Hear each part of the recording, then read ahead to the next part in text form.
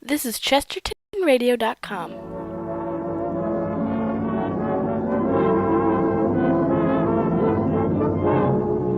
International Silver Company presents The Silver Theatre. Starring Helen Hayes in the I.A.R. Wiley story, Stars in Their Courses.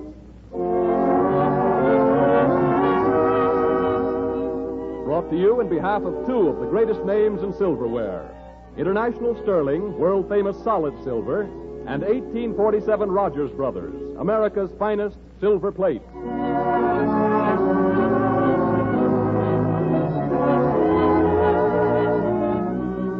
We are happy to present in the place of Conrad Nagel, who, as we told you last week, will be unable to be with us for these New York appearances, that celebrated actor-producer of stage and radio, the man who has won wide acclaim as director and star of the Mercury Theater on the air, Mr. Orson Welles.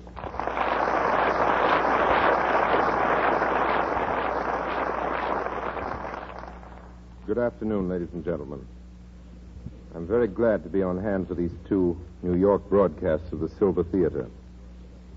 In future weeks, when the show returns to Hollywood, you'll hear such stars as Ginger Rogers, Clark Gable, and Betty Davis in stories by America's foremost authors.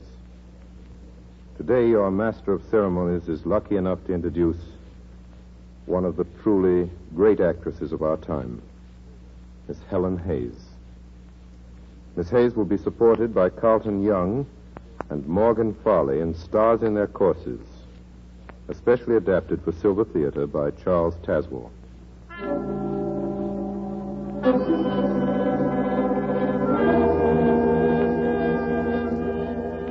Now the play is about to begin.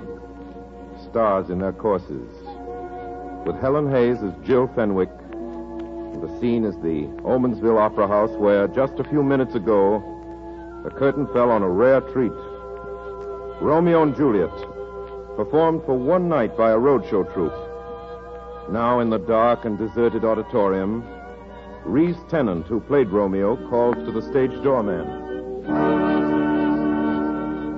Say, Uncle Jim, where can I leave a suitcase while I go out and eat? I'll pick it up before train time. Yeah, better not set it there on the stage with the trunk so the expressman will cart it off. Be safer out front in the lobby. Okay, that's what I'll do. Hey, gee, it's dark in here. Where are the steps? They lead down into the left aisle. Oh, yeah, I see. Thanks.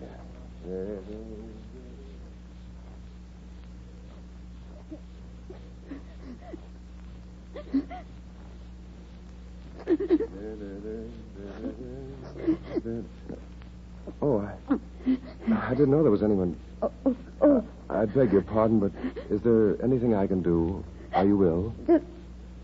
Just let me alone, will you? Oh, but you can't just sit down here like this. You're crying. Well, what if I am? Oh, nothing. It's perfectly all right with me. I just happened to notice. Well, don't notice. You've done enough already. I've done enough. What have I done? It doesn't matter. Oh, but it does. Please tell me. Oh, no, I didn't mean what you think. But you said I'd done something. What could I have done?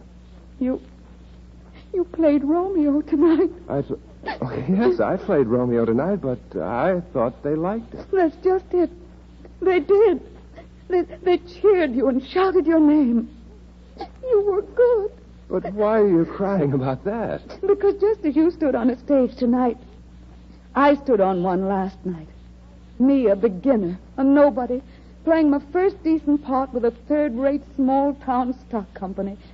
But I'd studied and worked and waited and prayed for it. For that much, that little much. And what happened? Tell me. Well, there weren't any cheers. There wasn't even any attention. They wished they hadn't come. Oh, no. Oh, yes. Don't suppose I know. I just suddenly couldn't handle myself or my voice or even the lines. My hands went cold and my head went hot. And by then I was so frightened I forgot what I was supposed to say. You wouldn't believe anyone could be so awful and that it could hurt so much.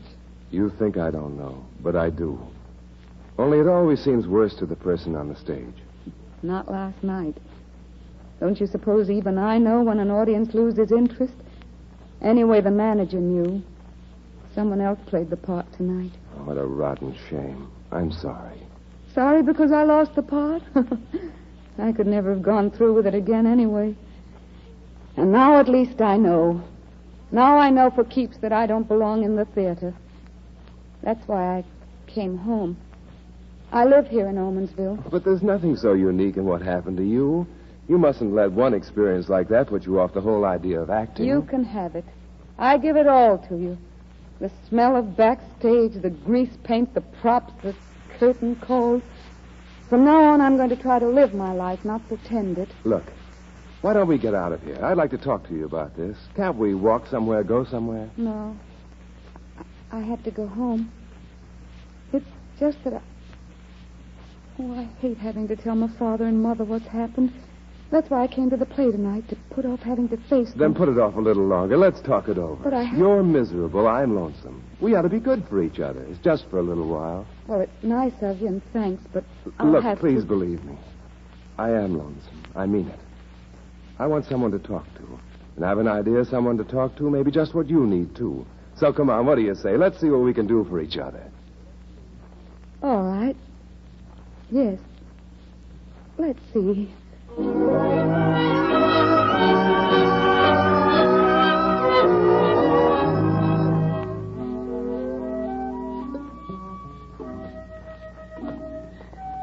So, Mother and Father sent me down to Stanley Parker's stock company in Louisville.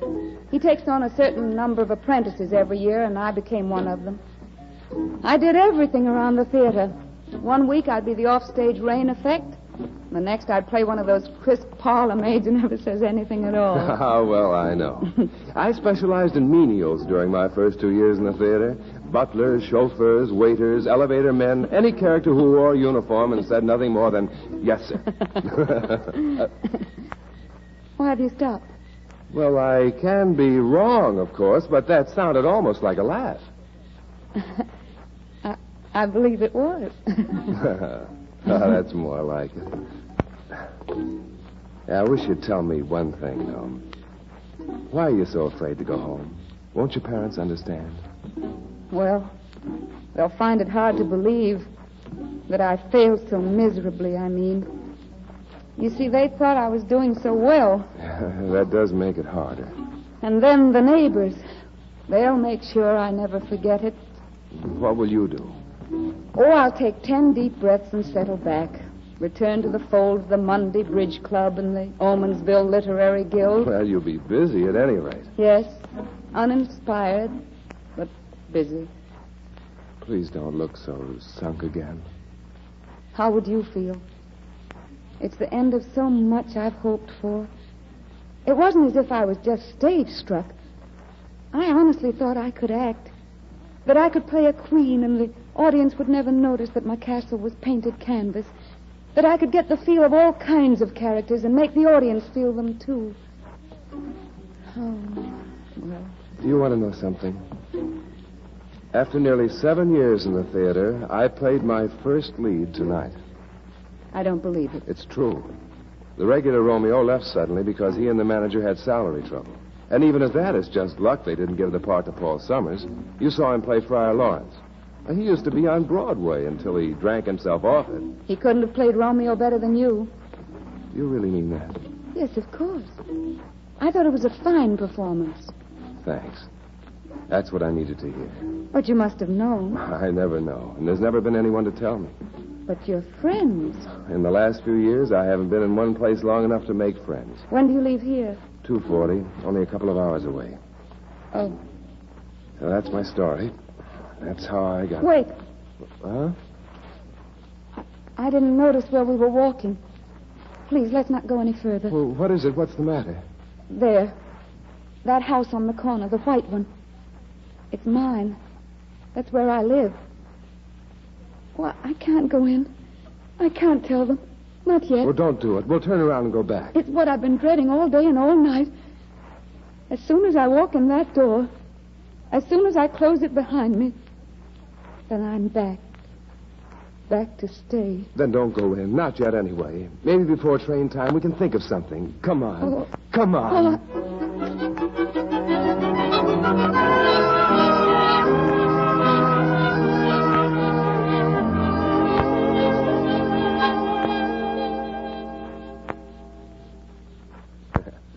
It doesn't seem half as bad now, does it? Just about half. Now that you've been nice enough to feed me, I think I can manage to behave like a grown-up. I'm sure you will. Well, we haven't much time left. Where do you think we ought to go now? Let's just sit somewhere. Right across the street there in the park. Oh, right you are. Funny. What is? Oh, the way things happen. This morning you didn't know about me. I didn't know about you. Funny. What? I was just thinking that. Wait a minute. Oh, do you see what I see? Look what we practically walked into. Gee, how could anyone miss it? So help me, it's a fire engine. Now, don't tell me someone just left it here and forgot all about it. It's brand new, don't you think? I've never seen a redder, shinier, more businesslike looking one. Here's a tag on the front. Light a match. You're right. There you are. What does it say? Almondsville Volunteer Fire Department. What's it doing here in the park, do you Oh, a suppose? new fire engine in Almondsville always calls for a big celebration. They're probably going to dedicate it tomorrow. You know something? I've always wanted to sit in the driver's seat of a red fire engine. All right, young lady, you asked for it. Up you go. There. Why, it's a whole new world up here. Why do you see the gadgets? Just think, if I weren't an actor, I might even be able to explain them to you. Well, explain them anyway. It isn't as if I'd know the difference. By golly, I would if I had time. Oh, of course. The time. Hey, look at that swell moon. Is he an old settler of Almondsville? Been here ever since I can remember. He's lucky. Why? You'll be here tomorrow night. I won't. Will you miss me at all? Is it possible that you might? Yes. Quite possible. I know I'll miss you. Desperately. This doesn't make sense, of course, but can you understand it? I can feel it. I'm glad. I suppose we'll get over it. After all... I won't. And you know why? I can guess. I'm in love with you. It happened right there in the theater tonight after the show. In the theater tonight after the show. In the theater tonight after the show. In the theater tonight after the show. In the theater tonight after the show. It's a wonder you didn't hear them. It's a wonder you didn't hear them. It's a wonder you... Perhaps I did. know my name. Or I yours. Is that important? I'm Jill. I'm Jill. I'm Jill Fenwick. I'm Reese. Reese Tennant. And I love you, Jill. What can we do about it? What can we do about it? What can we... Do you know, it's about time. Good Lord! Reese! You had your foot on that button. Do you think anybody heard it? Heard it. I'll bet all the volunteers in town are pulling on their boots already. They won't blame us. Some are pulling on their boots already. They won't blame us. Some are pulling on their boots already. They won't blame us. Come on. Here's where we start running. Come on. Jill, what a finale for a love scene. I always do that when I'm kissed. Why does everything have to happen to me? I'm running out of breath. Yeah. Here, we can hide behind this tree. Yeah. Oh, boy. Phew. Look, Jill. I haven't any right to ask you. It's unfair, it's unkind, and for your own good, you must say no, but I've got to say it anyway. Jill. Jill, will you marry me? It's crazy. It's mad. It's no way to do things, but yes. No, you mustn't say that. But I want to. You're throwing yourself away. I don't think so. Oh, Jill, I'll be so good to you. I know that. I'll have to be because you'll have no one else. Do you realize your family will probably disown you? Not when they know you. I hope you're right. I hope you'll be proud of me. Of course I will. The first few years won't be pleasant. We'll make them pleasant. Bad trains, bad food, bad hotels. We'll laugh at them when we look back. Hey, did you hear? It's almost train time. This is your last chance to back out. Oh, dear. You mean you've changed your mind? Certainly not. But I did so want to ring that fire siren again.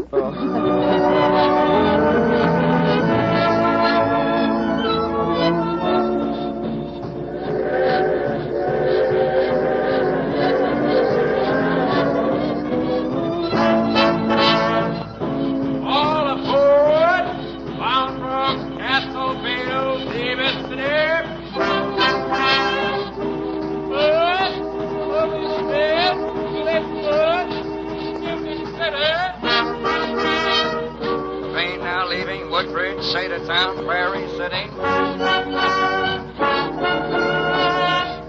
Hotel baggage ready at 6. $3 a day, American plan. Reed, we forgot the electric iron. Overture places, first act curtain. Guests forbidden to cook in their rooms. 4 hour wait at C&O Junction. Gosh, what a dump. I'm so sorry, darling.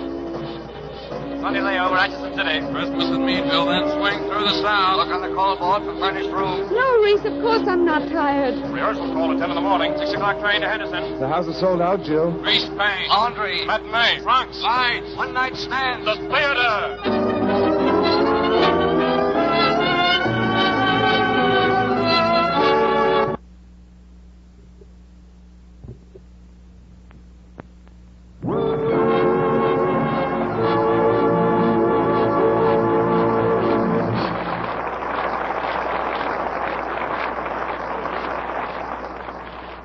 So we come to the end of Act One of Stars in Their Courses, starring Helen Hayes.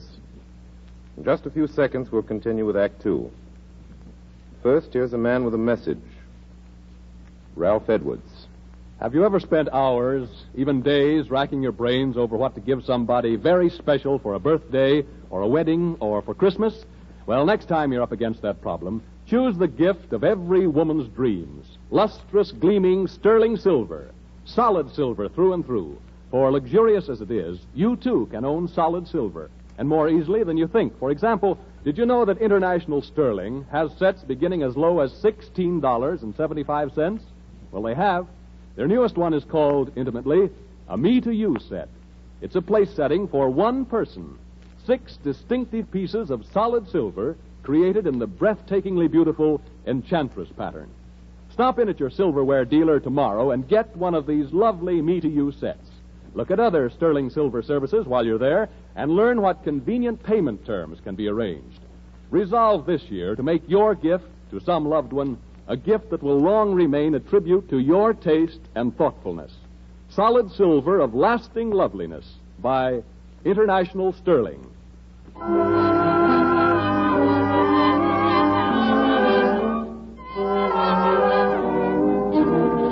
And now, back to Orson Welles. Curtain is about to rise on the second act of Stars in Their Courses, starring Helen Hayes. Several months have passed since the marriage of Jill and Reese Tennant. Months of tireless trooping with Jill on the sidelines, watching Reese play Romeo. Now a performance is going on, and Paul Summers seeks out Jill in Reese's dressing room.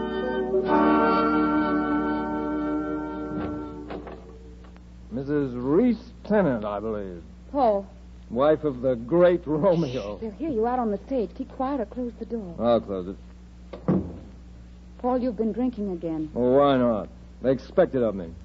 Ask anybody in show business, and they'll say, Paul Summers is just a souse. And I suppose you're proud when they say it. Sure, what difference does it make? A lot of difference. You're a good actor. I was almost a great one.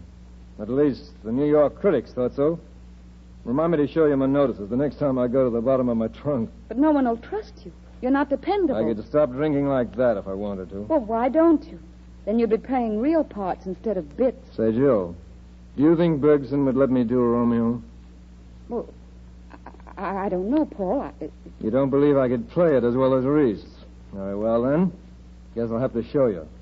Now, you and I are going to do a scene. Oh, Paul, really? This chair's the balcony. That electric light globe's the moon. Come on. Get up in the chair. Paul, for heaven's sake, won't you please? Come on, Jill. Come on. Well, all right. That's swell. Now, here we go. She speaks. Oh, speak again, bright angel. For thou art as glorious as this night, being o'er my head. Well, go on, Jill. That's your cue. Oh, Romeo, Romeo, wherefore art thou, Romeo? No, really read it. Don't just say... All right. Oh, Romeo, Romeo. That's it. Wherefore art thou, Romeo? Shall I hear more, or shall I speak at this? Oh, be some other name. What's in a name?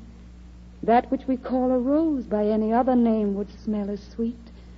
So Romeo would, were he not Romeo Call called? me but love, and I'll be new baptized.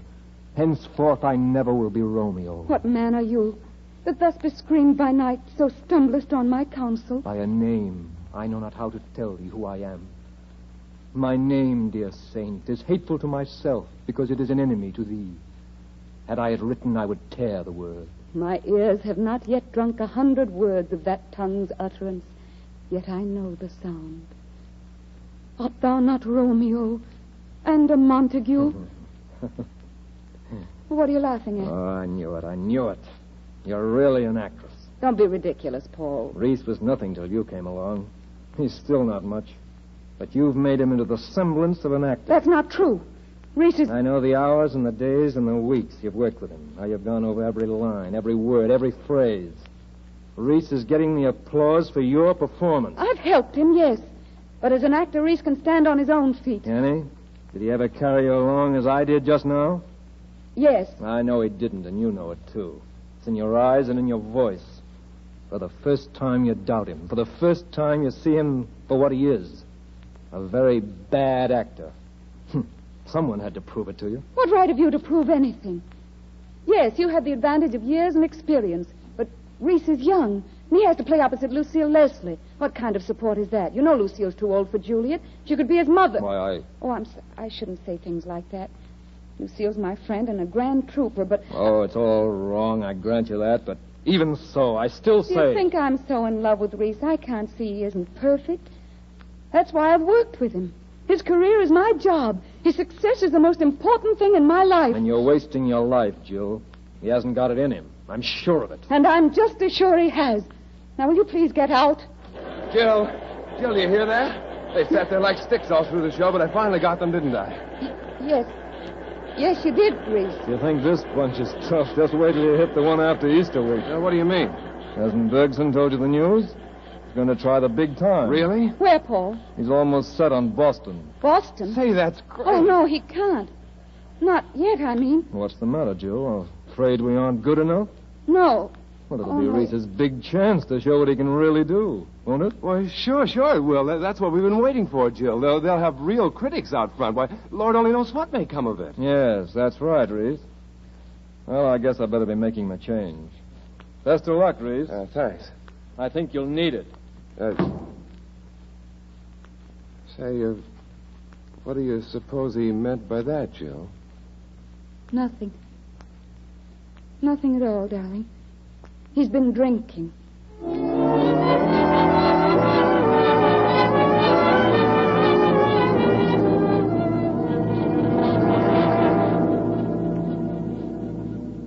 Jill, they really turned out for us in Boston. Bergson says the house is nearly sold out. Turn around. Let's see how the new cat fits. Yeah. Is it okay? Perfect. Oh, that's something.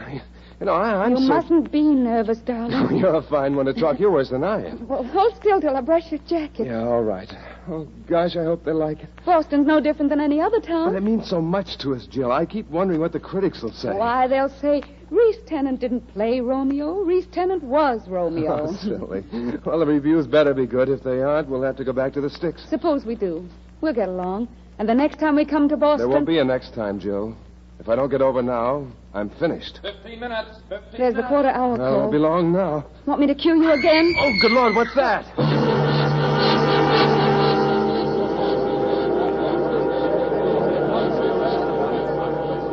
Now that everybody in the company's here, I'll give it to you straight. This looks like the finish. Lucky Bergson, that's me. Sure, for 20 years I worked to get a stake to put on a real show. The time comes and what happens? Lucille Leslie, after trooping all over the country, comes to Boston and has a heart attack 10 minutes before curtain time. So Juliet goes to the hospital, Bergson goes broke, and the rest of the company goes on relief, maybe. Well, I'm sorry, boys and girls. Somebody go out and tell the audience there ain't going to be a show and get the money back at the box office. Jill, you could do it. Do what, Reese? If you wanted to, you could play Juliet. Oh, no, I couldn't, Reese. You remember what happened. Oh, I couldn't get away with it. Bergson, Yeah? Jill can play Juliet. She knows every line. Night after night, she stands in the wings. She knows all the business. Say, maybe you're right. No, don't listen to him, Mr. Bergson. I wouldn't be good, I tell you. But, Jill, it's entirely different this time. You know the play so well, and you'll be on the stage with me. I can carry it. I've been doing it for months. Sure, that's right, Jill, and Lucille's costumes will fit fine. But I don't want to act. No, I won't do it. Don't you want to give Reese his chance and keep the company together? Of course, Paul. Only You you must do it. If you don't, it's curtains in.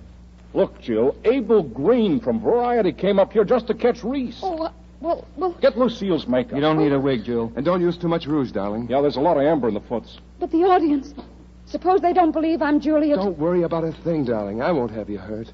I love you too much. And I won't be hurt, Reese. You know something? I'm not really frightened. I would be if it was for myself, but it isn't. It's for you. And I can do anything for you. Jill. Jill, you're the grandest... And you mustn't be afraid for me, Reese. Just imagine I'm really Juliet, in love with you. That won't be difficult, because I am, you know. You two, going on like that at a time like this. George. Yeah? Get out there in front of the curtain and give him a talk. Tell him Lucille has been taken ill and Reese, Tennant's wife, is stepping into the part of the last moment without a rehearsal. Play that up big. Even those stuffed shirts must have a heart. Yes, sir. And, everybody clear out now. You too, Reese. Get a girl a chance to get ready. Come on. Get out of the doorway. God bless you, Jill. Just take it easy, and I'll be praying for you. All right, Mr. Bergson. Good luck, Jill. Thanks, darling. And don't worry, we'll knock 'em dead. Come on, get this hall cleared. First act people out on stage. Reese, you and Paul run over that business in the last scene. All right, Bergson. Hey, Paul. Right with you, Reese. Well, Jill, so fate has made you a Juliet at last. Not fate. You and Reese and Bergson, and even somebody named Green on Variety. I have to get dressed, Paul. Can't you wait till You're foolish to let yourself into this, Jill. Why do you say that? You're one of the ones who kept on at me until... Listen to me, Jill. When the last curtain falls, one of two things will have happened. If you've played the part badly, haven't given Reese the proper support, he'll have lost his opportunity. He'll have to go back to one-night stands. He'll grow to hate you for that, Jill. Oh, no, he won't. I'll have done my best. He'll know that. Or if you play it as well as I believe you can, the audience will never know Reese was on the stage. You'll go on from tonight, Jill. He'll slip back or stand still. He'll hate you for that, too. Haven't you done enough already? For weeks you've been tormenting me, trying to discourage Reese, telling us Boston was bound to be a grand and glorious flop. Well, you've been wasting your time, and right now you're wasting mine. I've heard all I want to out of you. Now, won't you please get out? All right. Have it your way. No. No. Dear God, don't let Paul be right. This is Reese's night. Help him. Make him great. And please help me, too. Make me a Juliet he'll keep on loving.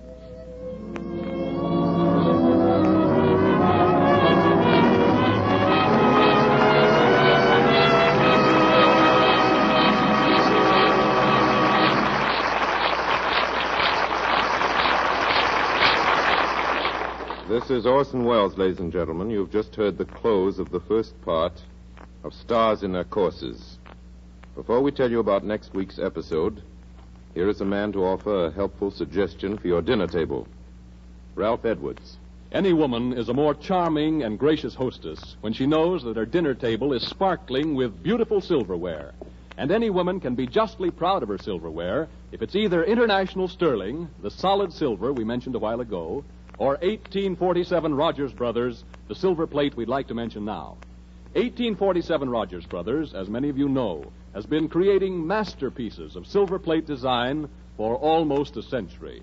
And with their latest pattern, First Love, 1847 Rogers Brothers have achieved something really sensational.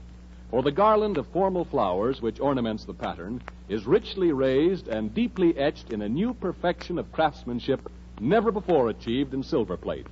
Of course, to really appreciate the exquisite beauty of the First Love pattern, you have to actually see it with your own eyes. And in order that you may see it, 1847 Rogers Brothers invite you to go to your silverware dealer and get the small, distinctive serving fork, which they're offering you now for only 25 cents. 1/6 its normal value. Stop in tomorrow. Get your fork.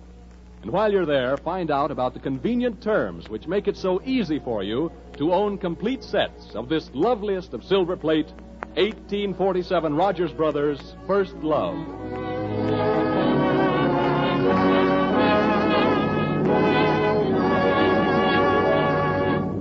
And now Orson Welles has a word for you. Next week at the same time, Helen Hayes as Jill Tennant, Carlton Young as Reese, and Morgan Farley as Paul Summers in the exciting finale of Stars in Their Courses.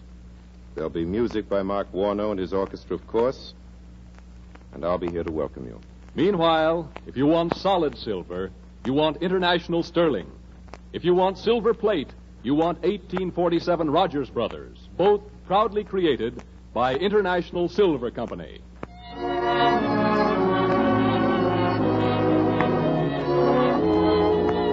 Helen Hayes is currently playing a return engagement of Victoria Regina in New York. Orson Welles is heard later this evening over this same network in his weekly broadcast of the Mercury Theatre on the Air. Ralph Edwards speaking. This is the Columbia Broadcasting System.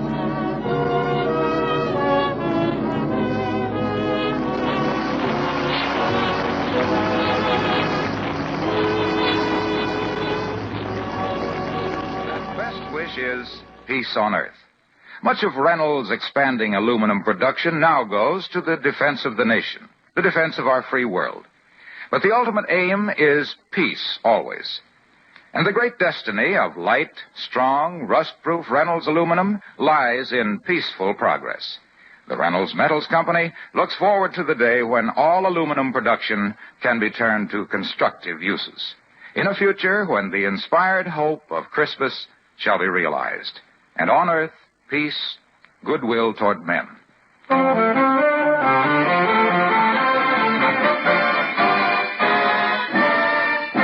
is Chesterton Radio, your home for podcasts of works by G.K. Chesterton, plus drama, comedy, mystery, science fiction, big bands, and much more. The soundtrack to your Chesterton day at chestertonradio.com.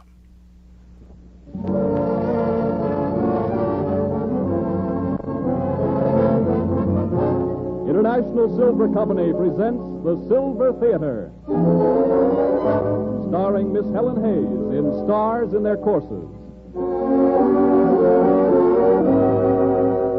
Brought to you in behalf of two of the greatest names in silverware, International Sterling, world-famous solid silver, and 1847 Rogers Brothers, America's finest silver plate.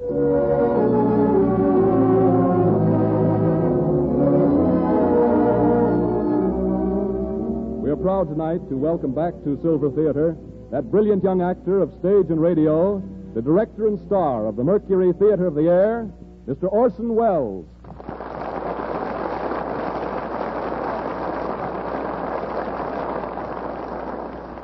Good evening, ladies and gentlemen. I'm very glad to be on hand for another Silver Theatre broadcast. In future weeks, when the show returns to Hollywood, you will hear such stars as Ginger Rogers, Clark Gable, and Betty Davis in stories by America's foremost authors. Tonight we present the second and concluding episode of the Cosmopolitan magazine story, Stars in Their Courses, by I.A.R. Wiley, which has been especially adapted for Silver Theatre by Charles Tazewell. I feel sure that those who did not hear the first episode will be able to follow without any difficulty.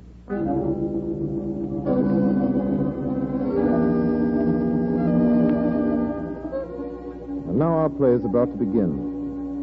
The lights are being dimmed, and the silver curtain is rising on the concluding episode of Stars in Their Courses, with Helen Hayes as Jill Tennant, Carlton Young as Reese Tennant, and Morgan Farley as Paul Summers.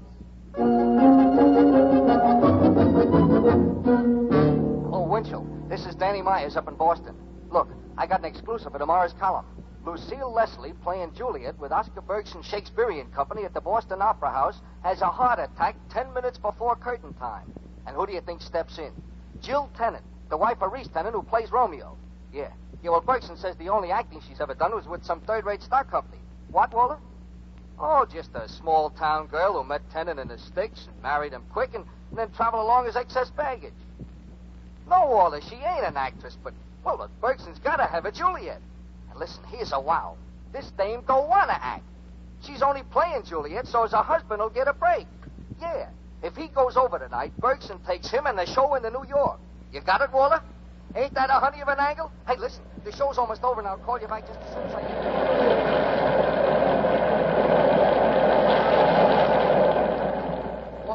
Walter, here's the payoff on that story from Boston. Jill Tennant stole the show. The audience is standing in the aisles yelling bravo and speech and Juliet.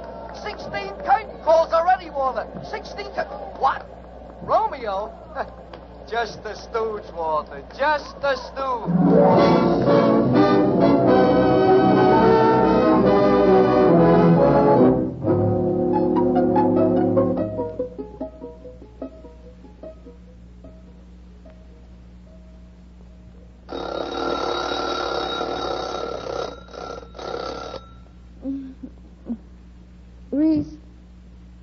Reese, Yes, darling. Good morning. where are you? Over here by the window. Oh, why, you're dressed. Yes. Yes, I woke up early. No use lying in bed. I went out for the morning papers. I didn't sleep much either. Have you read the reviews? Yes, I've read them. They liked you, all of them. But they didn't care much for me. Oh, Well, what's the matter, darling? An actress shouldn't look so miserable just because she gets good notices. oh, Reese. Ever since last night, I've felt as if I'd cheated you. Done something disloyal, underhanded. No reason in the world to feel that way, Jill. Well, I do. I can't help it. You've waited so long and worked so hard for this chance, and now I've spoiled everything for you. But I didn't mean to, Reese. You believe that, don't you? You don't think... Of course, darling. It was just one of those things. Oh, I wish you wouldn't be so cheerful about it. Why don't you make a scene? Get mad. Mad enough to break something. I'd feel better if you did. It's all right, Jill. I'm proud of you. Oh, I'm not. I hate myself. Then you're hating a very famous person. Come on, get up and read your notices. I don't want to read them. Then I'll read them for you. Oh. They're educational. Did you know you were triplets? Well, you are. Giuseppe, Bernhardt, and Terry all rolled into one. Oh, how can they say such Oh, things? it's downright slander, of course. I can prove you're lovelier than any one of them. Now, let me see. Reese, please don't. Here. Dayton Burns says, new and talented star Jill Tennant rose to shine gloriously at the Boston Opera House last night.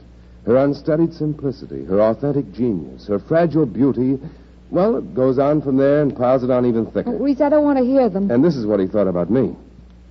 Perhaps it would be a kindness to tell Mr. Tennant that a capacity to look like Romeo is not enough. Romeo Stop, Reese. It's not true, any of it. I'm not an actress. I'm a stunt, a novelty, something they can make a story out of. Now, here's what Peter Grimes of the Chronicle says. Please don't read any more notices, Reese. What's the good? They're only hurting both of us. Why should they hurt me? Well, they do. I know they do. You can't pretend with me, Reese. You're being very brave. But after all the things we've planned, New York and all that, it's almost like reading your own obituary. Oh, Jill, I... Come here, darling. Oh, I've let you down so horribly. Oh, no, Reese. It was I let you down. It was all my fault. You were used to Lucille. You didn't know what I might do next. I tried so hard, Jill. Oh, don't I know that, darling? And you gave a beautiful performance. You did, really. You'll get back in your stride when you have Lucille in the part again. Oh. Yes? Yes, who is it? Ferguson. Oh, hand me that dressing gown, darling. Here you are. Just a second. All right. He can come in now. Okay, Bergson. Hello, Reese. Hello. Morning, Jill. Excuse me. I hope I'm not interrupting. Oh, that's all right. Sit down. Thanks. Mr. Bergson, isn't there any chance of Lucille going back in the show tonight? Not a chance in the world, Jill. Then we lay off? No, I can't afford to lay off. But, Mr. Bergson, Reese can't go on again tonight like he did last night. It isn't fair to him. You can't expect him to work with just anybody. He's willing and obliging, but... Well, now look, children. This ain't easy for me to say, but this thing we run into last night... You don't need to stall, Bergson. Why don't you just say you've read the notices and that I'm fired? Now, wait a minute, Reese. Didn't you come to tell me that you don't want me to play the part tonight? Well, yes, but you see... Why don't you want Reese to play it, Mr. Bergson? Now, look, Jill, I want to take the show into New York. What's that got to do with it? Well, the news will go on ahead to Broadway. They didn't like Reese in Boston. But... Bergson's right, Jill. The New York critics would be laying for us. We wouldn't have a chance. All right. You don't want Reese. Who'll take his place? Paul Summers. Paul Summers. Sure, he's played in New York before. The critics know him. I see. Well, Paul does Romeo. Lucille's in the hospital. Who plays Juliet? Why, you do, Jill. I? Yeah, don't you see it? It's a natural. Paul Summers had come back and Jill Tennant the discovery. Oh, no, Mr. Bergson. You just count me out. You'll have to discover someone else. Last night was my first and last performance. Oh, now, Jill, you can't do that. You've got to help us. There's no got to about it. You haven't a contract with me. I'm not a member of your company. I'm simply Reese Tennant's wife. I don't want to be an actress. I don't want to play the part. Yeah. Now I got a headache like never before. You know what this means? The show closes tonight, and the whole company is stranded in Boston. Close for good? What else can I do? And just because Jill don't want to act. Oh, don't put it all on me. Before last night, you never even thought of me in the part. If we hadn't come to Boston, if Lucille hadn't got Say, what about Lucille? Well, I guess she'll just be in hock at the hospital. Oh. If the show was going on, I could do something for her, but the show is closing. Jill, we can't leave Lucille in a spot like this. I know you don't want to play the part, and I know why. It's because of me. Oh, no, it isn't, Reese. I know it is. So, look, forget all about me. I know, Reese. Only... Oh, don't you see? It's the show that matters, darling. The show and all the people in it. We haven't the right to upset their lives. No, of course we haven't, Reese. Only... There must be some other way. I'm afraid not, Jill. Look, if the show closes, it'll be terrible for them. I know that. But don't you understand, Reese? If it goes on, it's going to be just as bad. Perhaps worse for us. Maybe you're making it more serious than it is, Jill. But, Reese, what about you? Oh, I'll look out for Reese, Jill. He can understudy maybe and help the rest. Sure. You see, darling, he's got me all set. Yes. He seems to have us both all set. Well, how about it, Jill? I guess there's nothing else to do. You'll play the part you'll open in New York? Yes. Yes, Mr. Bergson. I'll open in New York.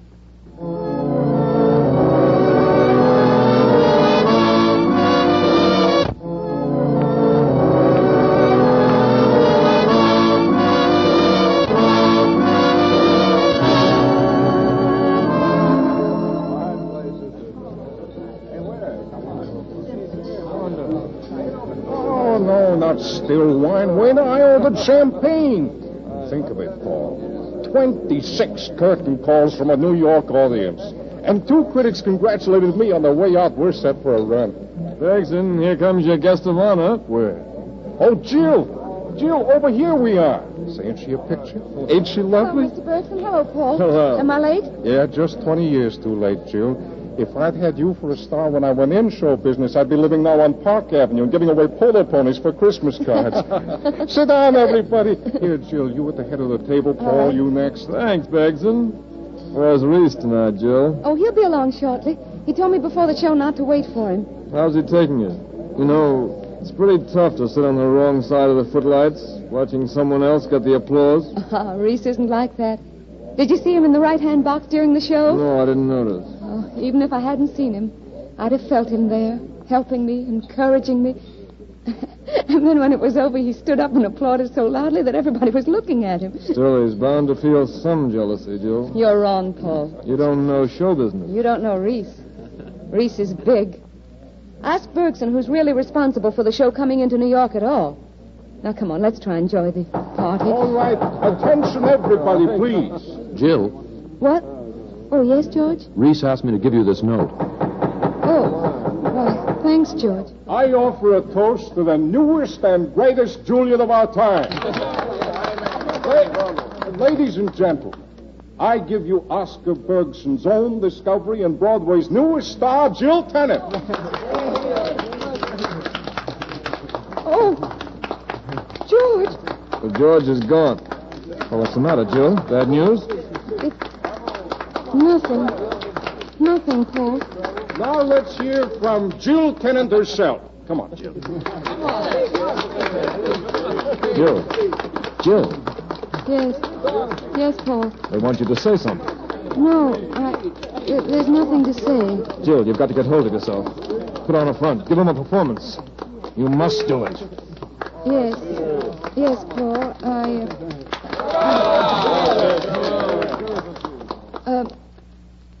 Ladies and gentlemen, I don't know what to say except this is the happiest night of my life. Dearest Jill. The happiest night of my life. Dearest Jill, I want to preface this note by saying I love you. What more could I ask than the applause of a great audience? I'm going out of your life, Jill. You don't need me now. What more could I want than to feel I haven't let down my friends? I waited to be sure you and the show were a success. What more could I wish than praise from the critics? My name in lights on Broadway. You're wonderful, Jill. I'm so proud of you. You people sitting at this table. You're the ones who are responsible for tonight. I have you to thank. You'll do so much better alone, darling. You can see I'm crying. Oh, that's because I can't express my gratitude to you in words. I'd just be a drag, Jill, holding you back. But I do thank you. Thank you all. Mr. Bergson and Paul Summers and the rest of the company. So I'm stepping out of the picture. And the musicians and the stagehands. They must be thanked. Goodbye, darling. And all of you. All of you who've done so much for me. The theater's done so much for me. And I'm so grateful. I'm so happy. So very happy.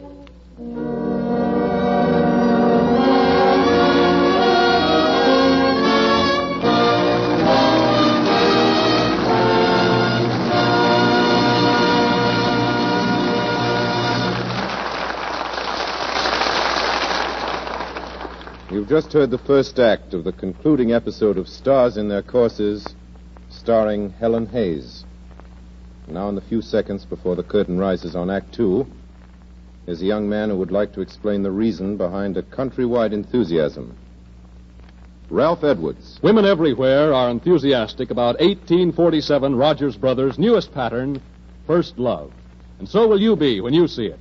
For as a climax to 90 years of working in silver plate, 1847 Rogers Brothers have developed a new technique, a way to apply the secret of sterling silver craftsmanship to finest silver plate. First Love is the sensational result, a pattern whose lovely floral ornament is deeply etched and raised in high relief. Visit your silverware dealers tomorrow and ask to see the Silver Theatre set, a truly magnificent 62-piece service in First Love and other 1847 Rogers Brothers patterns. It comes in a handsome rosewood chest, lined to prevent tarnish, and can be yours for $59.75, a saving of more than $14 over open stock price. Let your silverware dealer tell you about the easy, convenient terms that will make this gorgeous service yours to own, or yours to give for Christmas. Silver plate, with the design authority of America's great craftsmen, 1847 Rogers Brothers.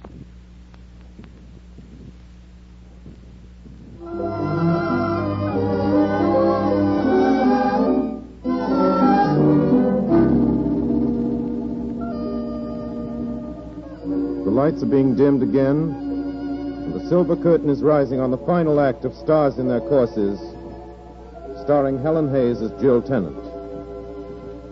Reese has vanished, and Jill presents a brave front to the world while trying to hide the emptiness of her life without him. But the memory of his voice saying, "I love you, Jill," is still more real to her than the shrill chorus of autograph hunters, celebrity worshippers, and all those satellites who inevitably surround Stars in Their Courses.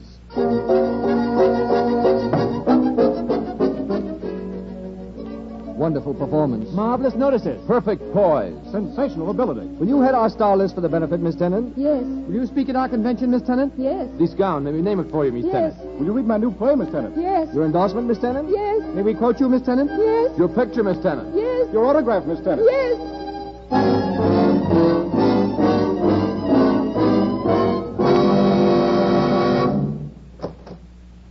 Hello, Jill. Oh, Mr. Bergson, come in. Thanks. You look worried. Well, I am, maybe. What about? You. Why me? You're losing something, Jill. You don't have to tell me that. You're not the actress I brought into New York a season ago. This new show won't run a month.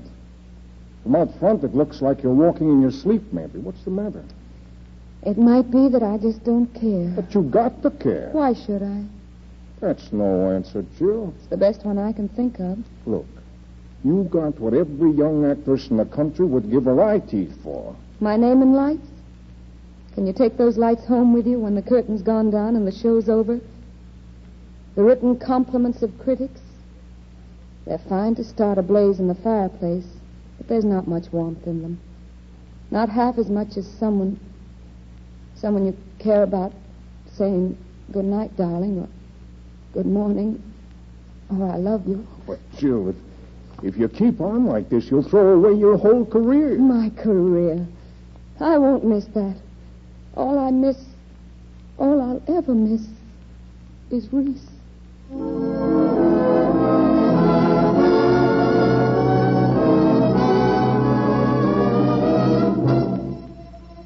What the devil's the matter with you, Jill? This makes 2 failures in a row. I'm sorry, Paul. Maybe next time. Now, Miss Tennant, have you and Bergson called it quits? Oh, just for the time being. You see, I didn't think the part in his new play suited me. Hello, Jill. Remember me? Of course, Lucille Leslie. It's been a long time since we trooped together. How's Reese? I don't know, Lucille. He went away. Oh, I'm sorry. You haven't seen him or heard anyone speak of him? No, I haven't, Jill, but I'll ask around. Will you, Lucille? Thanks a lot.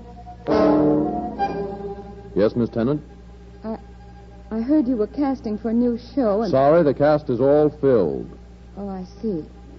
Well, thanks just the same.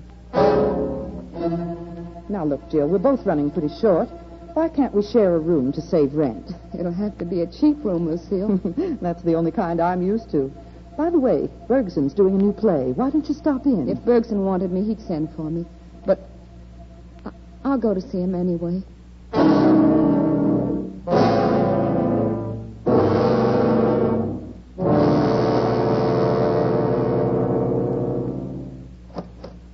Hello, honey. You're late. Where have you been? Down at Bergson's office. He was busy. I had to wait. Did you have any lunch? No, I forgot about it. Oh, I'll bet you're tired to death. Oh, it wasn't so bad. His secretary let me read the new play. It'll be a hit, all right. Anything in it for you? There's one part I know I could do, but I won't be doing it. Well, why not? Did you ask Bergson for it? Yes. And he turned you down? That's gratitude for you. It isn't Bergson, Lucille. It's Paul Summers. What's he got to do with it? He's playing the lead. And he says he won't risk working with me again. I've had too many failures. Oh, he does he? Wait till I see Mr. Summers. Oh, I guess Paul's right, Lucille. I am a bad risk. I'm at the bottom of the hill. I'll never climb back up again. Oh, now, Jill. It's true. Funny, isn't it?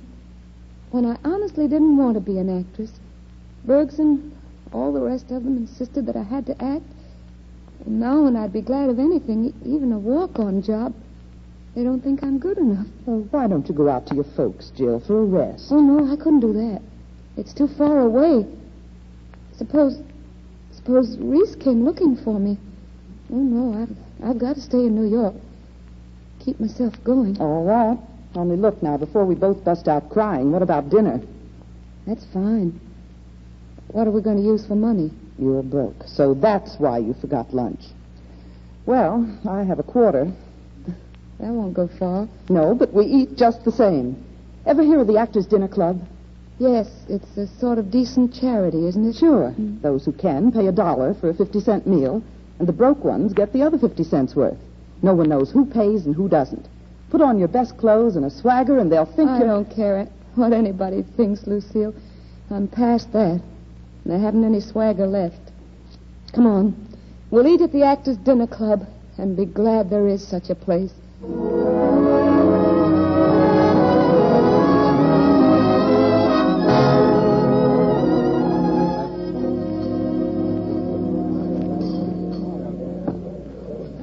It's kind of crowded. Oh, here's 2 seats. Let's sit here. All right. Oh, there's Mabel Downing. I haven't seen her in months. Wait a minute. I'll be right back, Jill. Hold my chair. Hello, Jill. Reese. I saw you come in. May I sit down here? It's Lucille's chair. Yes, Lucille saw me. She knew I'd want to... Oh, Jill, it's so good to see you again. How are things? Oh, just fine, Reese. Working? No, I'm rehearsing. Something good, I hope. Oh, yes, I'm sure it'll run for years. Oh, that's great. Nice part? Oh, a marvelous part. Right in my line. I'm so glad, Jill. Yes, it's exactly my type. I play a destitute actress, grateful for a free meal at the Actors' Dinner Club, and pretending to a former husband I'm a huge success. It's perfect casting, don't you think? Jill, that isn't funny. No, it's deadly serious. Well, I've forgotten what a rehearsal looks like, or how a backstage smells. I'm down and out, Reese. Down at the heel. Jill, I didn't know. Well, everyone else does. Where have you been not to know? Out west. I tried to keep track of you. The last I heard, you were on Broadway. One-night stands came after that. Bad luck. Bad acting. I don't believe it. It's true just the same. I didn't mean to tell you all this, but it sort of squares things, doesn't it? You see, now I know how you felt in Boston. I know what I did to you. You didn't do a thing, Jill. I was a rotten actor. I realized how bad I was the night I watched you and Summers on that opening in New York. I saw you standing in the back of the box applauding. You started the cheering, too. I was so proud of you. I told you that in my note. Then why did you go away, Reese? I went haywire, I guess. You'd already found out I was a second-rate actor. I was afraid if I stuck around, you'd begin to think I was a second-rate husband.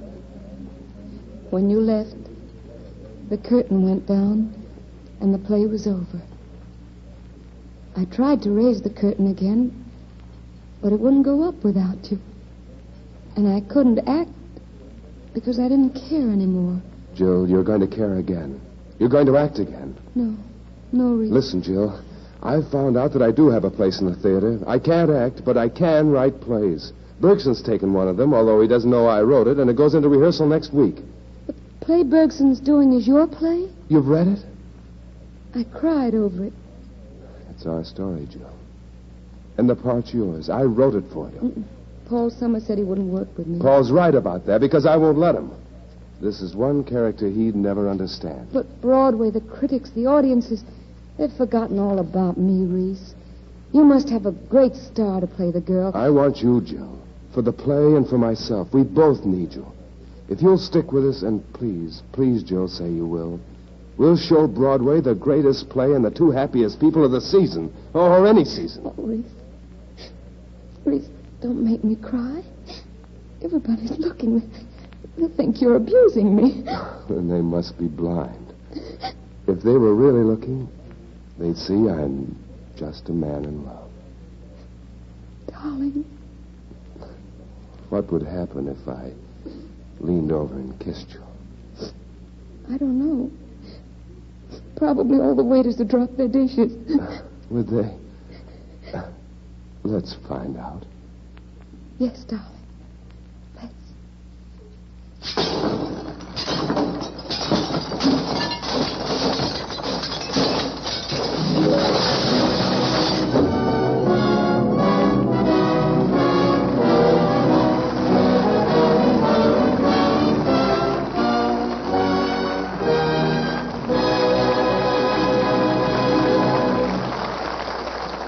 So the curtain falls on Stars in Their Courses, starring Miss Helen Hayes.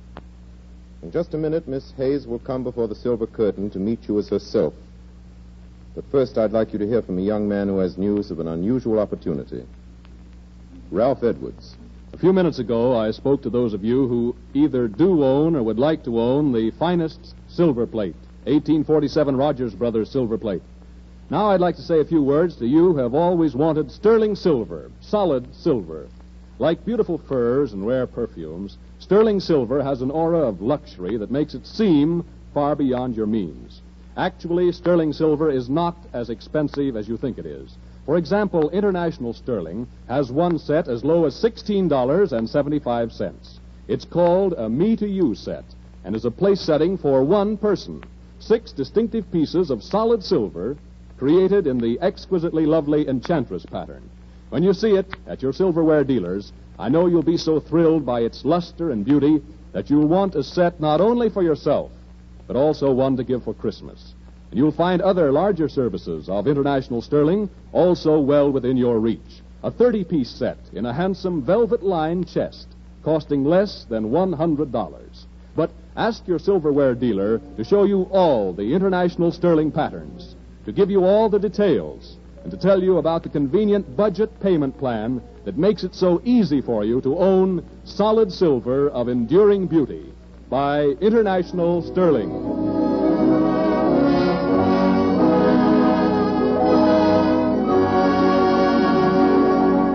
Now, Mr. Orson Welles has something to say to you. I just want to have your star, Miss Helen Hayes, take a much-deserved curtain call.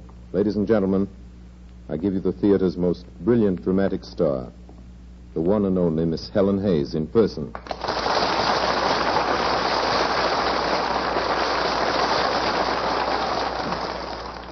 Thank you, everyone.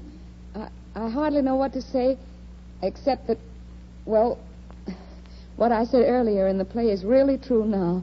This is one of the happiest nights of my life. Dearest Helen, I want to preface this note by saying I loved your performance. What more could I ask, after all, than the applause of a great audience? Perhaps a vacation from Victoria Regina? You people listening at the radios, you're the ones who are responsible. Why, I stood in the back of the store and watched you pick out that sterling silver yourself. It's you I have to thank.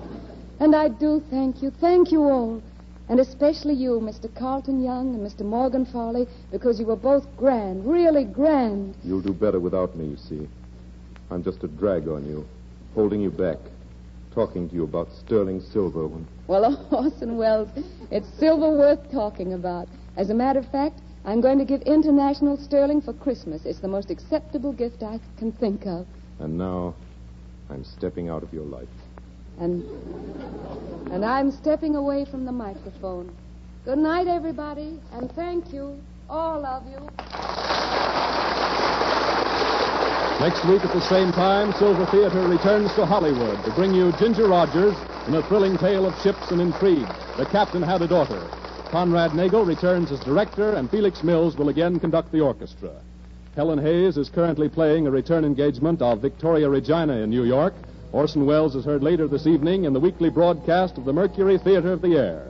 Original music on tonight's broadcast was scored and conducted by Mark Warnow. Ralph Edwards speaking. This is the Columbia Broadcasting System.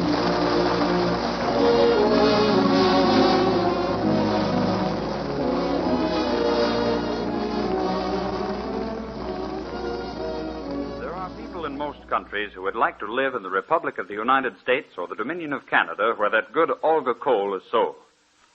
The citizens of our free countries are the envy of many people elsewhere because of the personal freedom which we have enjoyed. Why, then, doesn't every country adopt a form of free government? One answer is that, unfortunately, there are people and parties in many nations who are so greedy for power that they will sacrifice the freedom of their fellow countrymen to obtain power for themselves. History, even recent history, is replete with such instances. That is why the citizens of the Republic of the United States and the Dominion of Canada must be careful to recognize at its very beginning any movement to steal or limit their freedom. That is not always easy. The man who would enslave a free people doesn't begin by saying, "Now I'm going to be your dictator." Instead, he probably will claim that he is a devoted supporter of personal freedom, but all the while he will support policies that weaken and undermine personal freedom. Such a man will deny any totalitarian aims, but free citizens must not be deceived by such denials. Apparently, it is a cardinal principle of every sincere totalitarian that he is justified in lying if such lies will advance his plans. In these times, no public figure and no party or organization supporting such a person can be accepted without careful consideration. Every public figure and organization must be carefully scrutinized, and if their real aims are to limit or to destroy our freedom as individuals, they must be opposed. This is Chesterton Radio, the true, good, and beautiful at Chesterton Radio. To Chesterton Radio at chestertonradio.com.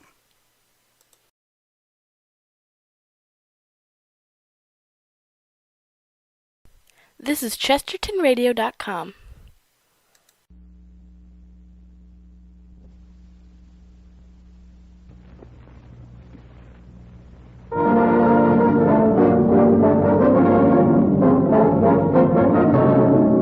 International Silver Company presents the Silver Theatre. Starring Helen Hayes in Crossroads for Two, an original two-part story by Therese Lewis and Hubble Robinson, adapted for Silver Theatre by True Boardman and directed by Conrad Nagel. Brought to you in behalf of two of the greatest names in silverware, International Sterling, world-famous soldered silver, and 1847 Rogers Brothers, America's finest silver plate.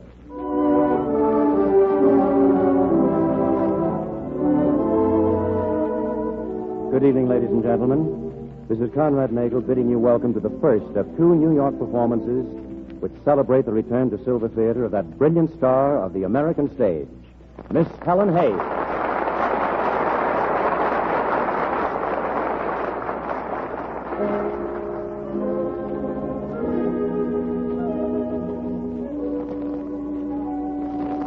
And now our play is about to begin.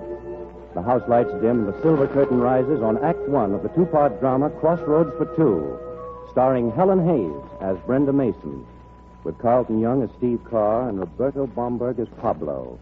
The premiere of a new play has just come to its end. And as the curtain falls on the last of a score of curtain calls... Brenda, it was beautiful. Never given such a performance. You've got a hit, Brenda. Well, thank you. You're grand, all of you, and the swellest cast of work with I've ever known. And now, what time is it? 11:20. Good Lord, I'll never make it. Excuse me, everybody. I've got a train to catch. What about the second part? Where are you going? Oh, Miss Brenda, that show tonight? Well, I want to tell you. Then tell me later, Ellen. I just have time to make it if I don't change. Hand me that cold cream. Oh, yes. Brenda, you decent? Oh, it's Mr. Barton, Miss Brenda. Yes, come in, Lee. Brenda, my dear, it was superb. What happened to you tonight? You were outdoing yourself. And not even Brenda Mason has the right to be better than Brenda Mason. It did go all right, didn't it, Lee? All right, with 20 curtain calls? Why, half of Washington's out there to meet you. Do you know that? And I've got... Wait, Miss Brenda. I'll be right there. Taxi? Lee, darling, this is the one night I can't meet anyone. I'll be back for the show tomorrow, but I've simply got to catch the 11:30 for New York. New York? But why? For just about the most important thing that ever happened to one Brenda Mason. Yes? I meant to tell you before, but, well, somehow I haven't told anyone. I've adopted a son, Lee. You... Brenda. He's a refugee, a 9-year-old war orphan from Barcelona. I found him through the former Spanish consul in New York. Then you've never even seen the child? No. His boat docks tomorrow morning at 8 o'clock. That's why I've got to go now. I don't intend to have Pablo arrive in America without his brand new parent being on hand to meet him. Now, wait a minute. You're not going down to meet that boat all by yourself. Why not? I seem to do a great many things for myself. Well, not this. I'll come to New York later tonight. I'll fly in. If you become a foster mother, that ought to make me sort of a foster uncle. Oh, Lee, that's wonderful, and you can bet you're elected.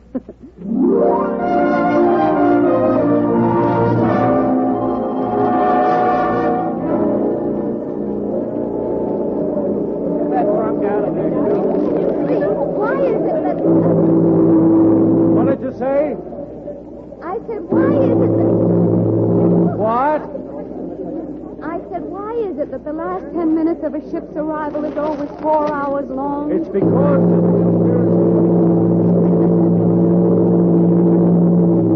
Oh, so that's why it is. Brenda, you're shivering. Are you cold? I'm scared stiff. Any minute now, Senor Ortega will walk down that gangplank with him. Oh, Lee, what if he doesn't like me? You know, it must be awful traveling all the way across the Atlantic, wondering about the person who's going to be your new mother. And maybe I won't be the kind of person he imagined at all. Of course you won't. You'll be a lot finer. Do you suppose you'll know any English? Or will we just have to stare at each other? Talk sign language? Now, look, will you stop worrying? No. Brenda, why are you adopting this boy? After all, there's been nothing to stop you from, well, marrying the right man and having children of your own. Mm-hmm. Nothing except the absence of the right man, Lee. And as for my adopting a child, why shouldn't I? I've got money, success, all any woman could ask except one thing. Someone who needs affection. Someone who needs me. If I were only 9 and spoke Spanish. Look, Lee. They're coming. Senor Ortega and Pablo. Hey, this is going to get me.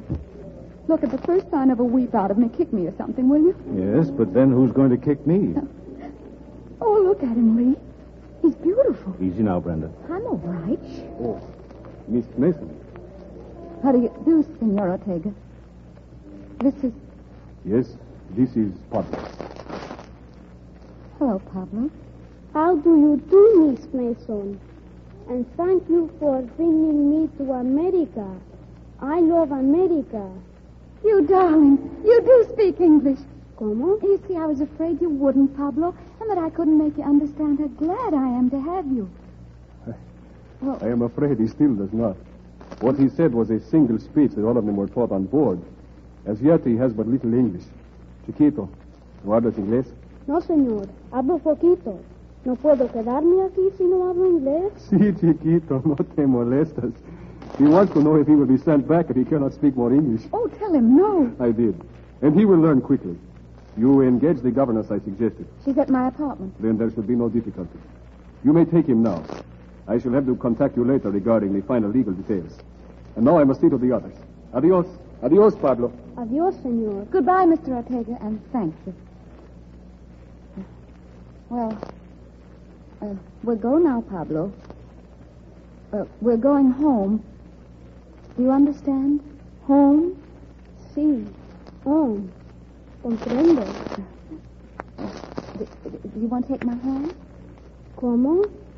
I have not words. Oh, Pablo, if your heart is anything like mine, we don't need words at a time like this.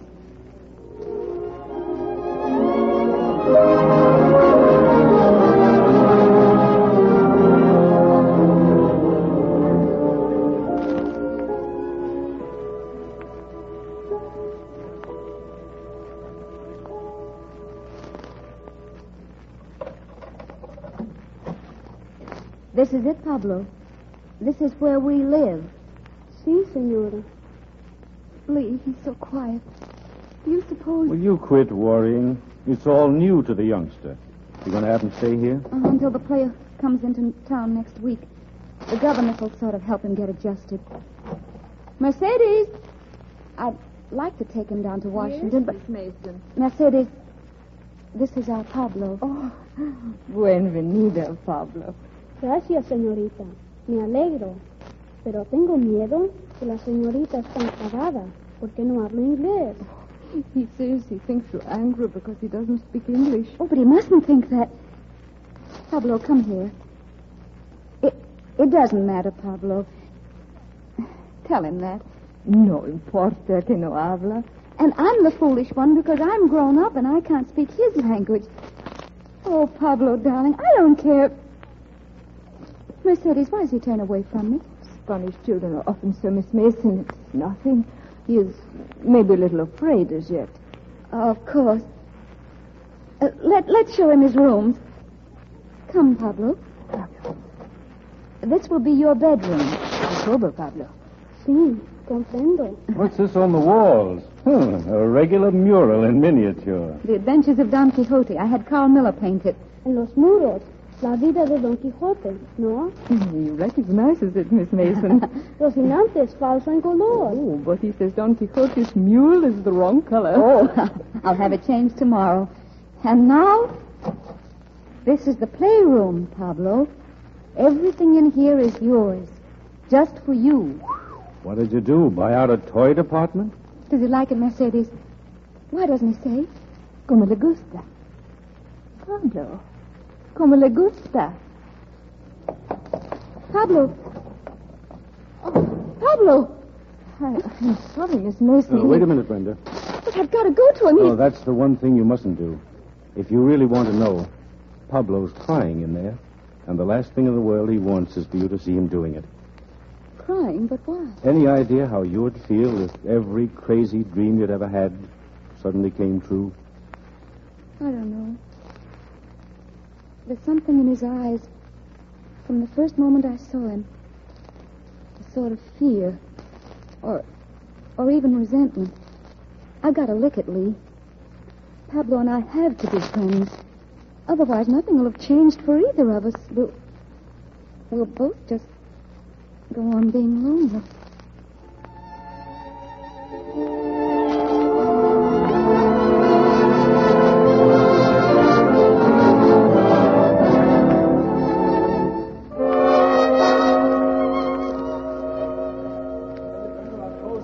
sell out business or not, unless you start taking care of yourself. You're on the go all day, every day with Pablo. The zoo, the circus, the fair, Spanish lessons. You can't do that and play a strenuous part every night. It won't do, But Brenda. it's working, Lee. That look in his eyes, it's nearly gone. I think he's beginning to be really happy, Lee. Really and truly whole kit and caboodle happy. Why, that son of mine will actually break out laughing one of these fine days. You mark my words. But Brenda, listen. Can't talk now. I have to go home to him. Good night. Díganos otra vez. Oh, sí, señor, nos divierta mucho. Pues, otra vez soy yo el nuevo Don Quixote y les digo mis aventuras más recientes. El asno mío soy yo mí mismo. De esta manera. ¡Hijo! ¡Hijo! Senorita Mason. Mercedes, what's the meaning of this? Pablo should have been in bed and asleep hours ago. It's my fault, Miss Mason. I came here 3 times today to find you, and the last time I decided to stay until you came home. Pablo went to bed once, but he got up again to keep me company. Well, that was very considerate of you. Well, as a matter of fact, it was. From what he tells me, it's about time the kid did something he wants for a change. Really? Who are you? I'm Stephen Carr. Look, the señor. He bring to me esta medal. What is it? A medal. The Distinguished Award for Valor of the Spanish government. It was of my father. You knew Pablo's father? We flew together in Spain. You flew. Oh, I see. Here, Pablo, here's the medal. It's very fine. Tell her what it says. El murió porque los En hombres. inglés. She speaks not Spanish. It says, he died because men cannot live in chains. See, for the liberty it is good to die. Right, Pablo. Please don't talk to him like that. Mercedes, you'd better take Pablo back to bed now. Sí, señorita. Good night, Pablo. Good night. Buenas noches, señor. Buenas noches, Pablo. Mr. Carr, I believe you've accomplished whatever you came for. And now... You don't like me very much, do you? Why? Because I made Pablo laugh? How many times have you heard him laugh, Miss Mason? I wish you... You wish I'd go, I know. But first you should know this. I was with Pablo's father when he died. He made me promise to find the kid and adopt him. Adopt? Well, that's very interesting, Mr. Carr. But Pablo happens to be mine, and I wouldn't think of giving him up. Besides, I don't know anything at all about you. You've suddenly turned up here out of the blue. Out of Spain. Very well, then, out of Spain. And I'd have been here sooner, except that I was helping to fight a war. You knew there was one. Yes, I did know. And if there's anything I hate worse than war, it's outsiders who can't wait to get mixed up in the fighting. I read about that somewhere, Miss Mason. You gave an interview. I've given a great many. I do whatever I can for peace. It's rather a lost cause, but not to me. You fight for peace, is that it? Work for it, yes. It may sound odd, but I like to think I do the same. It does sound odd. We can't decide this tonight. But I'm glad to know you believe in settling things peaceably, Miss Mason, because I'm going to do everything I can to take Pablo away from you. You see, I've got an idea that what the kid really needs is a father. Don't let those interviews of mine deceive you, Mr. Carr. I'm not a pacifist about things like this. You'll find that out if you try to get Pablo away from me. I'll give you a good fight, Mr. Carr. And I'm ready to start whenever you are.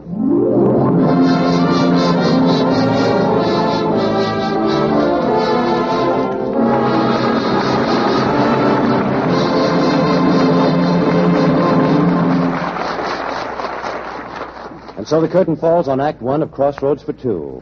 Before it rises on the second act, the act that will bring an answer to one of Brenda Mason's most pressing questions.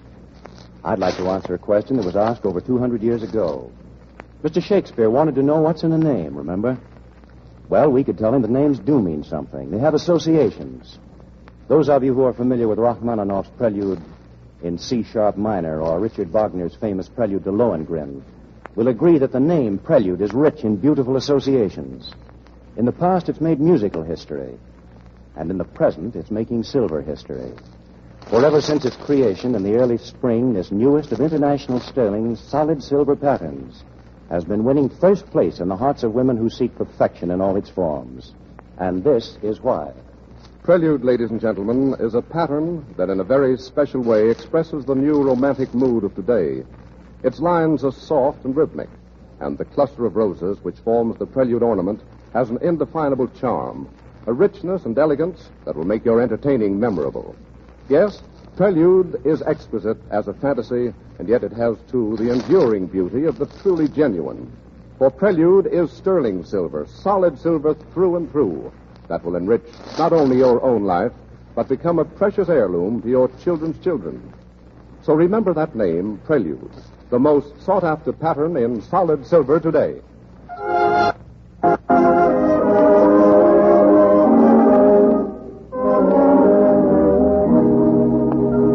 The silver curtain rises on the second act of Crossroads for Two, starring Helen Hayes as Brenda Mason. 3 hectic, anxious weeks have passed for Brenda, with Steve Carr trying in every way to assume custody of Pablo, Brenda's adopted child. Then finally in the courtroom of a Supreme Court judge one afternoon. Here is a certified copy of the decree of the Spanish court allowing my client, Miss Brenda Mason, to adopt the child. It is completely in order, executed in accordance with the necessary It was written by Pablo's father, Your Honor, a soldier dying in battle. It says that I was to find the boy and look after him. That's true, Your Honor. When I'm touring in a play, I am out of town for long periods of time. But at least I'm in this country. Mr. Carr's all over the world fighting for any country that hasn't... Having heard the testimony and examined the evidence, this court is convinced that Miss Mason has and should retain legal custody of Pablo de Casea. Mr. Carr, unless Miss Mason permits you to do so, you must make no further efforts to see the child. Mr. Carr! Mr. Carr! Wait before you go. Yes? It wouldn't be honest to say I'm sorry. There's one thing, though, I'd like you to know. I won't give Pablo to you, but I want you to feel free to visit him whenever you wish. Well, that's a pretty quick switch, Miss Mason. I'm a realist, Mr. Carr. I have Pablo legally, but there's a lot more to this than wherefores and whereases. He's still talking about your visit with him that night. You're the one real bond he has with his father, and that's important. And, Mr. Carr, I have a farm upstate. I'm going there this weekend with Pablo and the Bartons. I'd like you to come, too, if you will. Well, that's very decent of you under the circumstances. Then you'll come? I think you might like it. It's quite a change. There's even a cow. A cow? Oh, when you put it on that basis, when you lure me with a cow, well, that sells me, Miss Mason. I'll be there, and thank you.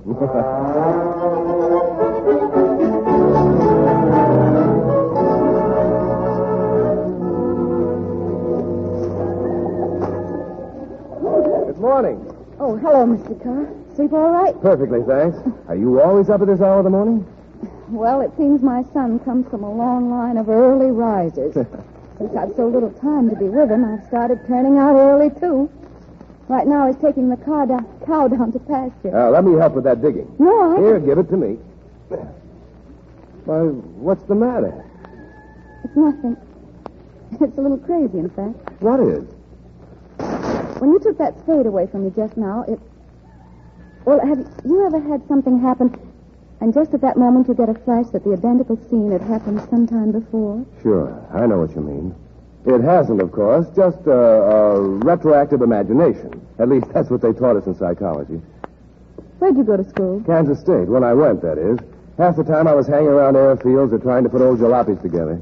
I'm still at it, too, more or less, only now it's a new kind of combat plane. Oh. I tested the ship in Spain, but it wasn't sound. So now I'm making changes. If they work out all right, I'll take it abroad and try again. You'll fly for some country while you're doing it? Sure. Which one? Oh, I don't know. Maybe China. Maybe some little European nation that's either got to build up its air force or else. Or else what? Or else some big friendly neighbor will take it over. War happens to be your business, Mr. Carr. Please don't make it Pablo's. You think I would? Why not? You seem to enjoy fighting other people's wars. And you're not satisfied with the planes they already had to kill people. You're devoting your life to perfecting a better one. You've pretty well made up your mind about me, haven't you? Yes. As it happens, my own father was killed in the World War. I learned then about needless destruction, and I've hated it ever since. So while you're my guest here, I ask you not to talk to Pablo about war or any of your deadly little mechanisms that make it possible. Will you agree to that? All right, Miss Mason. It's a bargain. And now, do you suppose we can have breakfast, or aren't your guests allowed to talk about food either? On the contrary, Mr. Carr, I often say a man's best friend is his breakfast.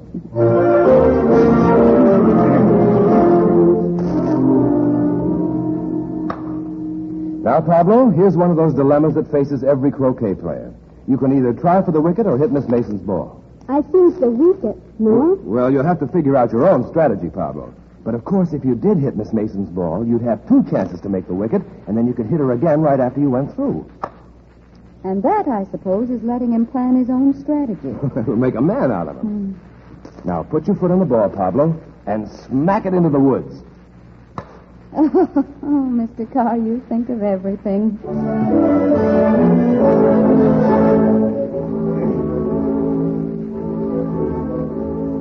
It's been swell, Miss Mason. I don't mind admitting I hate to leave. But why do you?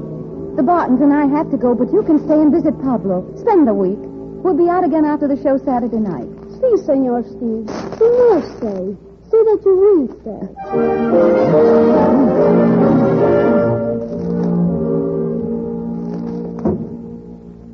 Hello there, still up? Miss Mason, I thought you were going to stay in town on show night. Couldn't do it. A week at a stretch is too long away from that young caballero of mine. Think I'll start commuting. Good. He's been missing you. Has he really? You're not just saying that. No, of course not. Why wouldn't he miss you? Then you don't still think I'm a complete bust as a parent? No, I don't. I guess I was wrong about that, Brenda. Thanks, Steve. Good night. See you in the morning.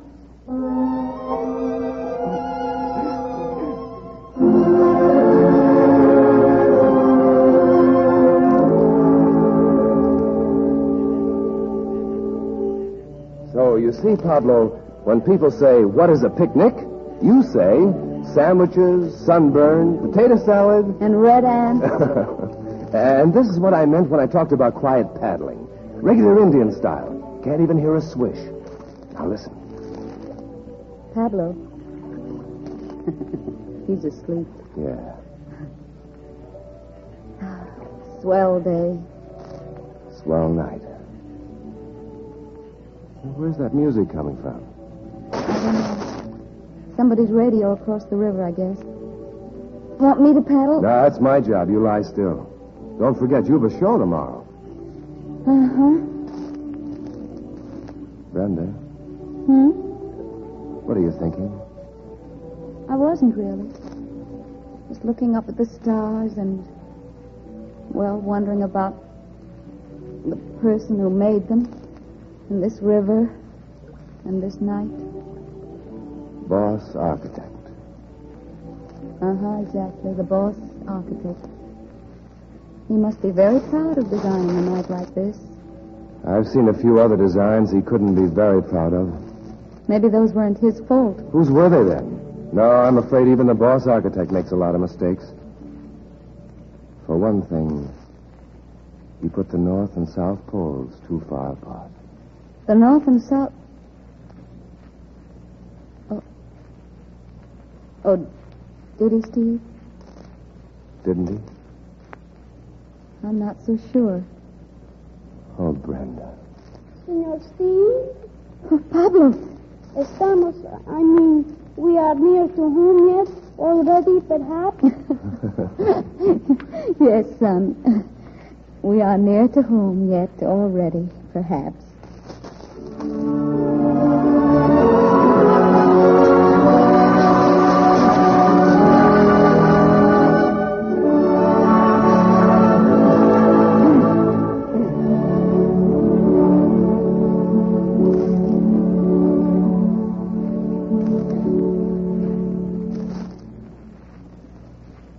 There you are, darling, all tucked in. Warm enough? Sí, I'm enough warm. Buenas noches, Mamma Mia. Mamma Mia.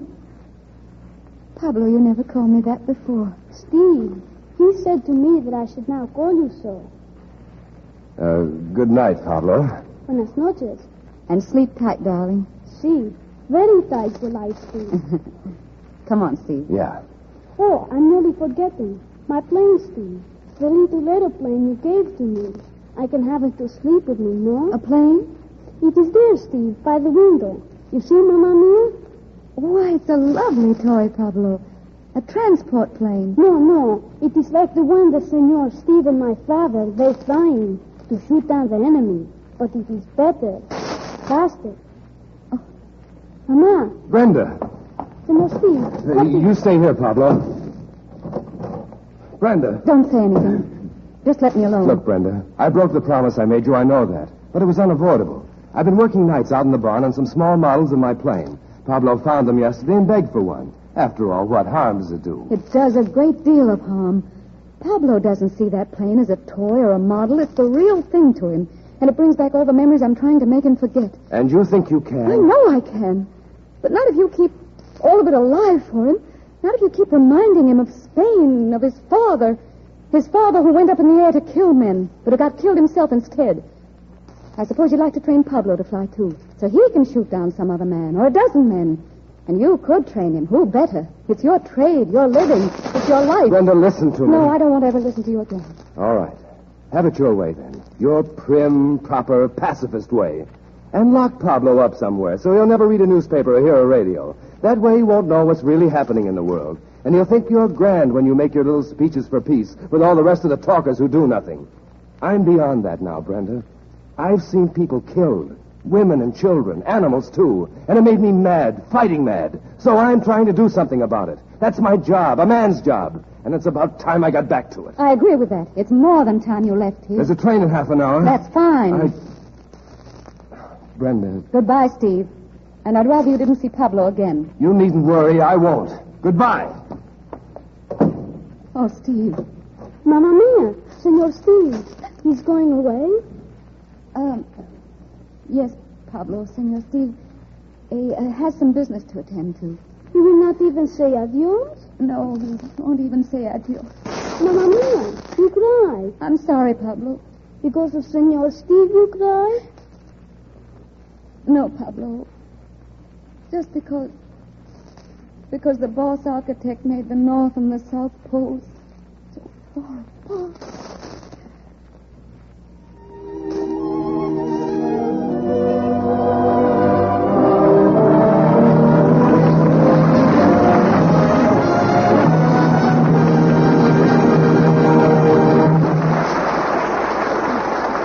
Well, we hope you enjoyed tonight's performance of Crossroads for Two, and that you'll be back to your radios next Sunday to hear the Sterling finale.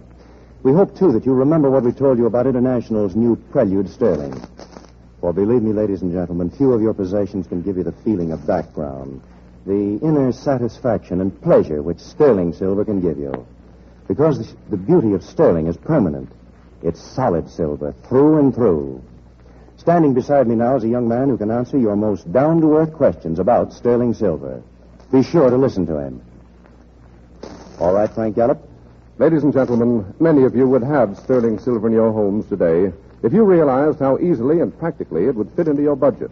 For instance, a formal dinner service of Prelude sterling, complete for 12 or 24 persons, can be purchased out of income like your radio or automobile. Or you can start a service with single place settings as low as $16.75 apiece. A place setting consists of 6 finely wrought pieces: luncheon knife and fork, salad fork, butter spreader, teaspoon, and cream soup spoon. And there are other payment plans which your silverware dealer will be glad to explain if you'll drop in and see him tomorrow. So take advantage of his friendly invitation. Remember the date, tomorrow, Monday. Remember the pattern, International Sterling's new Prelude. Next week, ladies and gentlemen, Helen Hayes, Carlton Young, and Roberto Bomberg will bring you the moving finale of our two-part drama, Crossroads for Two. Next week also will mark the last of these Silver Theatre broadcasts for this season. So be sure to be with us, won't you? In the meantime, remember, if you want solid silver, you want International Sterling. If you want silver plate, you want 1847 Rogers Brothers, both proudly created by International Silver Company. Original music on tonight's show was scored and conducted by Mark Warno. This is the Columbia Broadcasting System.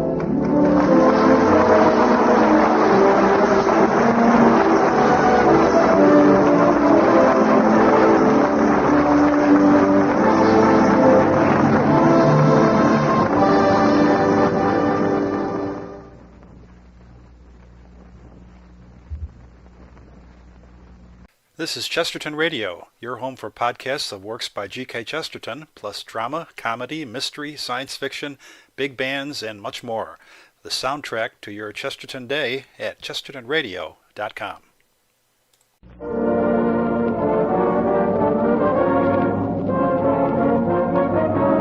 International Silver Company presents the Silver Theatre, starring Helen Hayes in Crossroads for Two, an original two-part story by Therese Lewis and Hubble Robinson, adapted for Silver Theatre by True Boardman and directed by Conrad Nagel. Brought to you in behalf of two of the greatest names in silverware, International Sterling, world-famous solid silver, and 1847 Rogers Brothers, America's finest silver plate.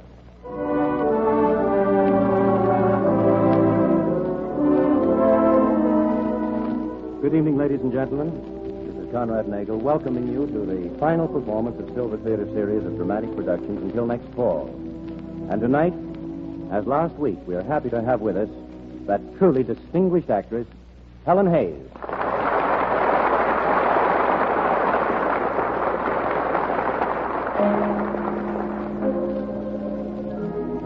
The house lights dim and the silver curtain rises on the concluding episode of Crossroads for Two, starring Helen Hayes as Brenda Mason, with Carlton Young as Stephen Carr and Roberto Bomberg as Brenda's adopted son, Pablo. Our scene, the private office of Lee Barton, Brenda's manager and oldest friend, on a morning in July.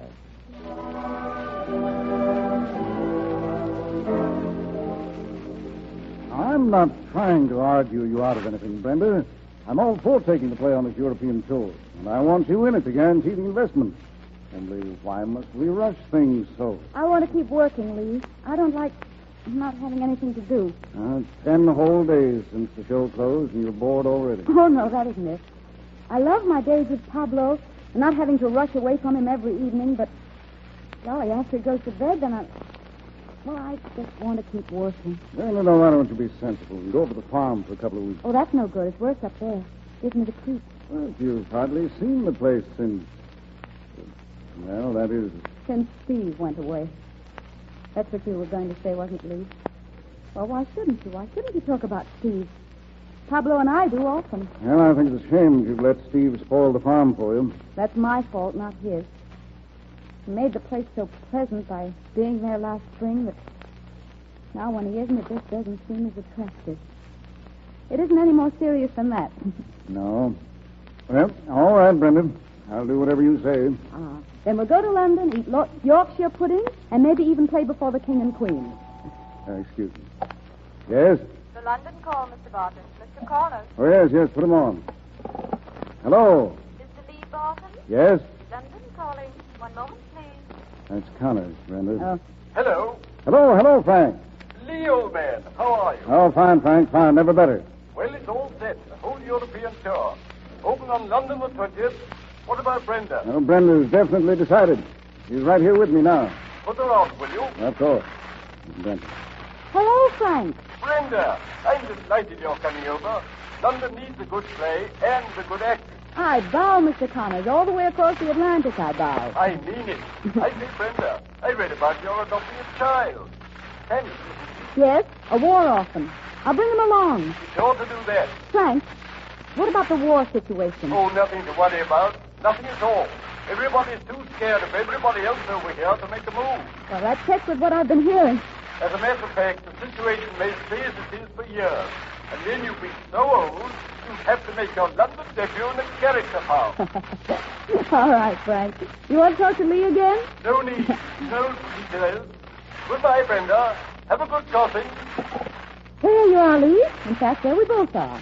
Now grab your hat and come along. Where to? Today's Pablo's birthday, and he's certainly not going to celebrate it without having his foster uncle on hand. Oh, but why didn't you tell me? Because I was afraid you'd go out and buy him something thoroughly impractical. But we'll stop off on the way home and you can get him a nice pair of sticks. Stilts? What an extraordinary thought. I don't see why. What's wrong with stilts?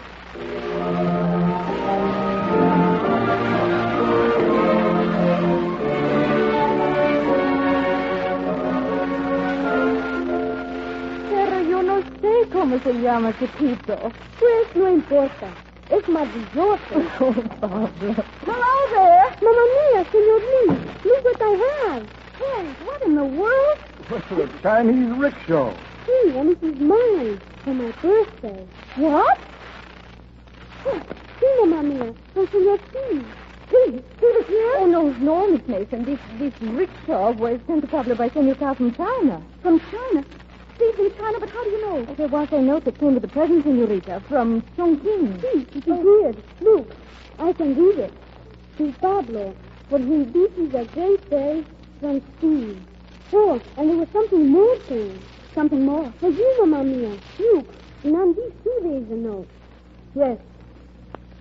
For Pablo's mother, to whom this is perhaps an even greater day. Oh, it's a present for you, Brenda. You not open it, Mamma? Of course. Please. Oh, it is a little doll. Some kind of Chinese goddess, isn't it? Yes. Carved in jade.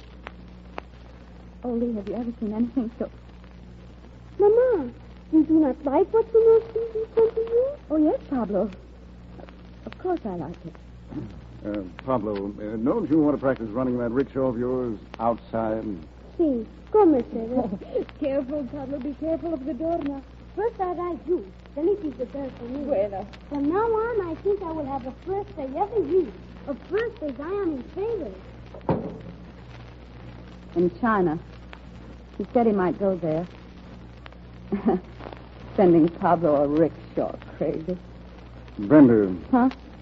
Are you sure you're being wise about Steve? Steve's gone, Lee. Out of my life and Pablo's. Well, only because you sent him away. A pacifist and a militarist aren't a very happy combination. But Brenda... Steve works at war. The idea of that, the sound of it, offends me. Oh, I know it's natural for him to talk about his job just as it's natural for me to talk about the theater. But I can't have him telling Pablo about his beautiful, shiny, new pursuit things.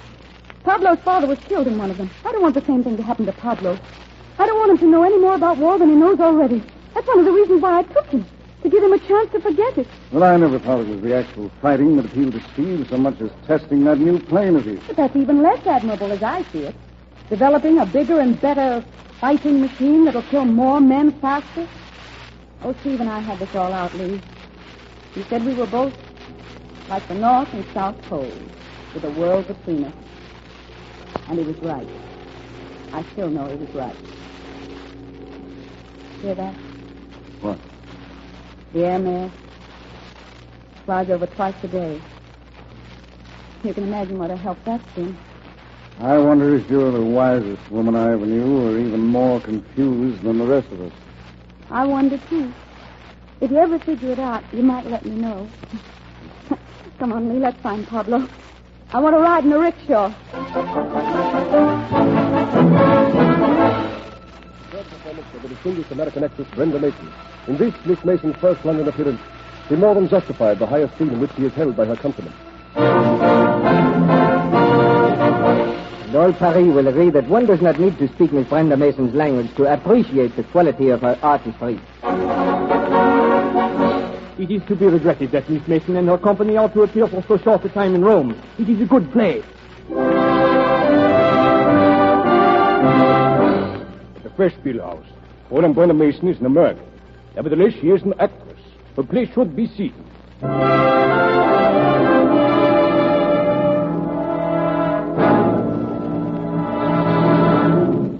Cancelled, Brenda. Nearly every booking left on the tours. Telegrams have been coming in ever since last night. From Prague, Bucharest, Sofia, Warsaw. Well, what's happened?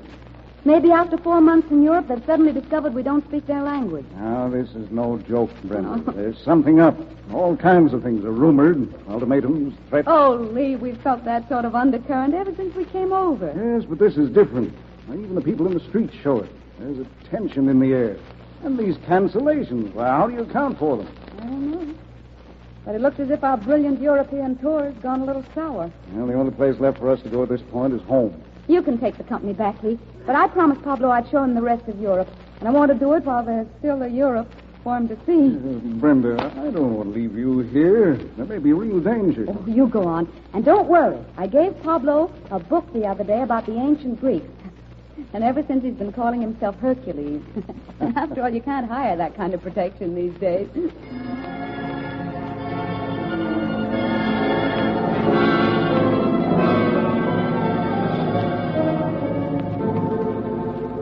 The Balkans. Why do they call them the Balkans, Mamma Mia? Why, because...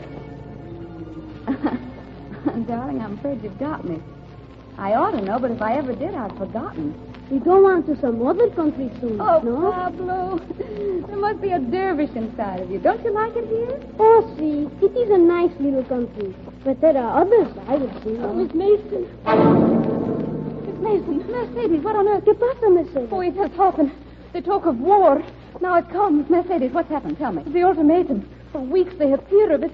Now, early this morning it has come. The ultimatum. They're going to fight, no? Be quiet, Pablo. Wait. Hello. This is Miss Mason. What's this talk about an ultimatum? 3 hours? And what'll happen if...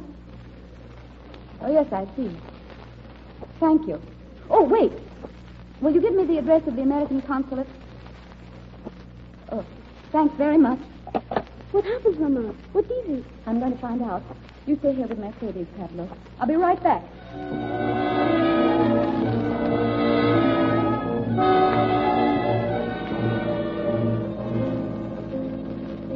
Serious, Miss Mason? There's so little we can do. Appealed for assistance several hours ago. We sent out a list of the prominent Americans. Carrick, another telegram, sir. Oh, thank you. Of course. Yes. Just I expected. Listen, Miss Mason. Declared impossible, send planes, evacuate citizens in immediate crisis. State Department sending warning to powers concerned against endangering American lives. Meanwhile, take all precautions. Good luck. From Paris, my last and strongest hope. But that means we're caught in here. We can't get out. I'm afraid so. Government here has declared a state of emergency. Closed the frontier and grounded all the planes. And no one's going to do anything about it? Why? Do thousands of people have to be killed before the diplomats of the world choose to see that something is wrong? Nothing more than I can... Mr. Carrick, sir, I'm sorry, but this man insisted Carrick? on... Steve Carr, what are you... Hello, Brenda. Where's Pablo? At the hotel with Mercedes, but how did We'll you... go get them. Mr. Carrick, I'm Steve Carr, and I've just flown in from Paris. I have a plane that will carry 3 more passengers. You pick out the people you want to go and have them at the airport in 15 minutes. yes, Come on, Brenda. Brenda. Steve. Oh, Steve, how did you know? Your activities have a way of getting into newspapers, you know, and they have newspapers in Paris. But what are you doing in Europe? I thought you were in China. I sent the plans of my pursuit plane to Washington, and they've been approved. I was on my way home, and... Brenda, what's your hotel? The Ritz. It's just down the street. Now. You! Hold on there. You there. Do you want me, officer? Your name is Stephen Carr? That's right. You're the pilot of the plane that landed a few moments ago at the National Airport? I am. You will come with me to military headquarters. You're under arrest.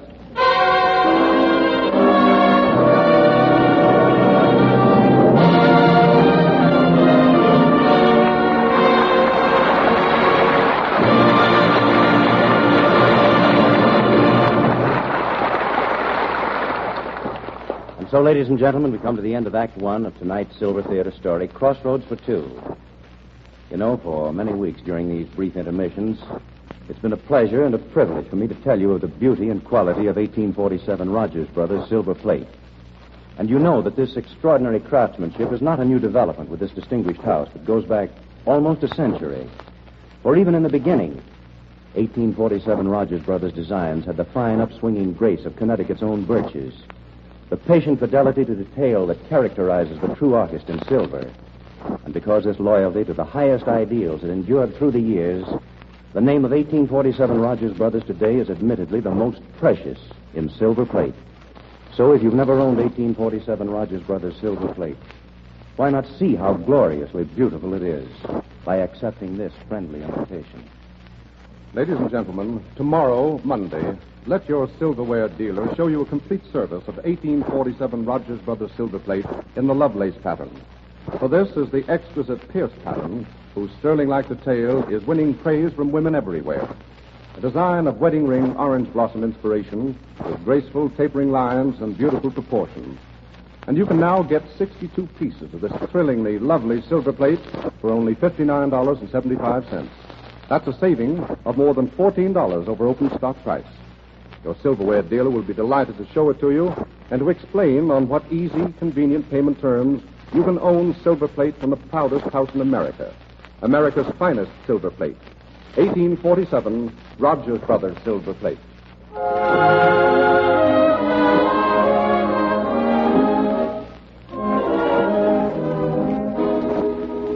The house lights dim, the silver curtain rises, and here is the concluding act of Crossroads for Two, starring Helen Hayes as Brenda Mason.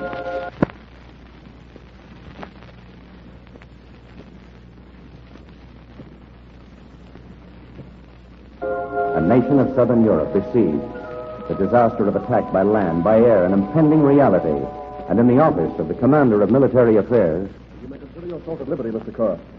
You're fighting to this country with foolhardy at this time, but certainly not a criminal action. Criminal action? Trying to get your own countrymen out of a war zone? However, while I can take no action concerning the flight you have made into this country, I can prevent you from leaving it. But, Commander, you must Mr. realize... Carr, this country is virtually surrounded by hostile forces. Forces mobilized, ready, and, I think, anxious to move. Yours is a foreign plane of the bombing type. That's true. A bomber's the only ship I could get on short notice that was big enough. But it's unmarked. There are the enemy anti-aircraft gunners at our borders. How are they to know the plane is not our own, leaving the capital with a cargo of bombs instead of your countrymen? We'll take that risk. But we will not. One shot fired at the border may be the spark to set off the conflagration. Mr. Carr, I'm sorry. You cannot leave the capital. The interview is ended. Thanks for all your help. You're welcome. Good day. Oh, Steve. Steve, what happened? Is it all right? Sure. Everything's swell. And you're not under arrest? Whatever gave you that idea? The commander just heard I was here and wanted to offer me a job. He's heard about me, my flying for Spain with the Chinese. After all, those things get around. Steve, why are you lying? Don't you suppose I know this is a mess? Now, come on, tell me the truth. I'm a big girl now. All right. The truth is we can't leave. They won't let us. Not until the government makes up its mind one way or the other about the ultimatum. But, Steve, is there a choice? Sure. They can surrender and receive the so-called protection of their nice, friendly neighbor, or they can fight that same friendly neighbor and be outnumbered 6-1. A swell choice. But the rest of the world, surely they won't just stand by. I've got a hunch that the rest of the world is going to be looking the other way when this little grab takes place. They'll be too busy over a peace conference. You haven't changed, have you, Steve? In fact, nothing's changed. You're still quite convinced that there's no argument like a gun, and the bigger the gun, the stronger the argument. That's not a bad way to put it. Certainly a couple of million guns would carry a lot of weight in this country right now. And sanity. There's no place for that, of course. These countries couldn't get together and settle whatever their dispute may be without sacrificing countless lives. You wouldn't approve of that. Sure I would. If I lived in Utopia, I'd be all for it. But I don't, Brenda. Won't you realize? Stop it. Oh, don't you see? It's our old argument all over again. Just as hopeless, just as futile as ever. And how can a fight really when you come all the way over from Paris to... Steve, it seems our wars are crossed at last. Let's call a truce. Okay. It's a deal. We'll have lunch together. All right. But before we do, I'd like to stop at the hotel and see that Pablo and Mercedes are all right. Of course. And tell them to make for the cellar if there's any sign of trouble. Oh. I'll check at the airfield and see that they're not manhandling that plane. We'll meet in the dining room at the Ritz in half an hour. But, Steve, we're forgetting the ultimatum. Sure we are. Why not? There isn't anything we can do about that. And if this country ceases to exist at 3 o'clock this afternoon, I want to tell my grandchildren that I spent the last 3 hours of its history having lunch with America's most beautiful and talented actress. Just for that, I'll buy your lunch. After all, I couldn't disappoint your grandchildren.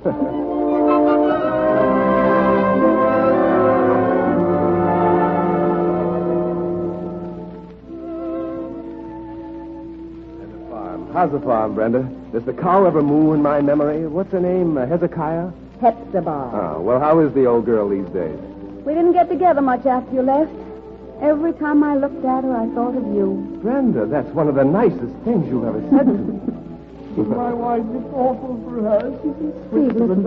I must get to her. Anne is not well and she'll worry for me. I'm doing everything I can, Doctor. Believe me. My Anne is sick for myself. Oh, Steve, that poor old Don't man. think about it. Tell me about the rickshaw, Brenda. Did Pablo like it? Did you like it? Yes. Well, don't get carried away. No. Oh, really? Pablo adored the rickshaw. He wanted to hire it out as a taxi. He said if the Chinese made money that way, why shouldn't he? How did you handle that one? I told him he should keep his amateur standing and I'd raise his allowance. Well. The other present that came from China was charming, Steve. Well, that's okay. It's the loveliest jade figure I've ever seen. You know who she is? No. One of the 8 Chinese immortals. The only woman in the bunch. They call her the goddess of mercy. I see. And Brenda. Pardon me, sir. There'll be something else? No, thanks. But look, waiter. Yes, sir? See if you can find out what's happened to the musicians. They're dying on us. Tell them to play up. Very well, sir.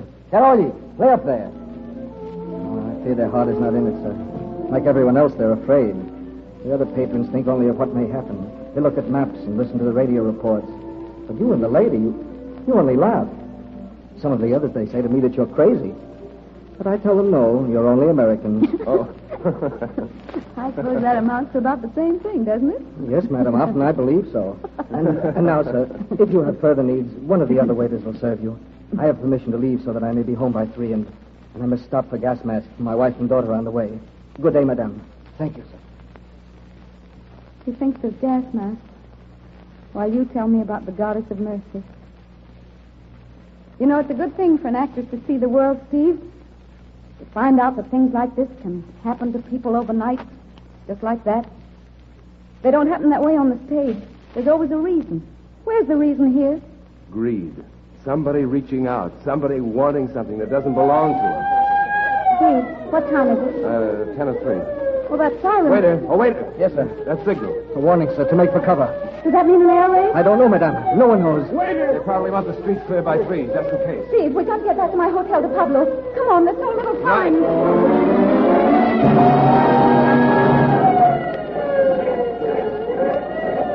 We'll have to walk, Brenda, all the cabs. I know. It's just down this block and across the square. Steve, all those troops. Home guard, last line of defense. But they look like boys. They are. Their fathers are already at the border. You can't cross the square. It's been ordered cleared. You'll have to go around. Listen, will you? We're Americans. Sorry, sir. I have my orders. My son is at the hotel. I've got to get to him, please, officer. Well, ma'am, Oh, thank you. Come on, Steve. Turn his back. Nice work, Brenda. Better run, Steve. Run. Going up. Let's all full car. Next car, please. All guests are advised to take refuge at once at the hotel bomb shelter. Floors, please. 9, please. Brenda, your floor. 4. Tim's been trying to get through the Foreign Office all day. But it's been busy. Oh, if it only stopped that siren. Why don't they stop? They forgot to pack his heavy sweater. I don't know how to get it to him now. Last week at this time, we were at the festival. Little did I think... Fourth floor.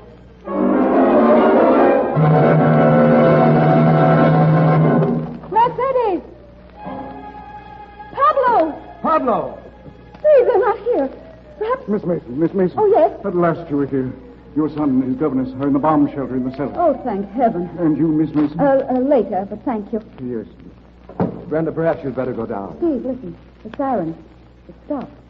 Yeah. Everything's suddenly so quiet. What do you suppose? Steve, it must be nearly...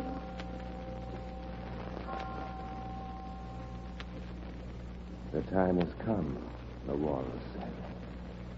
To talk of many things. Oh, Brenda, it's good. Good to see you. I'd have been frantic if you hadn't come. Frantic. I followed your tour in the papers. I kept track of you. You did?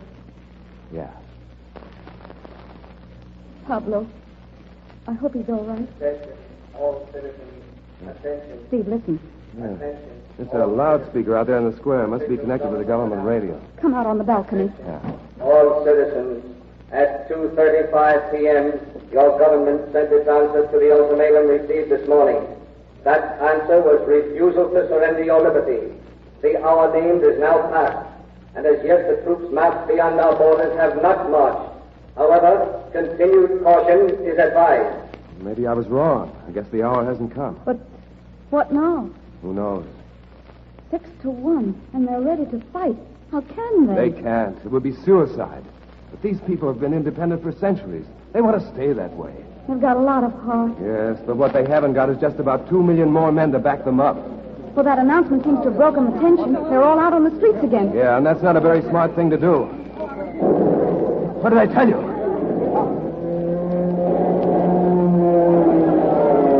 Oh, Steve! Brenda, inside, quick. Oh, Steve, they can't. All those people have just come out. You'd better get back in and fast. You two, come on, Brenda. And don't watch it, please don't. Now listen to me, Brenda. Steve, they didn't have a chance. They're helpless.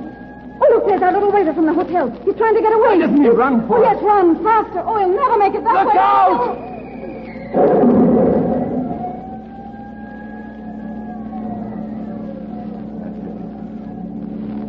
It's as if he never was. But he had the gas mask. He had gas masks for his wife and his daughter, and... Oh, do something! Why don't you do something? You can't just stand there. There's nothing anyone can do now. It's all over. The planes are going back. This is just a sample of what they can expect if they try to resist. But how can they resist? Look at that square. They'll give in. There's nothing else to do. Steve, it could happen anywhere. But we saw it there. It could happen in New York. It could, Steve. It could. No, Brenda. Don't think of New York like that. Think of it as it is, as it must always be. Fifth Avenue on a sunny day. The hurdy-gurdy man, shoeshine boys, carriages in front of the plaza. I want to go back, Steve. I want to go home. You will. We may even get out tonight, as soon as the other troops march in. Steve, you've seen all this happen many times. No, not many. But often enough so that I couldn't forget it. Brenda, do you remember shouting at me a moment ago, telling me to do something? Oh, yes, it seemed so terrible that no one was. You got mad. Well, it's always made me mad, too. That's why I've been flying and fighting these last years, working on my plane. You thought I wanted to kill people. Well, I didn't. I only wanted to prevent people being killed. I want peace, too, Brenda. But I know the world as it is today. And the only way to be sure of peace in such a world is to make defense so strong that no one dares make war. I never believed that. But after today, Brenda, how can you help it? Would this have happened if they'd been able to protect themselves? I guess you're right, Steve. I haven't seen things as they are, only as I wanted to see them. You couldn't have, darling. You didn't know. You couldn't. All along, I thought you were so wrong. I love you, Brenda. Oh. You know that, don't you? Even when we seemed farthest apart, I loved you. I do know, Steve. Because nothing was right for me after you went away. We'll go home together. And this time, I'll stay. Oh, Steve. If you only knew how long I've wanted to be like this. They got the wind from my meal. Where did they pee there in me? I do that pee there in me. No, Pablo, you must not. Senorita, Pablo thinks he's now a soldier. Steve, it is you. Hello, Pablo. Oh, Pablo, give me that balloon. Give it to me. Where is my gun? I'm a soldier. You're not a soldier. You'll never be a soldier. Do you hear? But, Brenda, after what we just said, I thought you... You thought I understood. And I do, Steve. I do. I know we've got to be strong, ready and prepared to fight, if we must fight. But because that's true for us, for our generation, must it also be true for Pablo and his? I don't know, Brenda. I'd like to think things might change, but... They must, Steve. I'll face reality with you from now on. But that doesn't mean I'm going to stop hoping and working for something better. I see now that it's stupid to deny today. But we have tomorrow. It's the only hope there is, Steve. And it's our job to fulfill the promise of a different tomorrow.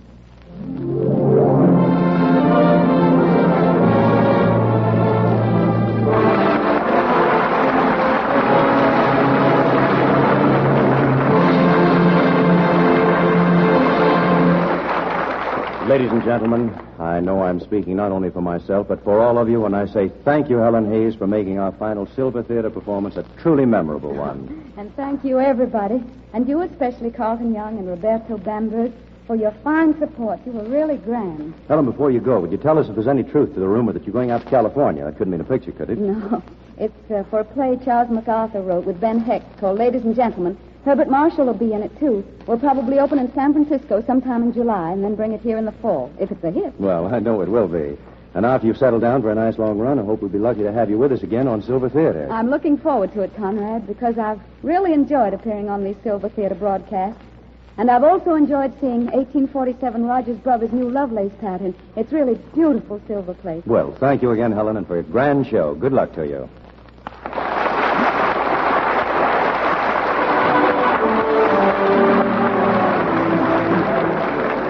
Well, ladies and gentlemen, since this is the last Silver Theatre broadcast this season, I think I'd like to say a word myself before we ring down that final curtain. Our little company here in Hollywood has enjoyed bringing these programs to you each Sunday, and we hope that as you think back over them, you'll remember them with real pleasure, and that you, as well as we, will be a little sorry that they're all over for the season. We hope also that you'll remember the two great names that made our Sunday half hours together possible.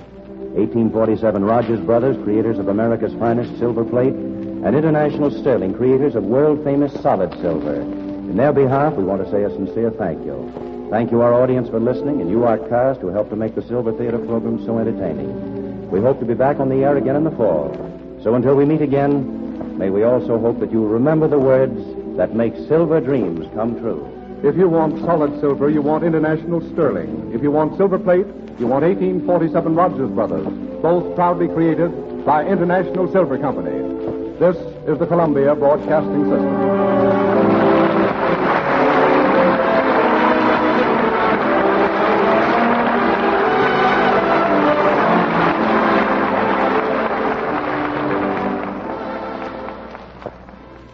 This is Chesterton Radio, the true, good, and beautiful at chestertonradio.com. By the rude bridge that arched the flood, their flag to April's breeze unfurled, here once the embattled farmers stood and fired the shot heard round the world.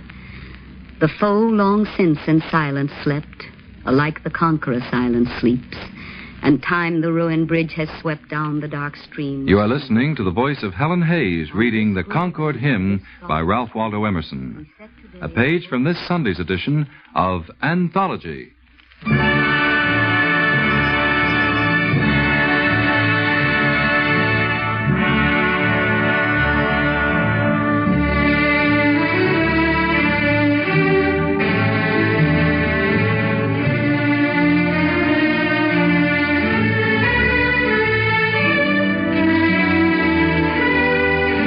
America celebrates Memorial Day 1955.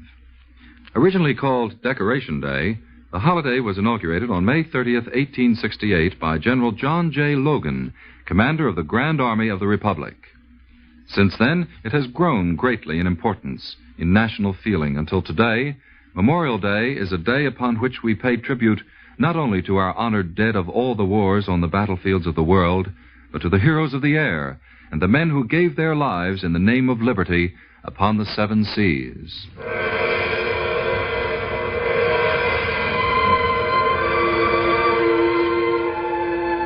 Today, on Anthology, we'd like you to listen to a series of poems solemnly dedicated to our common belief that these dead shall not have died in vain, and to the nation for which they gave the last full measure of devotion.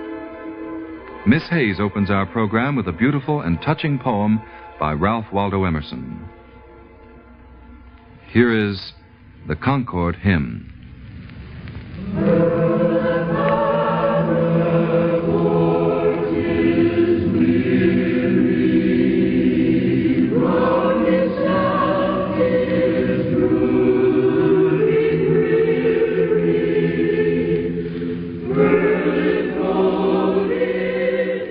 By the rude bridge that arched the flood, their flag to April's breeze unfurled, here once the embattled farmers stood and fired the shot heard round the world.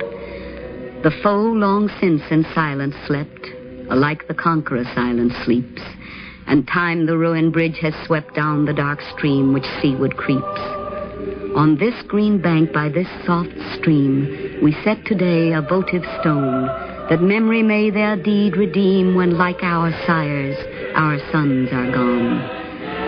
Spirit that made those spirits dare to die and leave their children free, bid time and nature gently spare the shaft we raise to them and thee.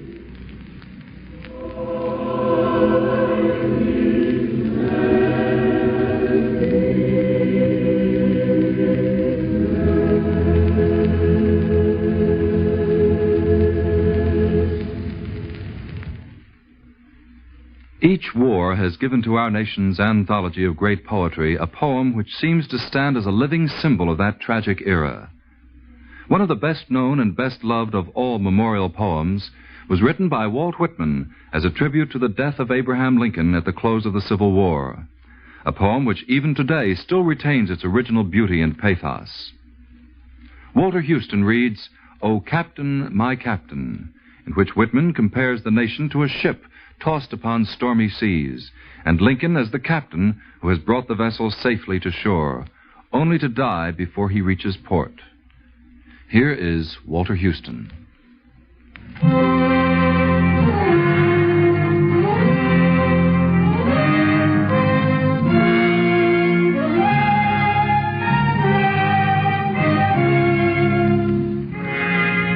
Oh, Captain, my Captain, our fearful trip is done. The ship has weathered every wreck. The prize we sought is won.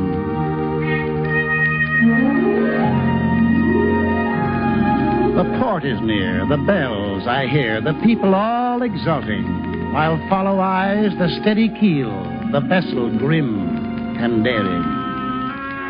But oh, heart, heart, heart, oh, the bleeding drops of red, where on the deck my captain lies, fallen, cold, and dead. Oh, Captain, my Captain, rise up and hear the bells. Rise up, for you the flag is flung. For you the bugle trills. For you bouquets and ribboned wreaths. For you the shores are crowding. For you they call, the swaying mass, their eager faces turning.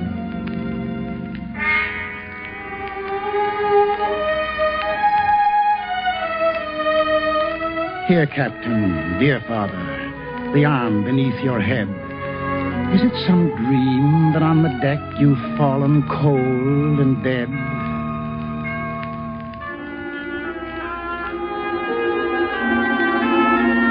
My captain does not answer. His lips are pale and still. My father does not feel my arm. He has no pulse nor will.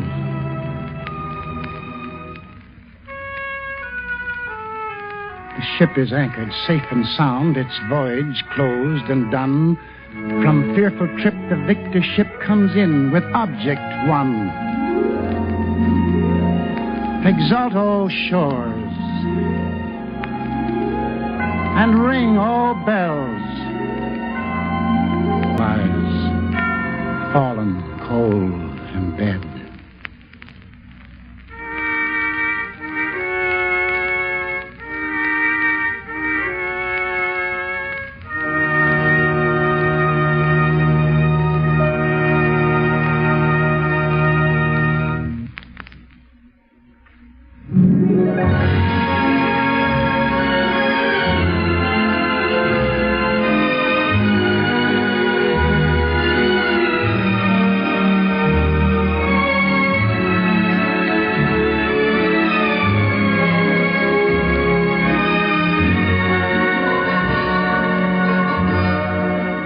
We'll return to our special Memorial Day program of poetry in just a moment with Builders of America, a patriotic cantata based on the poem by Edward Shenton, narrated by Claude Rains, with music composed and conducted by the late Harl MacDonald. Since the official debut of Monitor, NBC's spectacular new weekend radio program, is Saturday, June 18th, Anthology's final program will be the week of June 12th, 2 weeks from today. Next week, as a complete departure from our more serious verse, we invite you to enjoy the comedy and the delightful music of Archie and Mehitabel, a back alley opera with words by Joe Darien, music by George Kleinsinger, based on the poetic vignettes of Don Marquis. We can promise you a thoroughly enchanting 30 minutes with Eddie Bracken as Archie, Carol Channing as Mehitabel, and David Wayne as your narrator. That's next week on Anthology, Archie and Mehitabel. For the final week of our program, we'd like to repeat the poems which you have enjoyed most during our anthology series. Just jot the titles down on a card, send them to us, and we'll be happy to include your selections on Anthology for Sunday, June 12th. One word of caution, however. Remember the time limits of our show.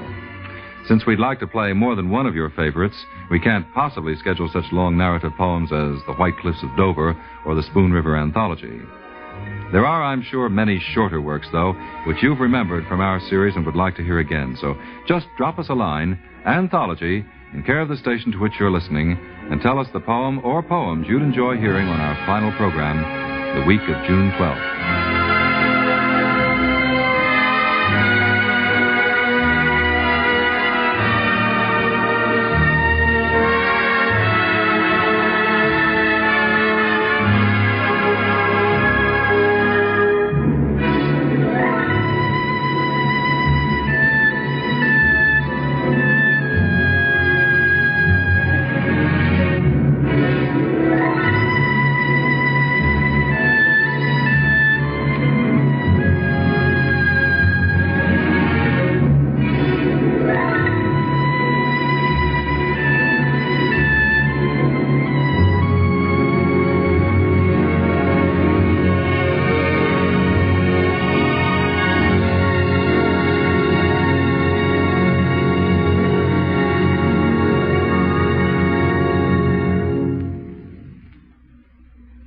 In his cantata, Builders of America, the late Harl MacDonald has created a superb setting for the simple, moving words of George Washington and Abraham Lincoln. This stirring composition is highly appropriate for the solemn holiday which we shall celebrate tomorrow, since it's a heartfelt reminder of the lofty ideals for which Washington and Lincoln and all free men have fought and died. Builders of America was inspired by a poem by Edward Shenton, which originally appeared in the Saturday Evening Post. It was at Mr. MacDonald's suggestion that they collaborated on the cantata. The text was expanded and the narrative added to bring the work to its present form. As the major selection on our Memorial Day program, here is Harl MacDonald's Builders of America, narrated by Mr. Claude Rains, with the late composer conducting the Columbia Chamber Orchestra and Chorus.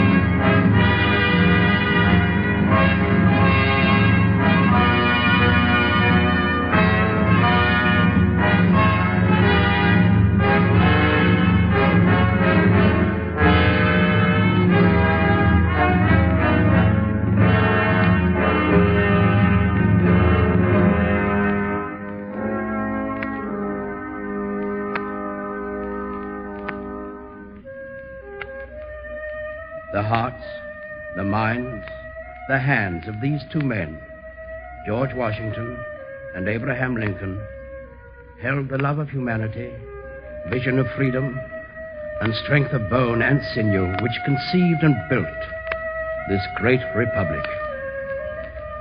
Listen, vast plains and prairies, massive mountain ranges, wide rivers, oceans and inland seas, forests and deserts.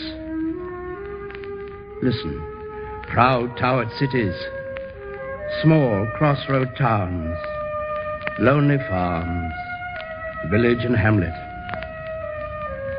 Listen, descendants of those who came first to this prophetic land, English, French, Dutch, Swedes and Spaniards, and all those who followed, Germans, Irish, Scotch, Italians, all nationalities from every country on the earth.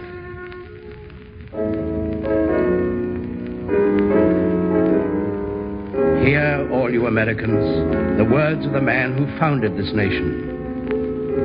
George Washington said, "Unhappy it is to reflect that the once happy and peaceful plains of America are either to be drenched with blood or inhabited by slaves."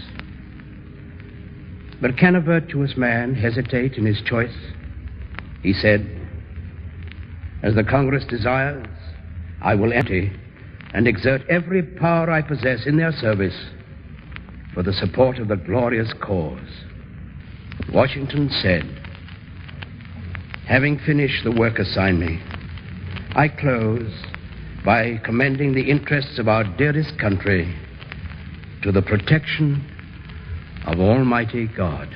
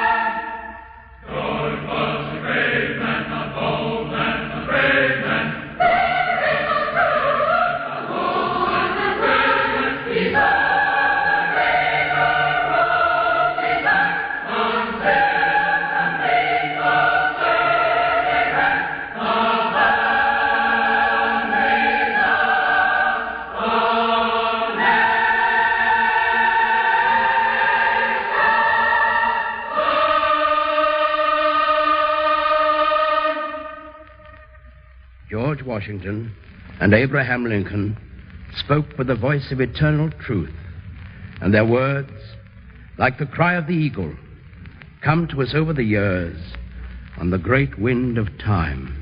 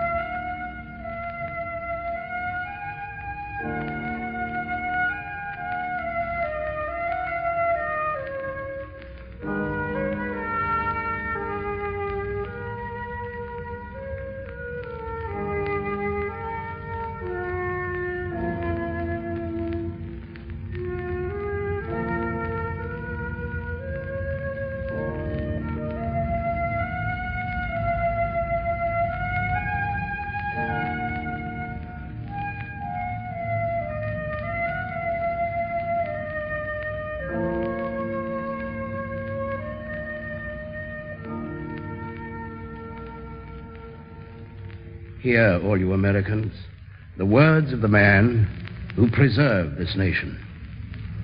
Abraham Lincoln said, "I'm not ashamed to confess that 25 years ago I was a hired laborer mauling rails, at work on a flatboat, just what might happen to any poor man's son.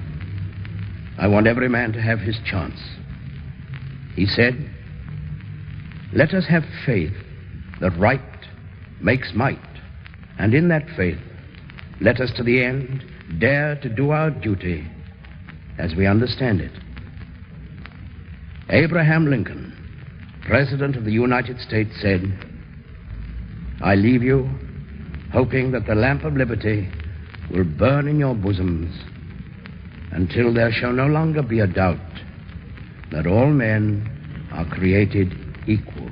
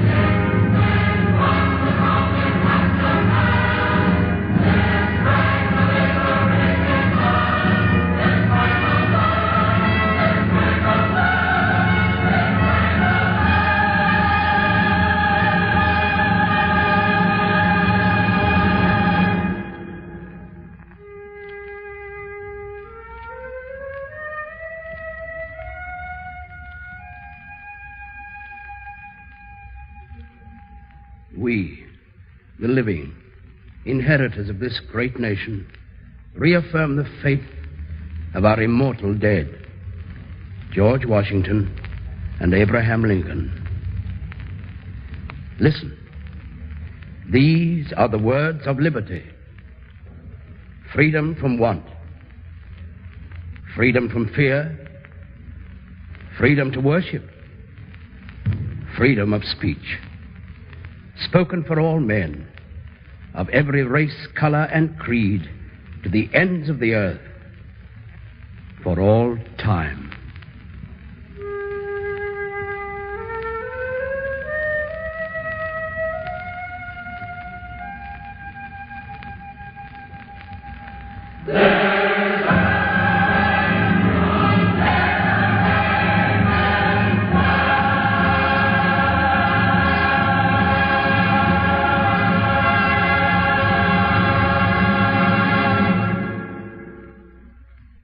Next week on Anthology, Archie and Mehitabel, a back alley opera by Joe Darien and George Kleinsinger, starring Eddie Bracken, Carol Channing, and David Wayne. Anthology is produced by Steve White, written and directed for WRCA by Draper Lewis. This is Fleetwood wishing you good luck and good reading.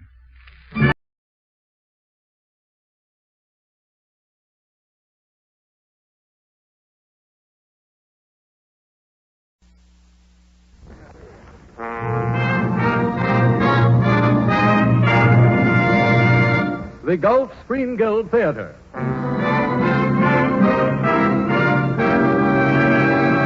The director of the Gulf Theater and your host, Roger Pryor.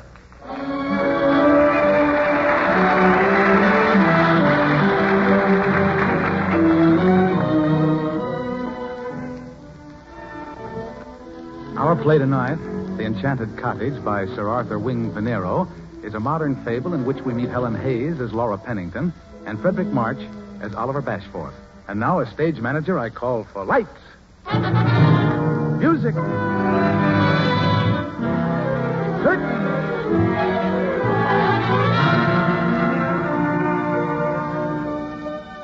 The curtain rises on the living room of a country cottage in England. It's mid-morning, and Mrs. Minette, the housekeeper, is opening the door for some early visitors. Good morning, Miss Pennington. Good morning, Mrs. Minette. I brought Major Hillgrove to call on Mr. Bashford. Mr. Bashford's not down yet. Come in. Oh, may I, sir? Huh? Mrs. Minette will take your hat, Major Hillgrove. Oh, of course. Forgive me, Mrs. Minette, for appearing stupid, but the blind are sometimes socially awkward. Blind? The sofa. I didn't know. Over here, Major Hillgrove. Thank you.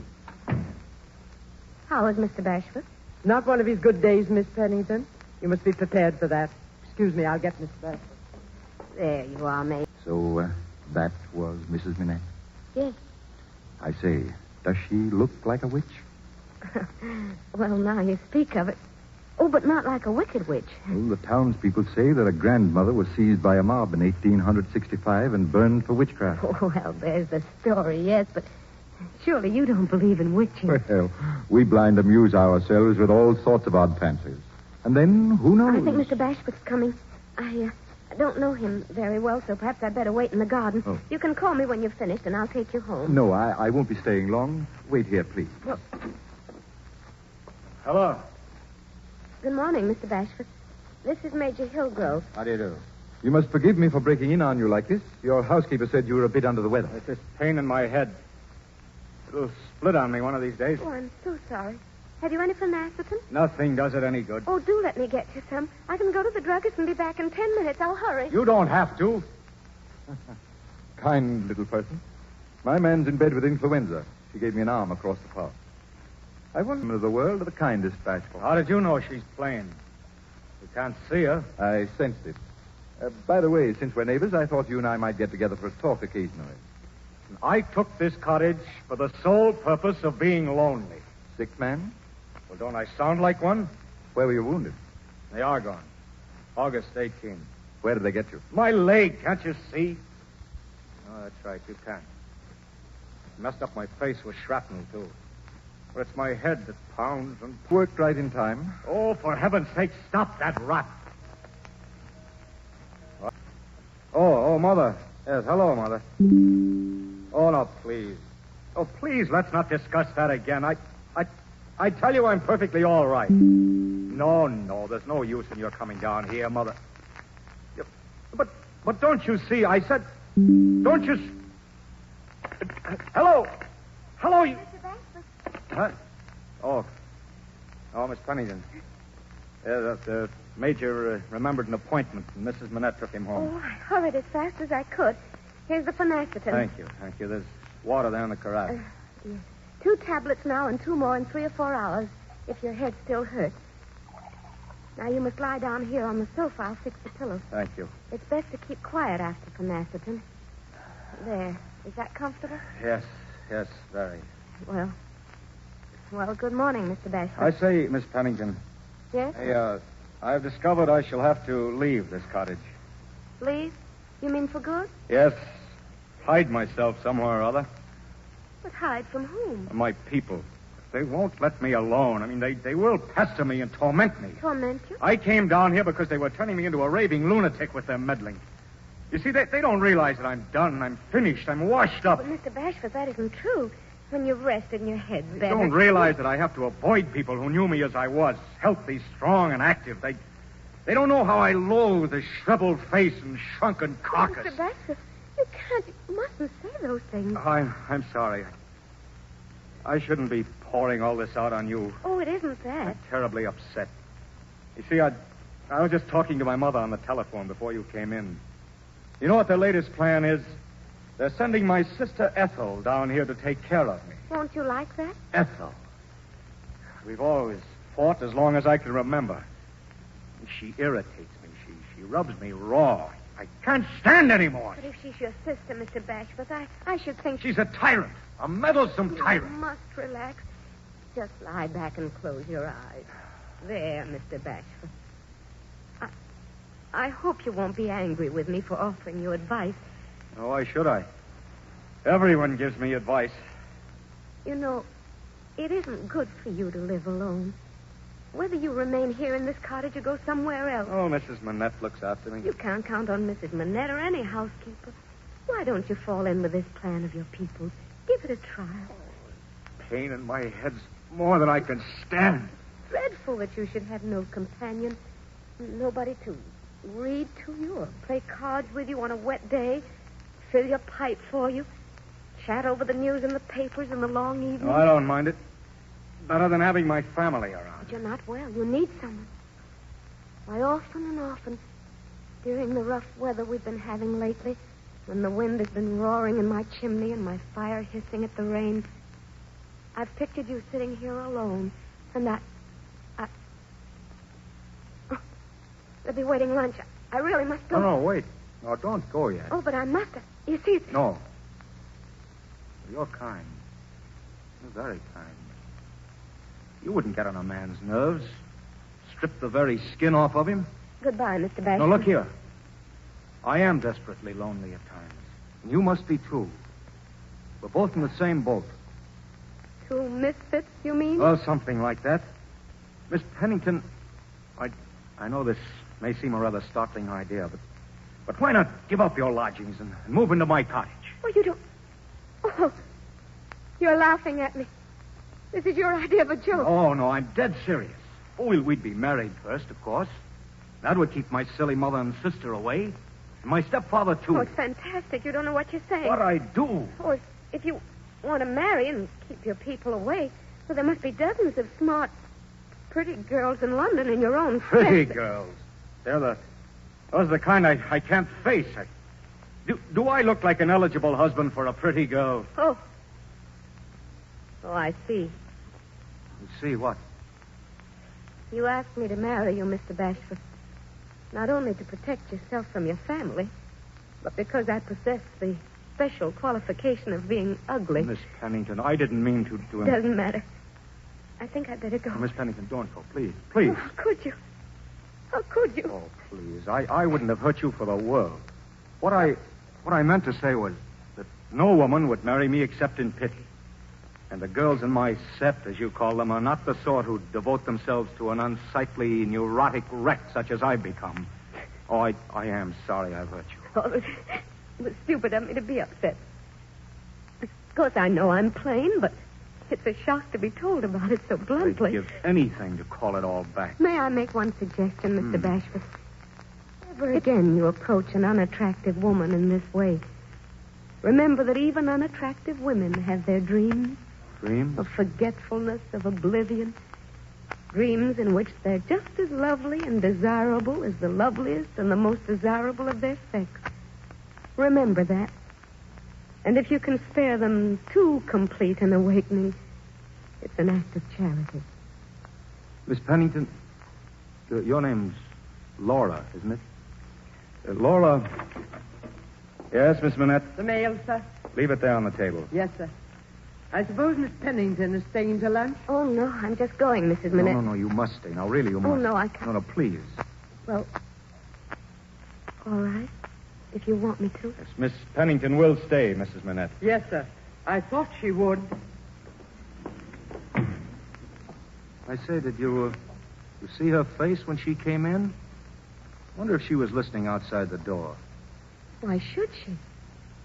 I don't know, but you know the story. They say she's a witch. Do you think she's planning to cast some kind of spell? Oh, no, that's poppycock, of course. Listen. What is it? Mrs. Manette. Good Lord. Mrs. Manette's laughing.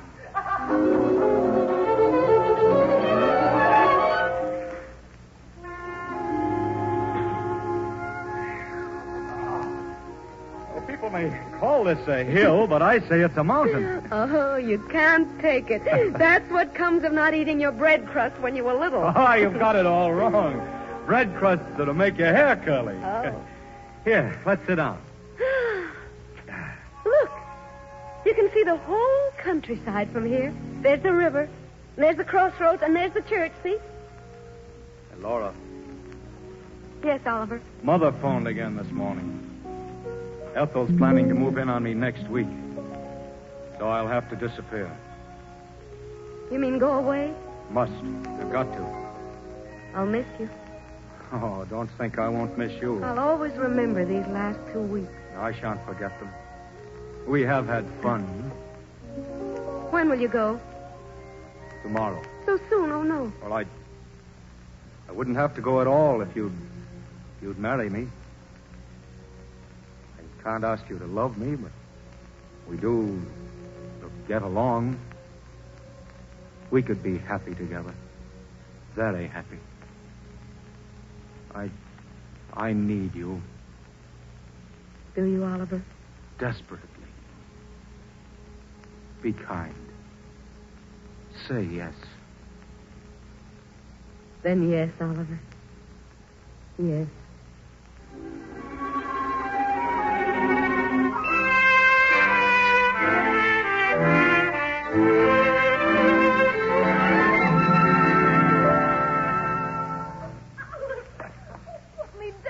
Oh, no. Something dreadful would happen if a bride wasn't carried over the threshold. There you are. I beg your pardon? Oh, Mrs. Manette. I didn't mean to frighten you. I'm so happy for you both. Thank you, Mrs. Manette. And now, if you'll rustle us up some supper. Oh, yes, sir. Yes, right away. Make it something special, please. I say, it's getting dark, isn't it? Better light the lamp, hmm? Oliver, did you notice how she looked at us? Who, Mrs. Manette? Oh, don't bother about her. Yeah, that's better, isn't it? A lamp can... What's the matter? Nothing's happening. I don't know what. Can't you feel it? Yes. Yes, I can. It's in the air. It's all about us. Oliver, I'm frightened. Hold me. Tight, Oliver. Nothing can hurt you now, darling. Oliver. What is it? When you carried me just now, you didn't limp. You're standing so straight. And they've gone. Your scars. Look there in the mirror. Walk, Oliver. Walk, let me show you. Wait, Laura, don't move. Stand just as you are. I can't believe it. With the light falling on your hair like that. Striking sparks in your eyes. I hadn't realized. But you weren't like this. You've become... Yes, that's it. You've changed. What is it, dearest? Oh, Laura, you're beautiful. Beautiful. Beautiful.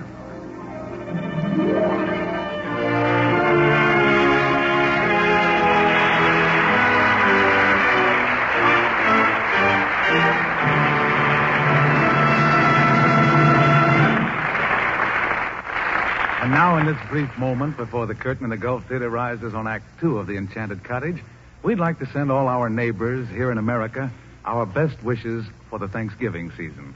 Each one of us must make up for himself his own list of things to be thankful for, but high on every list will be the fact that all Americans can call each other neighbor. That use of the word neighbor tells us an important fact about our country. It tells us that the miracles of modern communication, especially the family automobile and our coast-to-coast network of good roads, have made neighbors even of families on opposite sides of a continent.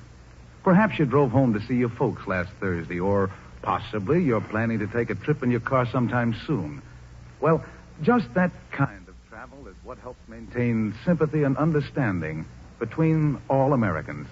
And speaking for the good Gulf dealers along your way and for the Gulf oil companies, let me tell you how proud Gulf is of its share in the work of making automobile travel more convenient and more economical for all alike, in helping to keep all Americans neighbors. And so, the curtain's about to rise on the second act of The Enchanted Cottage, starring Helen Hayes and Frederick March. Lights! Music! Curtain!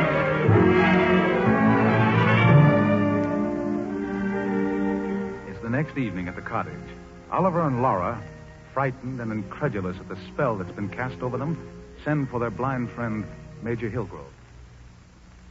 I had my man bring me over as soon as I got your note, Bashforth. Is something wrong? If you could see us with your eyes, I mean. We had to talk to someone. You sound frightened. You understood from Oliver's letter, didn't you, that something had happened, something out of the common? Vaguely. Well, I didn't dare be more explicit in the letter. You'll never believe us, Oliver. No one could.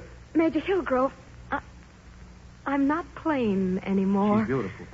Gloriously beautiful, Hillgrove. And Oliver, oh, if you could see him. Laura's growing lovelier and lovelier every day. And Oliver's stronger and straighter and handsomer. Don't you hear the difference? Yes, don't you hear it, Major Hillgrove? Why, yes, yes. Oh, I'm frightened. I'm so frightened. You see, we believe. I know you laugh at us, but we believe it's that woman. Woman? Mrs. Manette. You know, my housekeeper. The witch. Oh, don't laugh. Don't laugh, please. We believe it. How else could this thing have happened? Unless we're under some sort of spell, enchantment. Tell me, Oliver, when did this... when did the change begin? Yesterday. On our homecoming. After the marriage. Almost as soon as we set foot in this cottage. Mrs. Manette was waiting at the door to welcome us. That moment was when the change began, Major Hillgrove. See, we thought it was some sort of illusion. But in the morning, over the breakfast table, we both saw clearly how we'd changed. Oh, it's so frightening. But why? What is there to be alarmed about? But don't you see, if Mrs. Manette is a witch and our transformation is due to sorcery... Well, what she's given, she can take away. Exactly, Hilda. Supposing I offend Mrs. Manette, or Oliver does. It's so easy to offend without meaning to. Oh, you must advise us, Major Hillgrove. What'll we do? Yes, what? Well, I do hear this change in you, and I say take the gift and enjoy it without question. Accept it humbly as a heaven-sent miracle, and thank God for it on your bended knees. A heaven-sent miracle. Yes. Yes, that's just what it is. A heaven-sent miracle.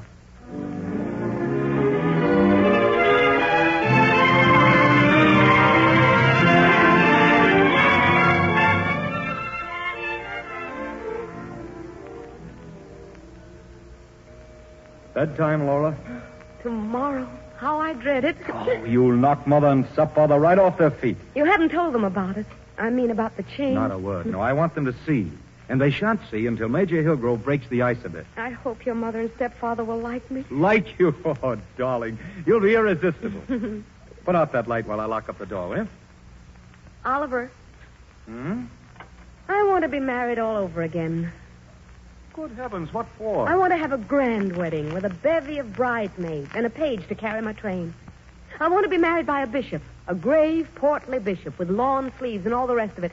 And I want to wear a dress of ivory satin and a Honiton lace veil and a magnificent pearl necklace, a present from the bridegroom, and I want... Oh, you're really doing it in style.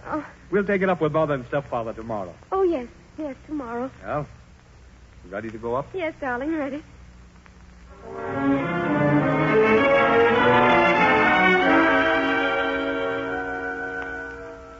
Mr. Smallwood, your son Oliver and his wife have been kind enough to invite me to meet you and Mrs. Smallwood here this afternoon. I had no idea that my daughter-in-law was having him at home. Yes, we were under the distinct impression that our visit was to be a family affair. Purely a family affair. Oliver should be here to receive us. This is his duty. Oh, the young person he married. Well, Mrs. Smallwood, your son is in the next room. The next room? With his wife. They're waiting for me to summon them. Really, I can't understand this extraordinary behavior. Well, they've asked me to prepare you for a very great surprise. I must say this sudden marriage was a bombshell. He's simply thrown himself away. We understand his wife is nobody and unsightly into the bargain. Ah, well, that brings us to the point, Mr. Smallwood. Your daughter-in-law was a plain young woman. Was? Your son and Miss Pennington were married. They entered that door, he a shattered, wry-necked, half-crippled fellow, and she a little, meager, wasted thing whose only charm was a gentle manner.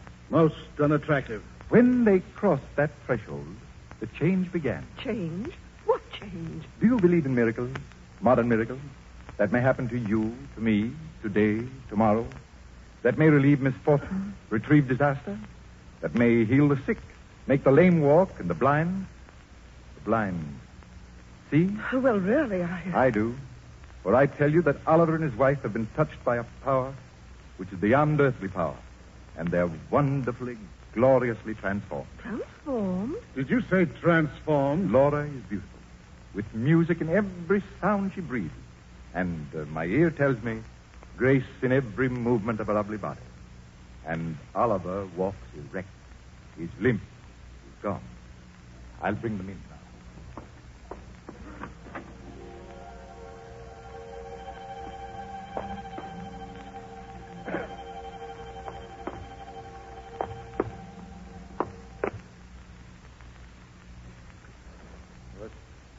This is my wife, Mother.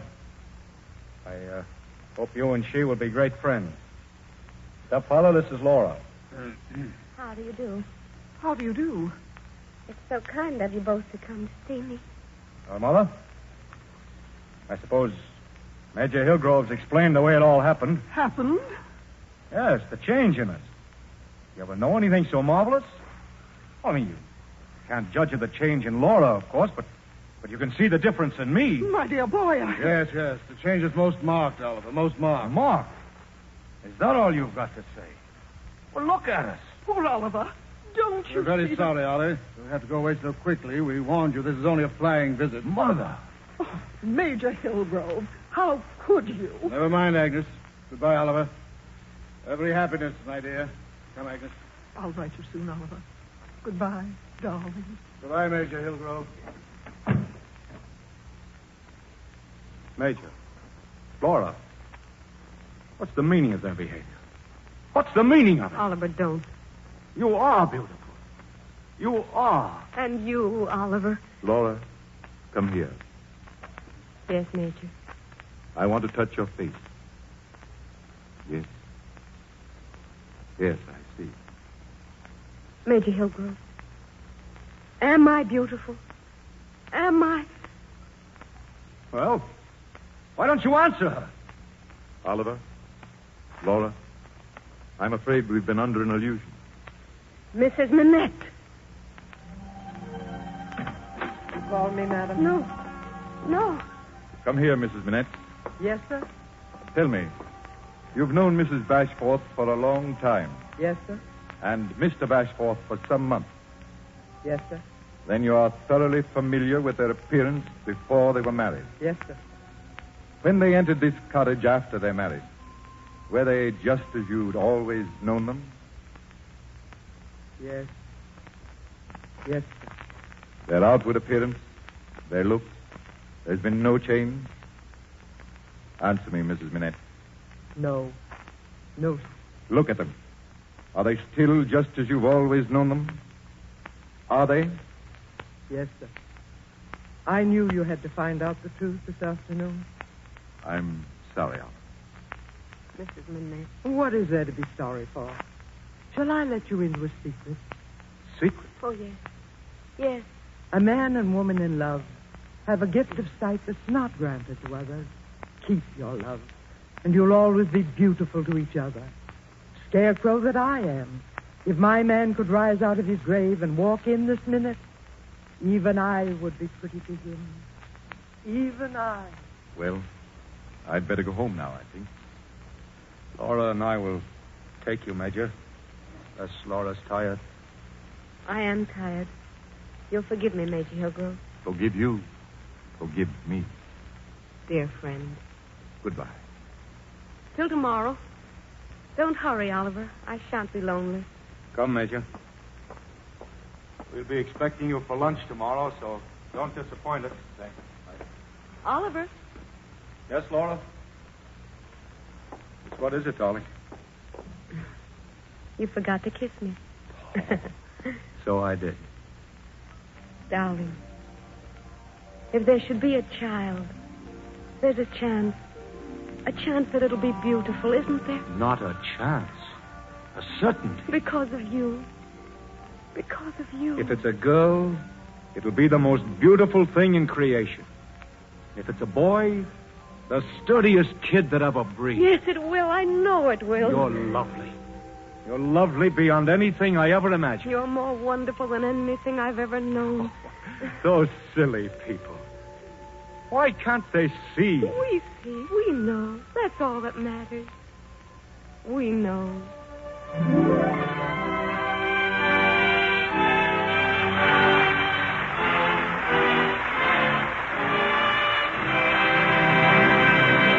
Thank you, Helen, and thank you, Freddie. Thank you very much. And now, ladies and gentlemen, here we are, ready for our weekly question box, in which the stars appearing on the program are asked one question each, and if they fail to answer, they have to pay a forfeit. Good night, folks. It was nice meeting you all. Wait a minute, Freddie. Wait for me. Oh, you too, Helen? Oh, yes. I just remembered to let some potatoes on the stove. Oh, now, Helen, you're not afraid of questions. Oh, yes, Roger, I am. Whenever I hear a lot of questions, I start getting confused. Well, that's natural enough. I know that often when there's some kind of a discussion, lots of us get confused because we hear so many different statements that it's hard to know what to think. Isn't that right, Harry? Yes, it certainly is, Roger. And you know, folks, a good many confusing things can be said. In fact, I fear sometimes are said about gasoline.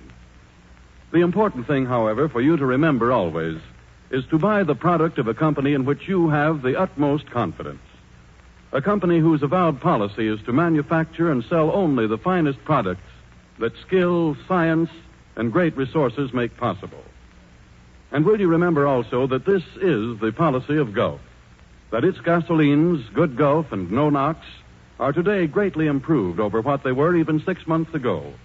Just as 6 months ago, they were better products than they were the year before.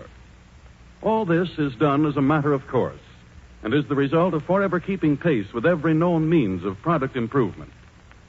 With Gulf, the policy of constantly improving the quality of its products is a pledge that you motorists will find maintained whenever you stop at the sign of the Gulf orange disc.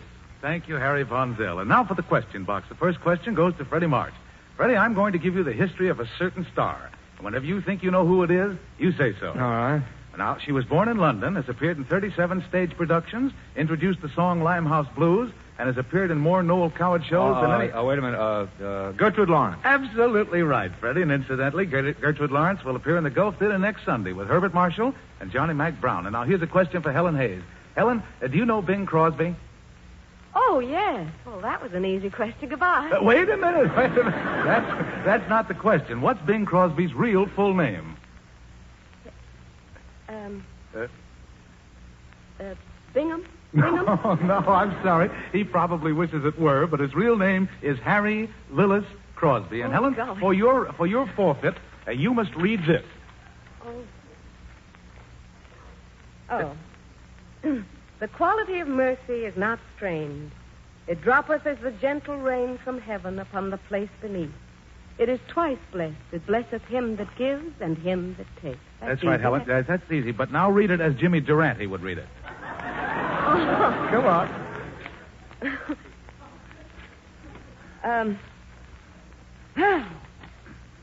The quality of mercy is not strained.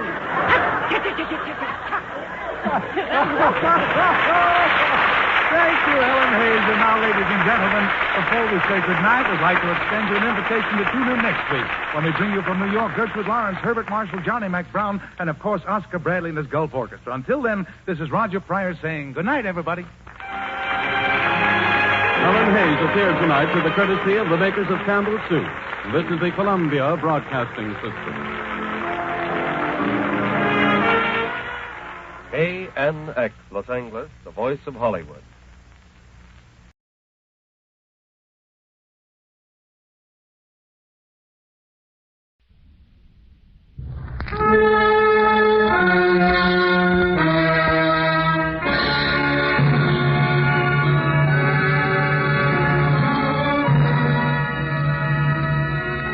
The makers of Campbell Soups present The Campbell Playhouse.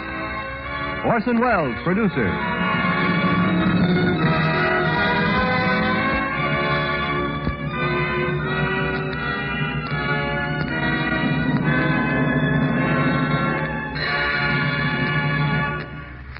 Good evening. This is Orson Welles. Tonight we have the honor to bring to you once again the foremost actress in the American theater, Miss Helen Hayes, and to bring her to you in a part of her own choosing as a famous actress of another generation, as Donna Broom in Clemence Dane's Broom Stages. But before our curtain rises on Broom Stages, Ernest Chappell has a guest with him this evening, and I understand he wants to put her under a spell, so to speak. Am I right, Ernest Chappell? Well, for a spell, you might say, Mr. Wells. The fact is, ladies and gentlemen, the other day I met a young woman who's taken part in a number of spelling bees.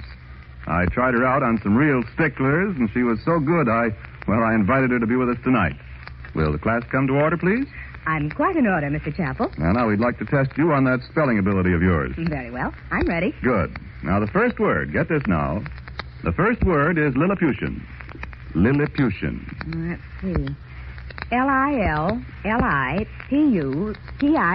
Lilliputian. Right as Webster. 3 L's. All right. Now, the next word is newsstand. Newsstand. Newsstand. I didn't forget that second S, I see. Oh, that's fine. Now, here's an easy one. Suppose you spell tomato soup. Tomato soup? There's only one way I spell that, Mr. Chappell. Well, how do you spell tomato soup? CAMPBELL''S. You're right there. 100% correct. That's the way most people spell tomato soup. CAMPBELL''S. In millions of homes all over this country, Campbell's is practically another name for tomato soup. Today, you almost never hear of a woman making her own. Home cooks have come to agree with the famous hotel chefs who say that Campbell's tomato soup has a flavor that cannot be equaled. So, may I remind every one of you listening tonight to enjoy Campbell's tomato soup again soon? And now, Broom Stages with our exclusive Campbell Playhouse star, Miss Helen Hayes and Orson Welles. Ladies and gentlemen, there isn't one of you, I suppose, who doesn't know the name of Broom. To those of you who are young, it means simply the name of one of your favorite movie stars. And to those of you who are older, it means, I know, the memory of many great evenings in the theater. Well-beloved stars with their own companies, in town and on the road. Stephen Broom in England, and Russell Broom in America, and Donna Broom. You remember them well, with gratitude and affection. And if you're very old, then you remember the time when the Brooms owned and ran half the theaters in London. There was the Gloriana near Covent Garden, and the Janista on Oxford Street, and then later the Syracuse on the south side of the river.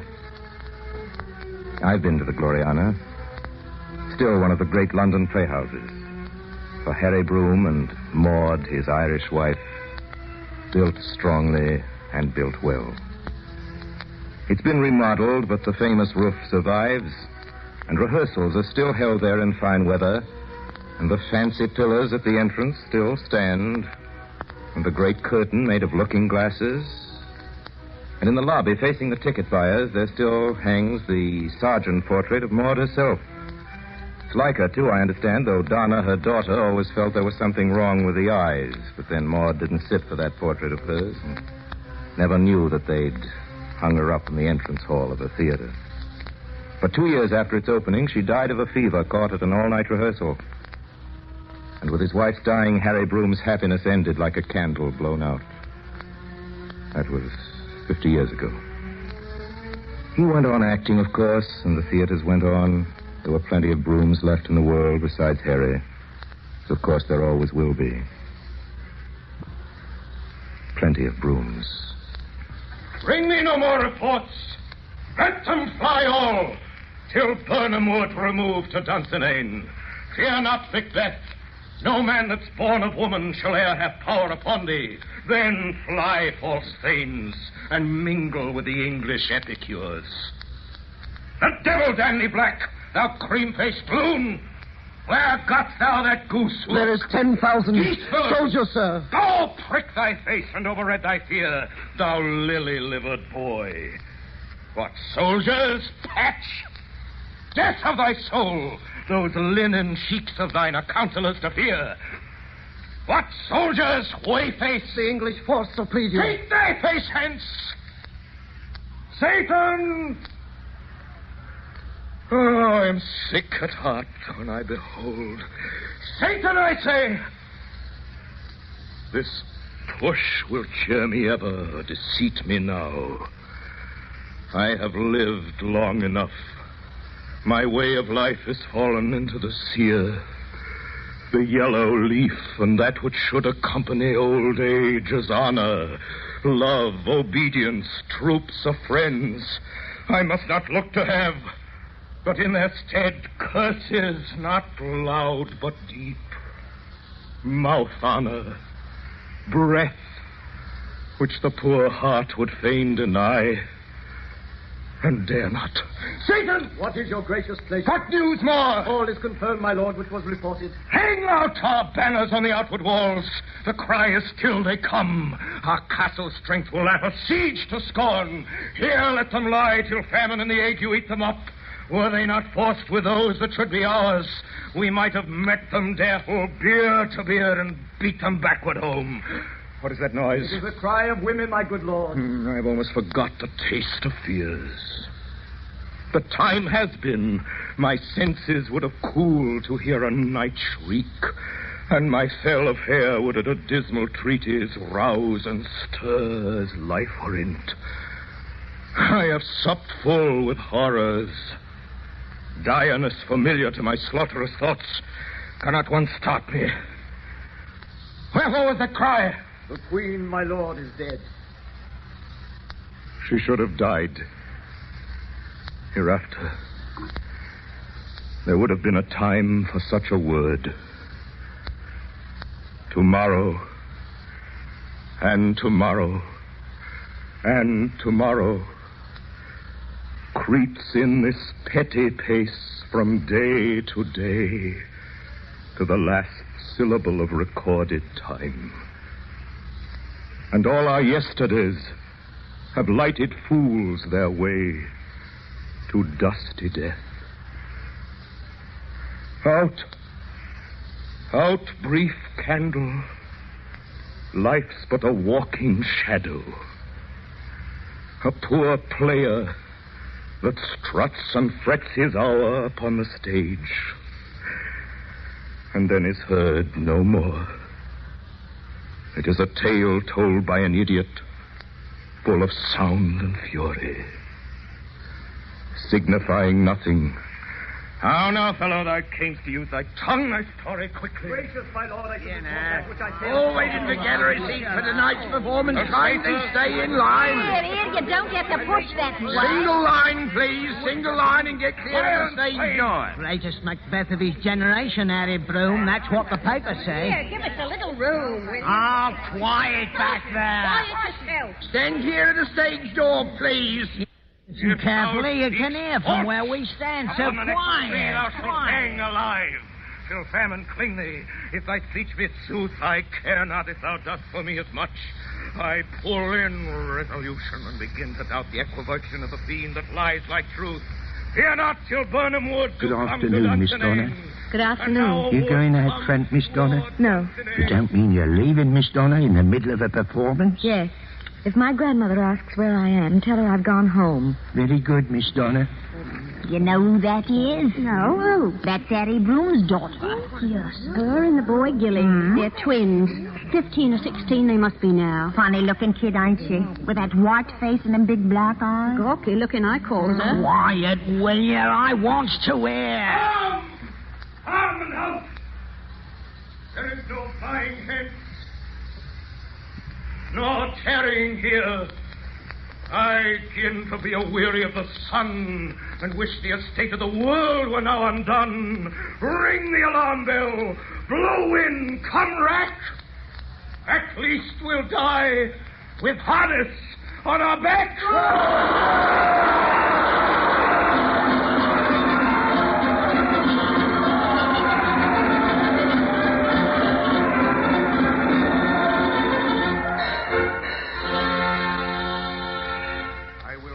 I will not.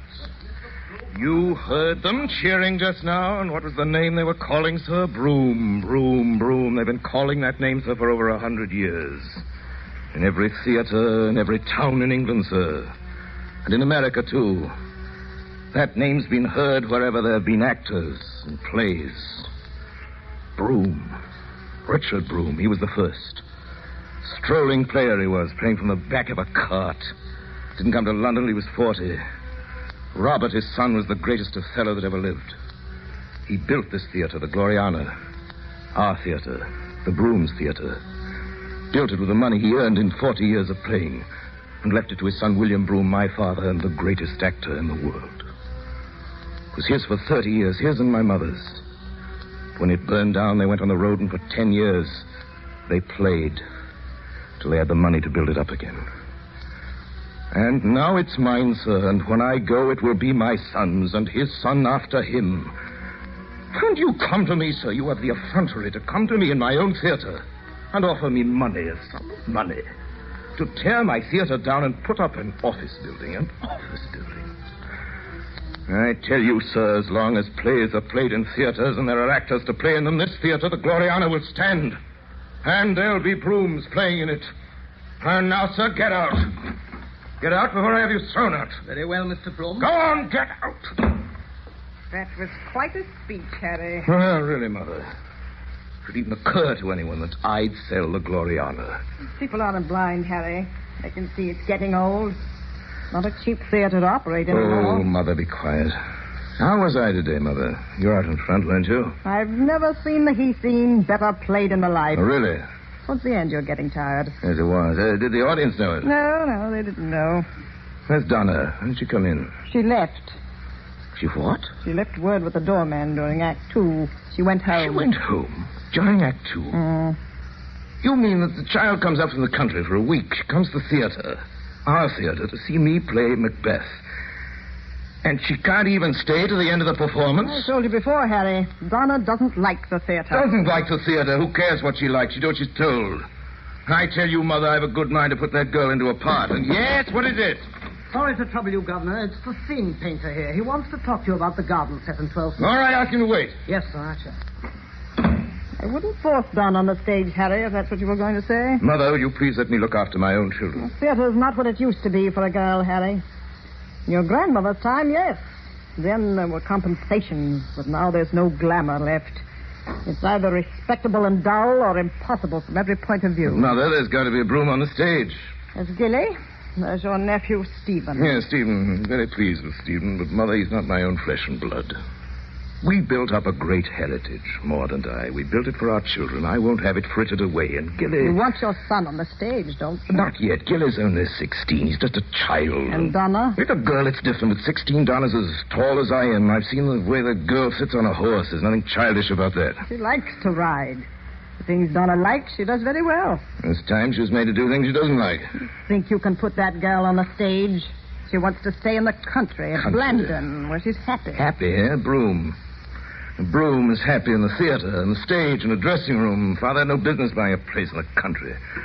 Mother, we're actors, not country people. My daughter doesn't know that yet, and it's time she was taught.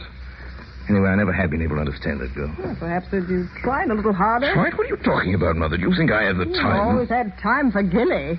Gilly's my son. Besides, Gilly's different. Can't help liking Gilly, but I tell you, Mother, that girl's odd. She's not like one of us. She's got no... Charm? Is that what you mean? She hasn't got the broom charm. I don't know what I mean, Mother, except that she wants breaking in. She wants using. There's something in Donna going to waste. I hate it. Donna. Yes, Father? That's Gilly. I don't know, Father. You should know, shouldn't you? It's last week of your brother's holidays. He goes away Monday. Yes, Father.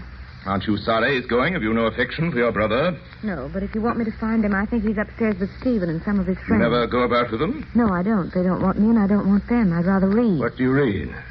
Books. What sort of books? Whatever I can get. Do you ever read plays? Yes. Shakespeare? Yes. You ever learn Shakespeare by heart? You learn by heart at all? Yes. Why, Father? Donna, I propose training you for the stage. Why? What's that? I asked why. You're not interested in me, Father. It's Gilly you care about. He's the one with the talent.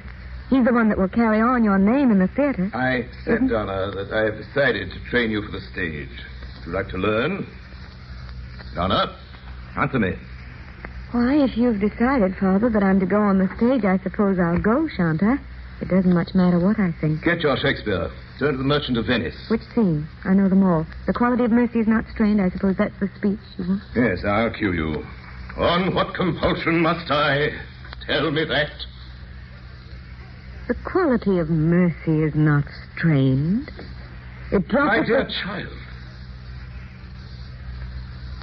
The quality of mercy is not strained. You're commencing one of the most notable passages in the entire literature of the theater. Now, take a deep breath, child.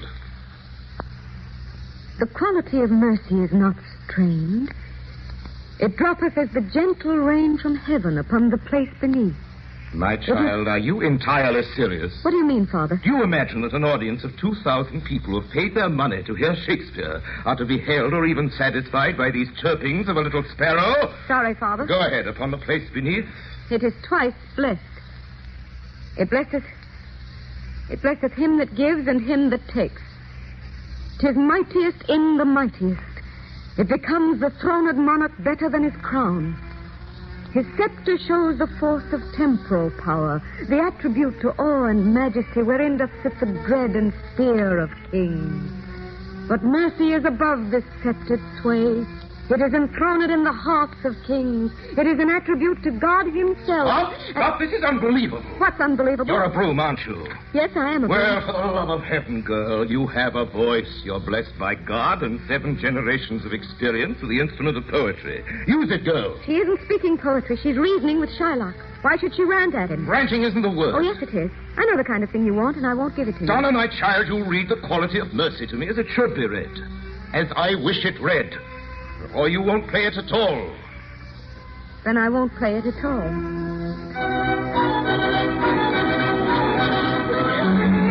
Stand in line. Single line, please. Single line, please. Next. Step lively there. Single line. 2, please. 2 for tonight. 2. It'll be 1 and 6. 1 and 6 out of 2 bob. 6pence change. There you are, sir. Next, please. Next. Single line there. I want my money back. What's that? Yes, I want my money back. I don't want to see no understudy in Hamlet. What do you mean, understudy? I've seen it in the evening papers. Harry Broom lost his son, Gilly Broom. Died this morning of pneumonia, didn't he? Yes, he did. Poor young boy, Well, he I'm did. sorry, but I don't go to the theatre but once a month. And I don't want to see no understudy. I want to see Harry Broom. You'll see him. Oh. The governor don't let no understudy go on for him at the Glory Honour. You can be sure of that. You mean he's going to play anyway? With his son dead this morning? Yes, he is. Next, please. All waiting for seats in the gallery for tonight's performance. Stand in line. Single line and step by that. Single line.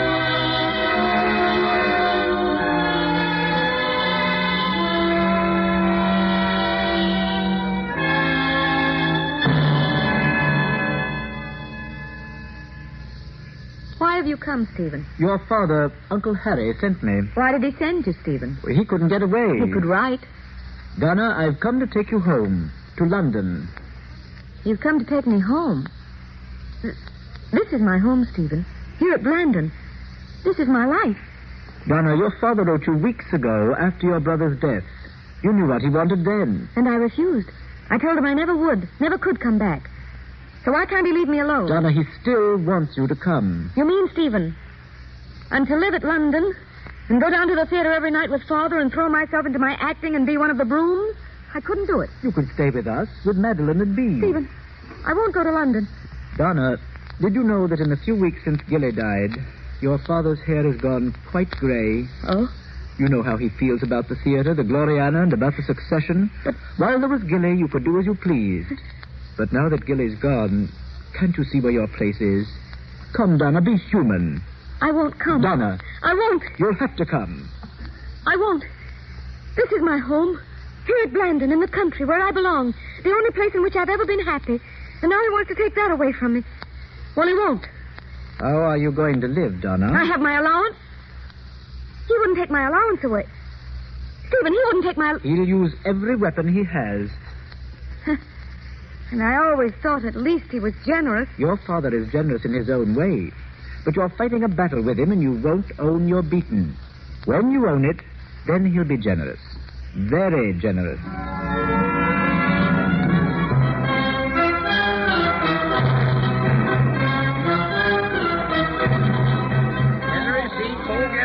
Stand in line. In line, please. Doors open at 7. In line. What's please. playing tonight? Tonight, She Stoops to Conquer with Stephen and Donna Broom. In line, please. Come on, Elliot. I ain't in standing line. in no line to see no Donna Broom. What's the matter with her? She's a broom, ain't she? Well, if she is, she don't play like one. I seen her last week. Regular stuck-up she is, and hoity-toity. Well, I never. It's like she was doing you a blooming favour all the time she's up there. Come on, Elliot. Let's go to the Haymarket and see the theatre. Get her your seats. Get her your seats. Stand in line, please.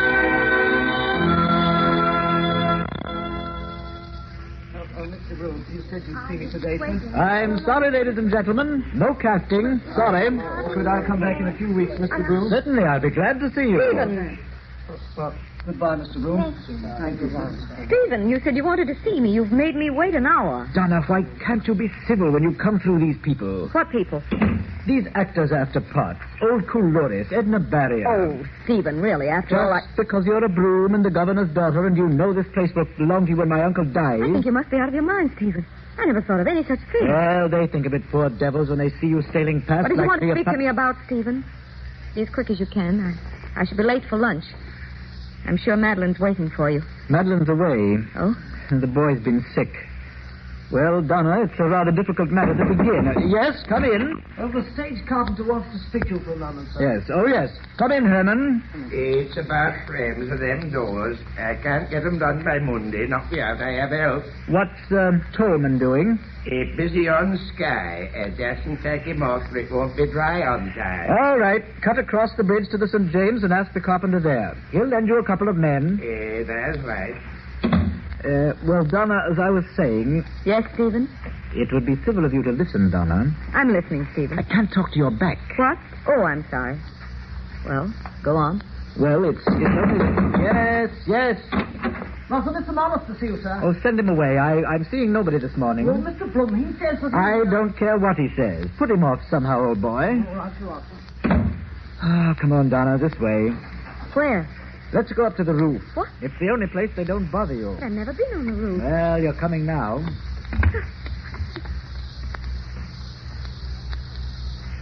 Stephen, wonderful up here. Why don't we rehearse here in the summer? We used to in your mother's time. She loved it. Oh. But nowadays, the governor never comes Look at near those it. people far down there in the street. They look like flies. Oh, I like it here, Stephen. I should come up often. If I let you. You know, I think... If you let me. I said if I let you, Donna. Let me. Is there any reason why you shouldn't? None at all. None at all if you stay on here at the Gloriana. Oh, Stephen, you know well enough that I've got to stay here day in, day out, night in, night out, for the rest of my natural life. Father's made that plain enough. That's why he thought of you as an asset. He was hoping you could play Cordelia with him in the spring when Uncle Russell came over from America. But now he's beginning to wonder whether you are an asset. That's what I was going to talk to you about. Your father's a businessman. He may reckon you as one of his losses and decide to cut his loss. Then I dare say he'll send you back to Blandon, where you so much want to be. I expect you'll be pleased at that. That's why I tell you, I'm always willing to give you pleasure. I don't know what you're talking about, Stephen. You know what I think, Donna? I think you're a cheat. Stephen. Oh, I don't know what you play mean. stupid, Donna, when you've been so exceedingly clever. Cheat? Well, what have I done, Stephen? You don't tell me what I've done. You make it impossible for people to play with you. You shut yourself up. You play for your own hand. It reacts on the company. They feel you despise them. But I don't. I don't even... I never think of them. You find the company friendly? I don't know. I've never thought. Well, it's time you did. Do you know what your audiences think of you? I may as well hear the worst of myself. What do they think of me? They think you're a piece of handsome machinery in good order. It's not true. Perfectly true. What else are you? You're not a woman. You're bloodless and inhuman. You can neither give nor get love. Shall I tell you, Donna, what a critic said to me the other day? No, I don't want to hear it. You can say things about me, Stephen, and I'll let you. But I won't let anyone else. I don't know why I let you. Why do you, Donna? Why? Does it matter? I choose to. But I won't endure it from other people. Even from you, it's hard enough to bear. You make me out hard and cold. And if you think that, then I'd rather you'd say it, of course. But I'm not hard and I'm not cold. Donna, I didn't think... Oh, I don't care. I don't care what you say. Sun's unbearable on this lead roof. I'm dizzy with it. Donna, come back here. Haven't we finished, Stephen? There's really no more to say, is there? I can't be lectured forever. Can I? Donna, what's the matter? Stephen, can't you see? I love you, Stephen. Donna. That day when you came to Blandon to fetch me, you were so... Oh, I was so lonely, Stephen, so terribly lonely. And all these months we've been working together. Stephen, hold me. Hold me in your arms. Stephen.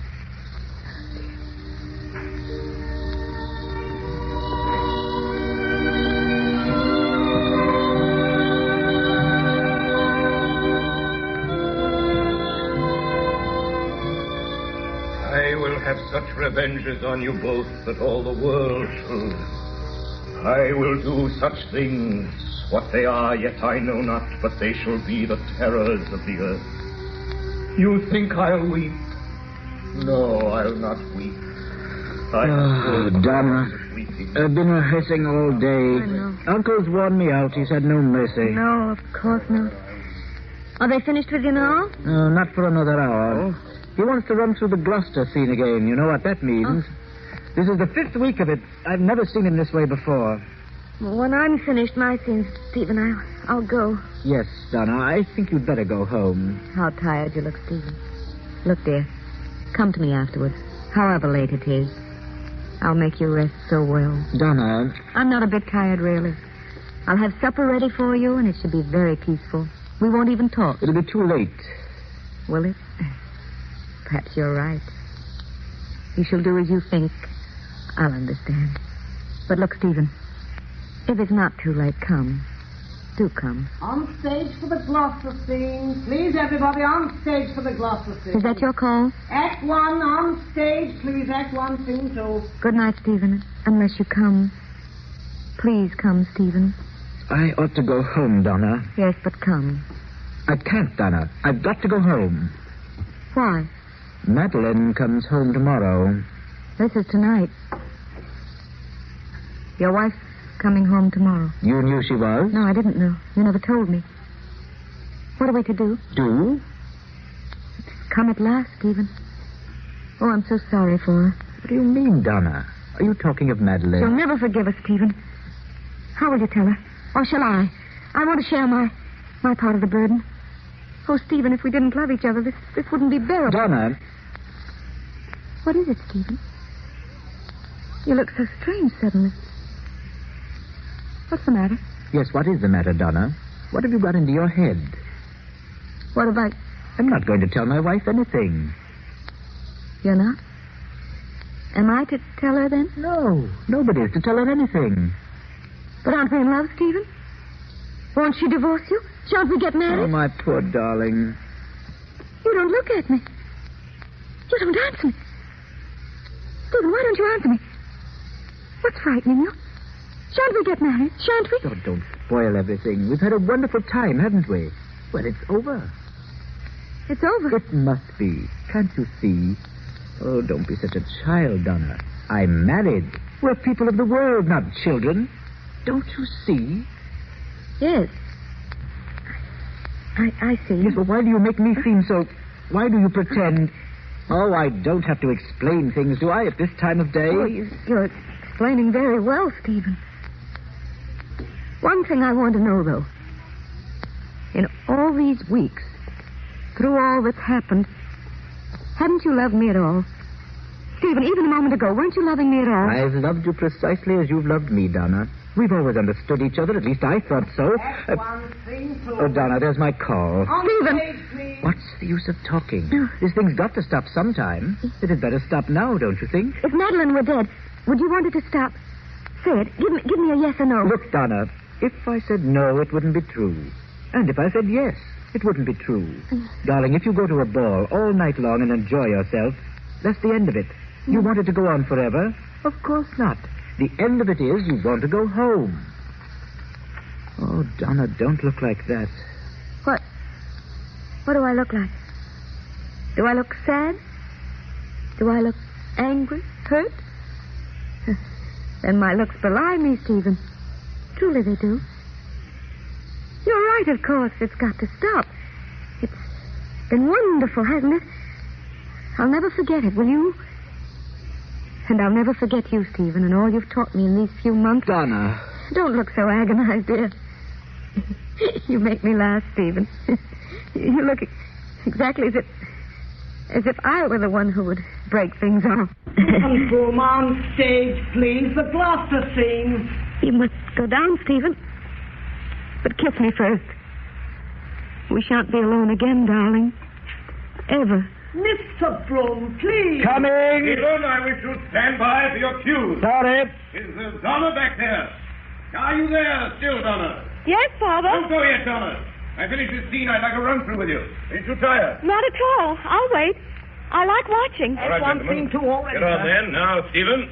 Thou, nature, art my goddess.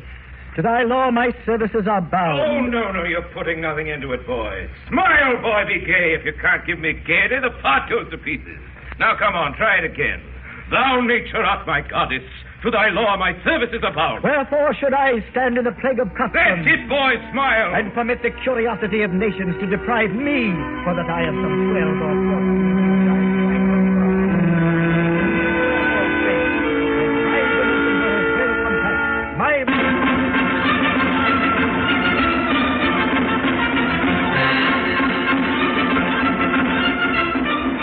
You are listening to the Campbell Playhouse presentation of Broom Stages, starring Helen Hayes in the role of Donna Broom, and Orson Welles playing Harry Broom and his grandson Edmund Broom. The part of Stephen Broom is being played by John Hoysrath. This is the Columbia Broadcasting System.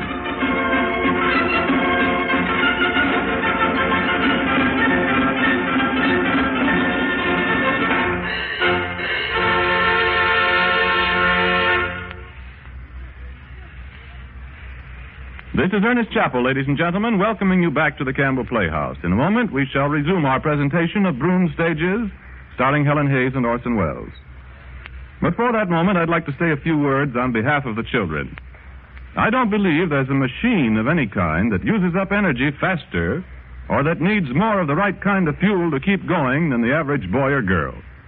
Growing children need nourishing food to replace the energy they burn up and to build strong, sturdy bodies and keen, alert minds.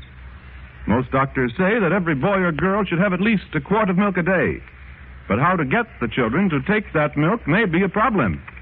And so I want to tell you mothers about one way to do this that I'm sure they'll welcome. Simply add milk instead of water to any of these 4 Campbell soups: pea soup, celery soup, asparagus, or tomato. In this way, you give your children good vegetable nourishment combined with the important health benefits of milk. Why not make a point to serve these 4 soups often?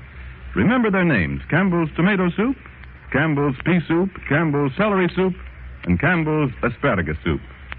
And don't forget that they'll be keenly enjoyed by the older members of the family, too, when served as cream soups. And now we resume our Campbell Playhouse presentation of Broom Stages, starring Helen Hayes and Orson Welles.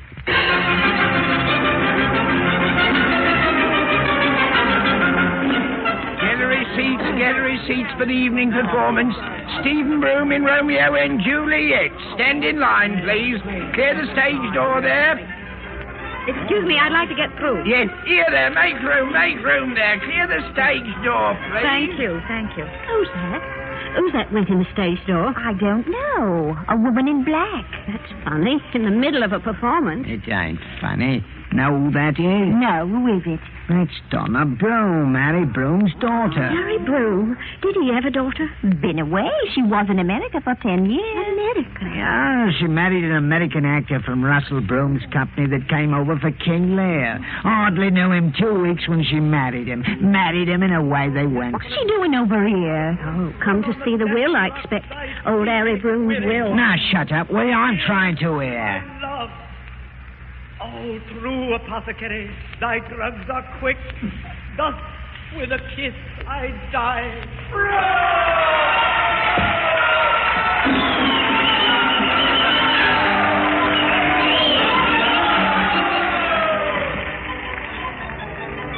But, Donna, don't you understand? For years, your father and I managed these theaters. Now that he's dead... Yes, Stephen, you and my father worked well. I shall step into his place. But, Donna, you're a woman. Why, for 12 years you haven't even lived in this country. Oh, don't talk rubbish, Stephen. I've been managing my own companies in America for 8 years. Well, Donna, you can't be in two places at once. When you go back to America... I'm not going back to America, Stephen. You may as well know. My husband and I are separating, probably a divorce. We have nothing in common, and my work is here. Your work? I'm guardian for Edmund, my son. The business is Edmund's inheritance. And Eustace's? Oh, certainly. You shall look after your son's inheritance, Stephen, and I shall look after Edmund's. I'm very anxious to work with you, Stephen. But, Donna, I've tried to explain to you it's not possible for you and me to... Why not? You see, I don't intend to leave you with sole control, Stephen. I don't see how you can help it, Donna.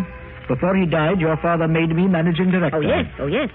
But he's dead now, and the property is half mine. As half owner, I wish to make this arrangement. Well, as half owner, I object, so it's deadlocked, Donna. Of course, if you want to make a dispute of it, Stephen, you can always call in my lawyer. Donna, what do you mean? I've saved a fair fortune, Stephen, but I'm prepared to spend every penny of it fighting for my right and Edmund's. Either you and I work together as my father wished, or the property must be sold. Donna, after all that's happened between us, do you really believe that we could work together? I don't see why we shouldn't. We're arranging a partnership, Stephen, not a love affair. Well, Stephen, do you want to talk it over with your wife? You know perfectly well what she'll say. She'll be extremely puzzled that you should dislike working with me. No, she wouldn't. So you did tell her. You added even that. You couldn't even hold your tongue. She guessed. Did she punish you? My wife's an angel. Always was and always is. And I don't want to talk about her. If I've got to work with you, Donna, at least keep her out of it. And anyway, it's all years ago. You needn't be afraid, Stephen. You won't have to work with me after all. I'm afraid it's I who won't work with you now. No, you've talked a little too much, Stephen. We'll sell the theater and be done with it. What? I said we'll sell the Gloriana and be done with it. Donna, you don't mean that. My lawyer says I'm within my rights. Donna, you can't do that. Why not? The Gloriana's our theater. It's been our theater for 80 years. It was your father's and his father's before that. Now, if a stranger gets in there... I'm not afraid of that, Stephen. Can't you see what you're smashing? The Broom tradition, the tradition of 2 centuries. Not smashing, Stephen, transferring. You think the Broom tradition lives in you and Eustace. I think myself strong enough to transfer it all through myself to Edmund. Our sons will not be of age for another 10 years, and that gives you and me plenty of time, Stephen, to fight this out. Let's see 10 years from today which branch will represent the Broom tradition. Don't look so frightened, Stephen. You used to like a fight. Donna, I beg of you not to do this mad thing. Yes, you always thought me mad. Donna, you don't realize the brutality of what you're doing. This starting again from the beginning, with the children, my wife always ill. It's more than I can face. We all say that when we're in trouble. But you know, one does face things, and after a time one masters them or is mastered by them. It's all a question of one's nature, Stephen. One must learn to be hard and learn to be cold and learn not to feel too much. And then one wins. Donna, are you still holding against me that craziness when we were both so young? I wish you wouldn't be so emotional when I want to talk business. However, I can talk to my lawyer and he can see yours. And you do understand, Stephen, don't you, that I'm going to sell the Gloriana?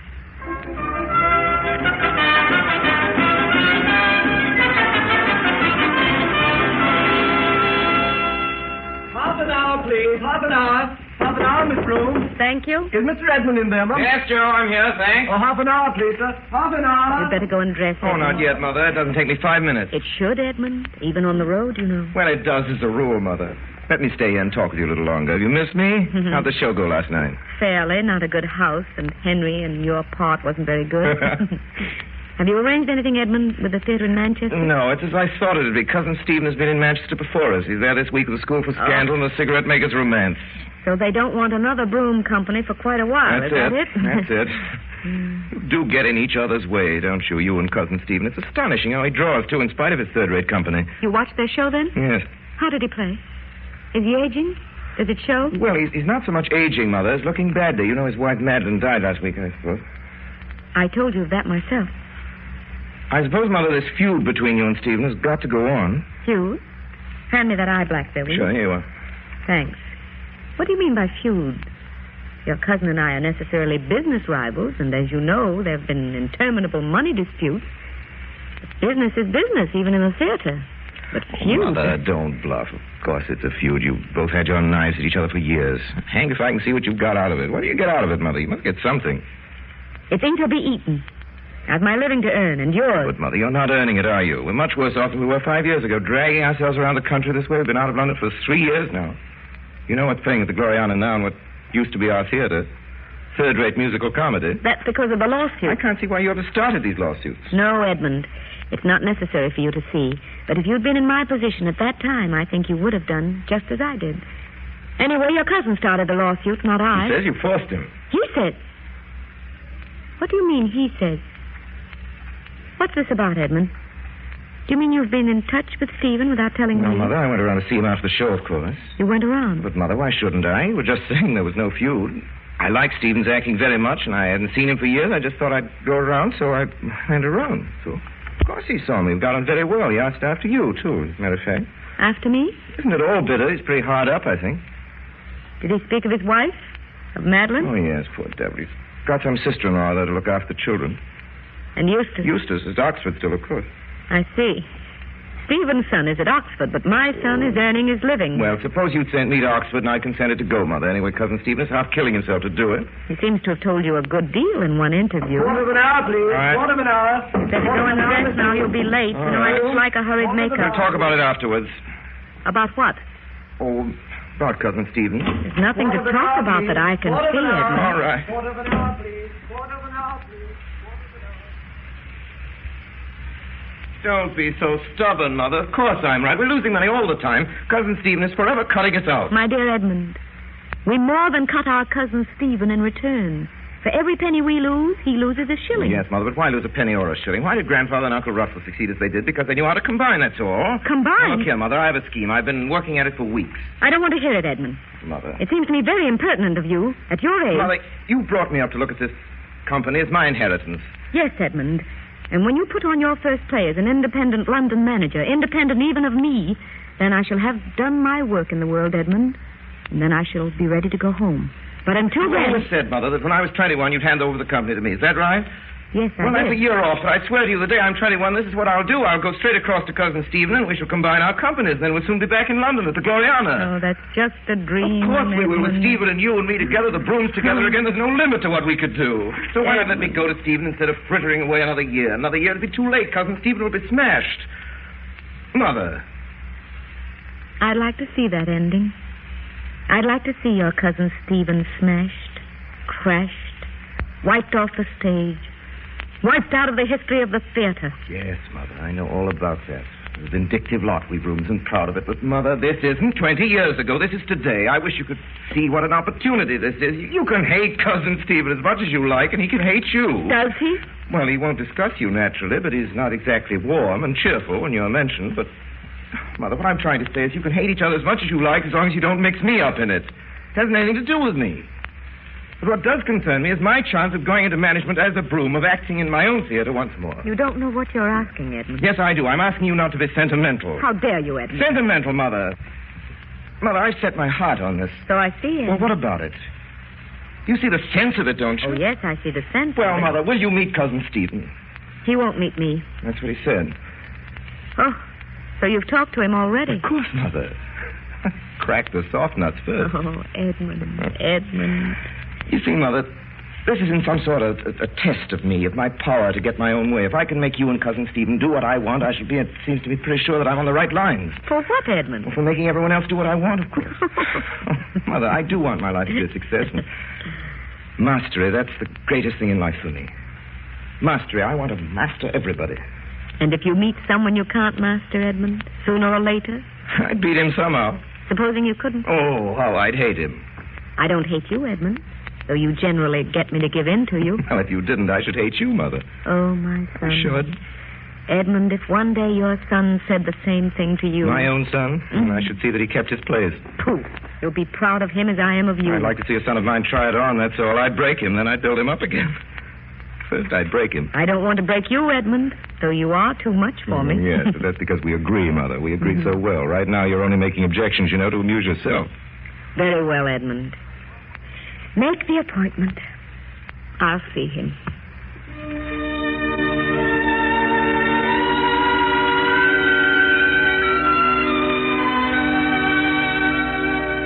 Well, you've read the agreement, and I take it that you approve. So if you'll sign here, Miss Donna. Yes, I'll sign it. Thank you. Now, you, Edmund. Thank you. Now, you, please, Stephen. I can't do it. I won't do it. It's signing away Eustace's birthright. My son's birthright. My dear Cousin Stephen. I tried to blind my eyes to it, but here it's written down clear enough. And I won't do it, Donna. If your boy here is my partner, that's well enough. But what about Eustace?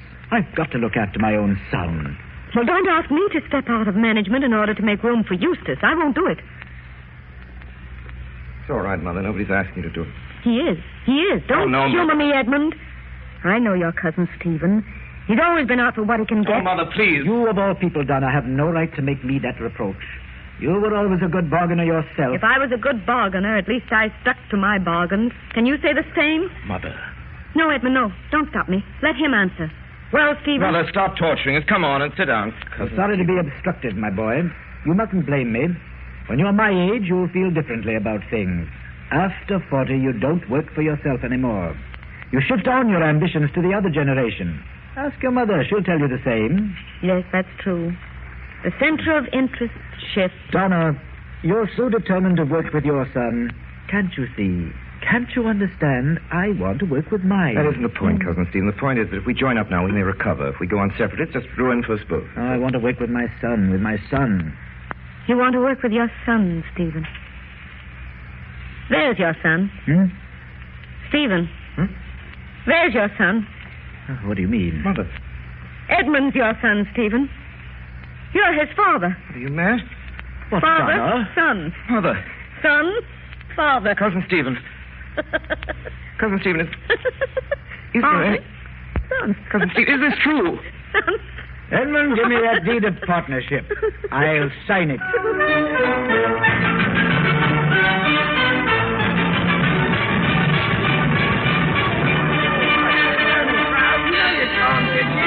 Keep near the stage door, can't you? Keep clear. Shut up, will you? If we can't see, we want to hear.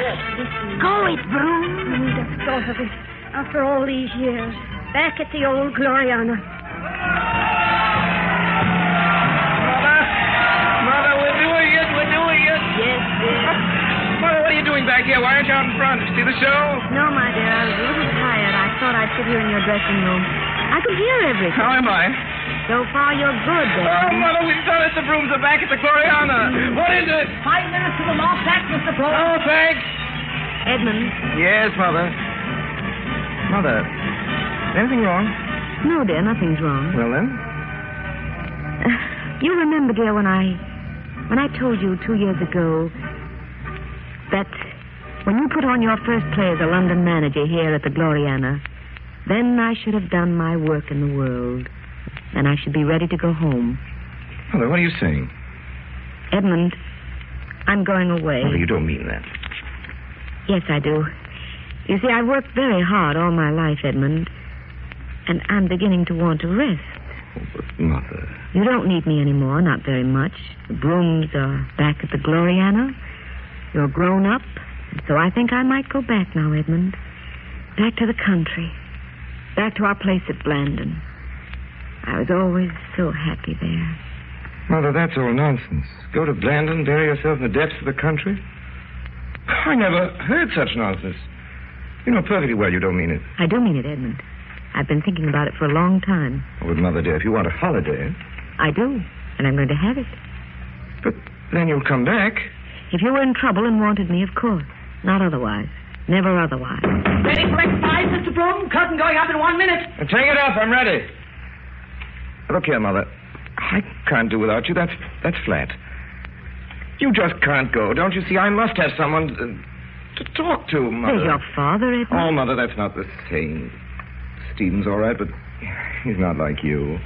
You know how I think about things. You know how I work. Now, I'm awfully sorry, Mother, but I can't spare you. I really can't. Curtain going up now. All right, I'm coming. Mother. Yes, dear? Well, Mother, it's understood then, isn't it, that you put out of your mind all this nonsense about going to Blandon? Oh, no, Edmund, I'm going. But, Mother, why? I've felt this last year as if I were running a race with you, Edmund. Only you're running on dry land and I'm running through mud or water. It slows me. You'll feel the same when you're 40 and have to keep up with your children. Mother, it's leaving me in the lurch. It's unlike you. Imagine me all alone coming home tired. Darling, no one to speak to. Oh, you'll get accustomed to being alone, Edmund. You'll like it, really. No, I won't. You know, my dear boy, there are times when my authority irks you. And I'm too old to learn how to lay down authority. Well, Mother, you and I... There's your entrance, sir. Right. Mother, for the last time, you can't do this. Mr. Broom, Right. You must be out of your mind. The theater's your life. It's all that you love. You're wrong, dear. I've always hated the theater.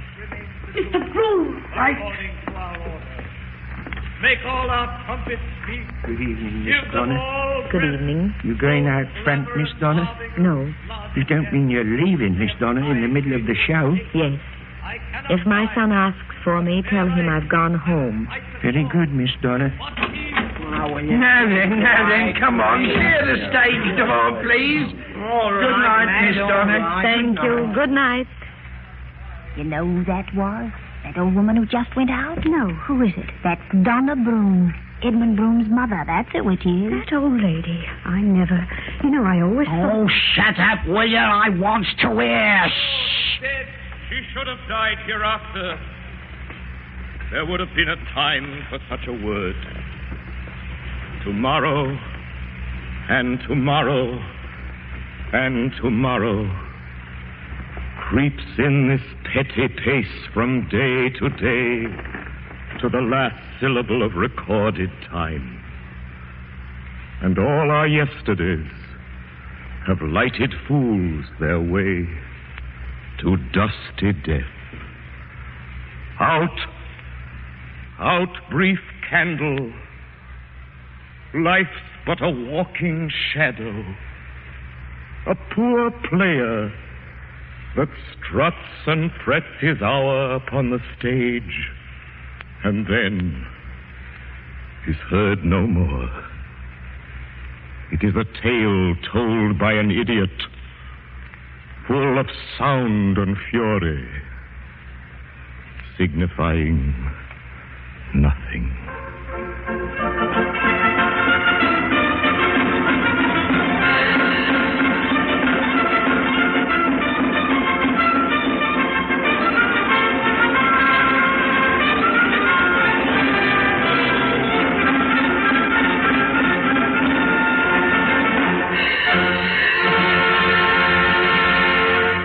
You have been listening to Helen Hayes and Orson Welles in the Campbell Playhouse presentation of Clements Dane's Broom Stages.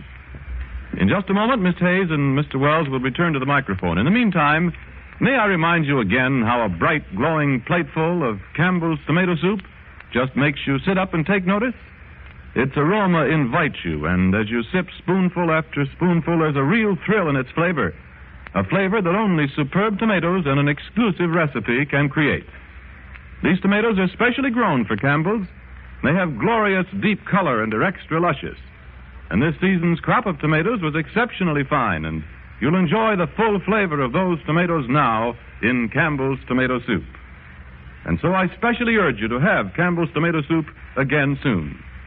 And now, Orson Welles with his guest, Miss Helen Hayes. Just a moment, Mr. Chappell. Yes, Miss Hayes? I want to tell you, Mr. Chappell, the way you describe Campbell's tomato soup always makes me hungry. Well, thank you very much. But, you know, long before I first heard you talk about it, we were having it often at our house.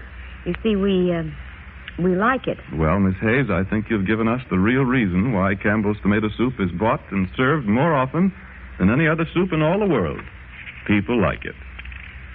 And now, ladies and gentlemen, Mr. Orson Welles. I told you, ladies and gentlemen, that tonight's broadcast was Helen Hayes' own choice. Broom Stages, she tells me, has long been her favorite story of the theater. And when Miss Hayes says the word theater, believe me, she's talking about something she knows. She's been in it since childhood, and I doubt if there's anyone in this generation who's worked so successfully, so unselfishly and tirelessly to keep this theater of ours a live and burning thing in the hearts of audiences the country over. This moment, with her most recent New York success, ladies and gentlemen, Miss Hayes is once more on the road. Last night, within a few minutes of the curtain going down, she was on her way to New York to be with us today. Now she plays in Boston, and after Boston, I believe, what is your next stop after Boston, Ellen? I'm off to Buffalo. Off to Buffalo. Well, we were speaking of the road and of the quite theater. a few things have changed since Donna Broom went touring with her American company, of course. There were no planes or radios in those days, and most of the theaters where she appeared have long been torn down. Yet in the audiences to which we play, there must be sitting every night grandchildren of those who saw Donna Broom. If I may interpret you, you mean if there really had been a Donna Broom. But there was, Orson, there was.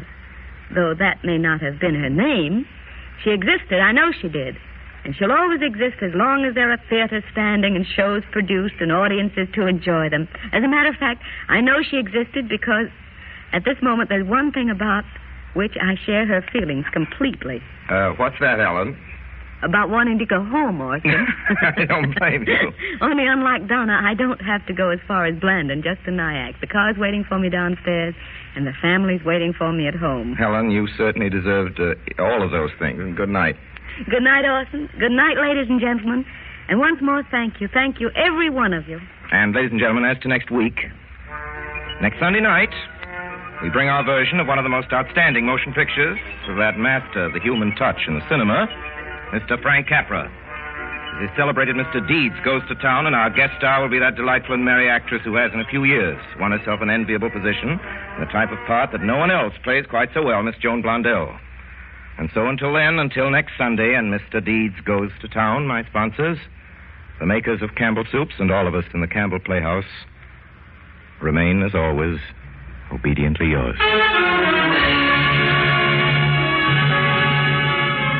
The makers of Campbell Soups join Orson Welles in inviting you to be with us in the Campbell Playhouse again next Sunday evening when we present, by arrangement with the Columbia Pictures Corporation, Mr. Deeds Goes to Town with Miss Joan Blondell as our guest. Meanwhile, if you've enjoyed tonight's Playhouse presentation, won't you tell your grocer so tomorrow when you order Campbell's tomato soup? This is Ernest Chappell saying thank you and good night. This is the Columbia Broadcasting System.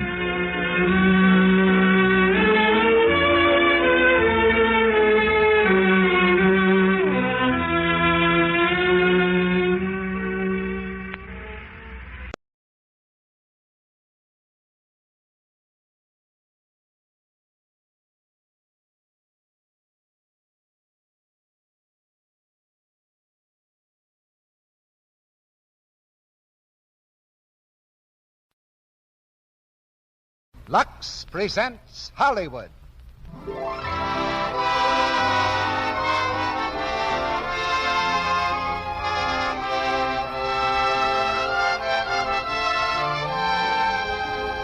Lux Radio Theater brings you Helen Hayes and Otto Kruger in To the Ladies. Ladies and gentlemen, your producer, Mr. Cecil B. DeMille.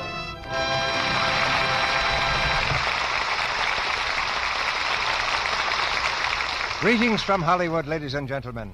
Special greeting tonight to the ladies, and even more especially to one lady, the First Lady of the American Theater, Miss Helen Hayes. Upon her dainty shoulders, she wears the mantle of dramatic greatness, and in her slim hands she holds the key to all our hearts. We asked her to do the play To the Ladies because it was one of her biggest Broadway hits. When she arrived at our stage door for the first rehearsal, we had Otto Kruger here to greet her. Otto was a leading man in the New York production, and he plays his original role tonight. To the Ladies is a romantic comedy written by two of the country's favorite playwrights, George S. Kaufman and Mark Connolly. Perhaps I should say it's a realistic comedy, because the two men who wrote it have proved to all men that this is a woman's world. Naturally, we dedicate our play to the ladies, and it's brought to you by Lux Flakes, a product that's dedicated to the ladies. Lux Flakes works from sun to sun to see that woman's work gets done. And now for an advanced course in romance and diplomacy, we raise the curtain on Act One of To the Ladies, starring Helen Hayes as Elsie and Otto Kruger as Leonard.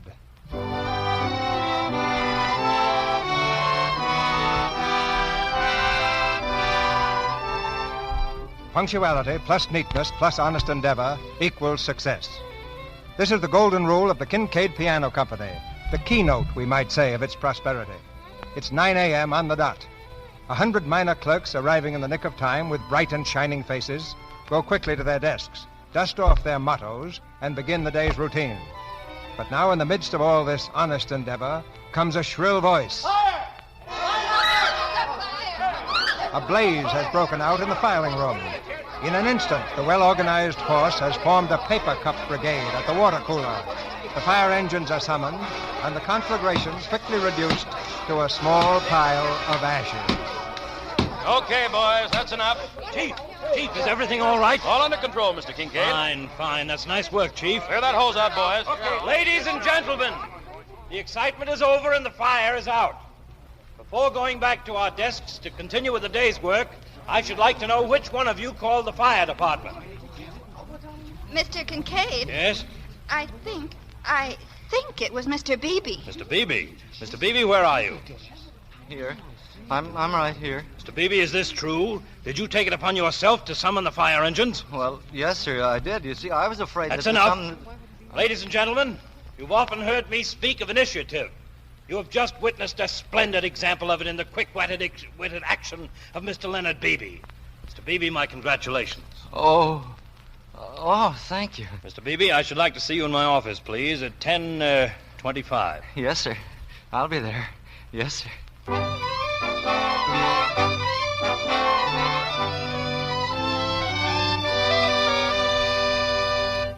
Well, go on, Leonard. What'd he say then? Well, then he said, Mr. Beebe, you're married, of course. And I said, yes, Mr. Kincaid, I'm married to the sweetest little woman in the world. Oh, Leonard. Go on, dear. Well, then he said, Beebe, the missus and I are driving down to the country Saturday afternoon, and perhaps we'll drop off and say hello to you at your place. They're coming here? Yeah, Saturday afternoon, 3 o'clock. Oh, Leonard, that's wonderful. You know what that means, don't you? I'll be chief clerk inside of a month. Oh, now, Leonard, you don't know that you will at all. Well, I know the job's vacant, don't I? And then that's the way it always begins. First, he and Mrs. Kincaid pay you a visit, and then you get invited at the annual banquet, and then you get promoted. Oh, Leonard, I hope so. But we mustn't count on it now. Well, why not? Don't you think I can handle a job? Oh, of course, darling. All you need is... A chance. Yes, certainly. Yeah, if I'm the right man, I'll make my own chance. You remember that piece in the magazine last month? Oh. Where will you be 10 years from now? Are you taking advantage of your opportunity? You know, I read it to you. That one. Well, anyway, when he sent for me and he said all those nice things, that's where I got my work in. You see, I told him we had a Kincaid piano and that you played it all the time. Oh, you did? Yeah. Oh, Leonard, I can't get over how smart you are. Are you sure you did it just the way I suggested about telling him that... Huh? No, you hardly gave me no more than the germ of it. You only said if I ever did get a chance to speak to Mr. Kincaid... I know, Leonard. I know it was you. Oh, you've got to take care of me, Leonard. Well, I will, all right. I'll make a lot of money, too. You just watch me. I know you will. You know, Leonard, I believe in you. I know what a brilliant mind you've got, and I know what you can do. Well, he's coming out sure to invite me to the banquet. Now, you just watch. Leonard. What? I was just thinking, we must owe an awful lot of money. Well, not an awful lot. We owe some. Did you ever pay off the money we borrowed on the piano? Huh? What, the piano? Oh, no, not quite. You're not behind on it, are you? No, just about a week. Oh, Leonard. Well, I'll take care of it Monday. Oh, Leonard. It's all that terrible grapefruit farm. That's what you're always needing money for. If only you hadn't bought it. Not bought the grapefruit farm. I'll bet you when it's bringing us in $350 a week, you won't say that. But way off in Florida. And how do you know it will bring in anything? Haven't they always? I showed you what it said about it in the magazine. Keep a grapefruit farm for 4 years, and it will keep you for life. Well, we've had it for 2 years already. Oh, it did take an awful lot of money, though. And we need so many things. Elsie, please don't worry about it. Now, someday, I'm going to give you everything you want. And I've got a feeling that someday starts this Saturday afternoon.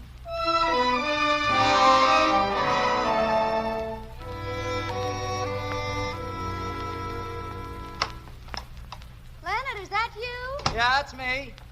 Hurry up, darling. They'll be here any minute. All right, look. Here are the cigars. I bought 3, just as you said. Hey, 40 cents apiece. Ooh, they're terribly expensive, aren't they? Say, you know, Elsie, I think you're wrong about not giving them something to eat. Yeah, they judge us by what we do. But not by a lot of food. No, Leonard. Well, all right, then. Well, listen, what about that bottle of champagne, then? The Christmas present from Uncle Fred? Well, what's the difference? We never get a better chance to use it. Well, I'll put it on ice. Where is it? In the hall closet, on the top shelf. You'll have to use a chair. Yeah. Be careful, Leonard. I will. Say, you know those cigars? They're genuine fleur de base. They're the same kind of millionaire smoke, you know. There was a long piece about famous men and their cigars last Sunday. Did you read it in the World magazine? No, Leonard. Leonard? Huh? They're here. Oh, all right. All right, don't get excited. Now, take it easy. Here, put this on the ice, will you? Open the door, dear. All right. Now, easy does it. Relax. Good afternoon, Mr. Hello, Chester. Well, hiya, Leonard. What's the matter? Oh, I thought you were... No, never mind. Hello, Elsie. How are you? Well, I'm fine, Chester. Leonard, push that chair back where it belongs. Well, cleaning up for the great visit, eh? Do you know about it? Oh, sure. Everybody in the office knew it when I left.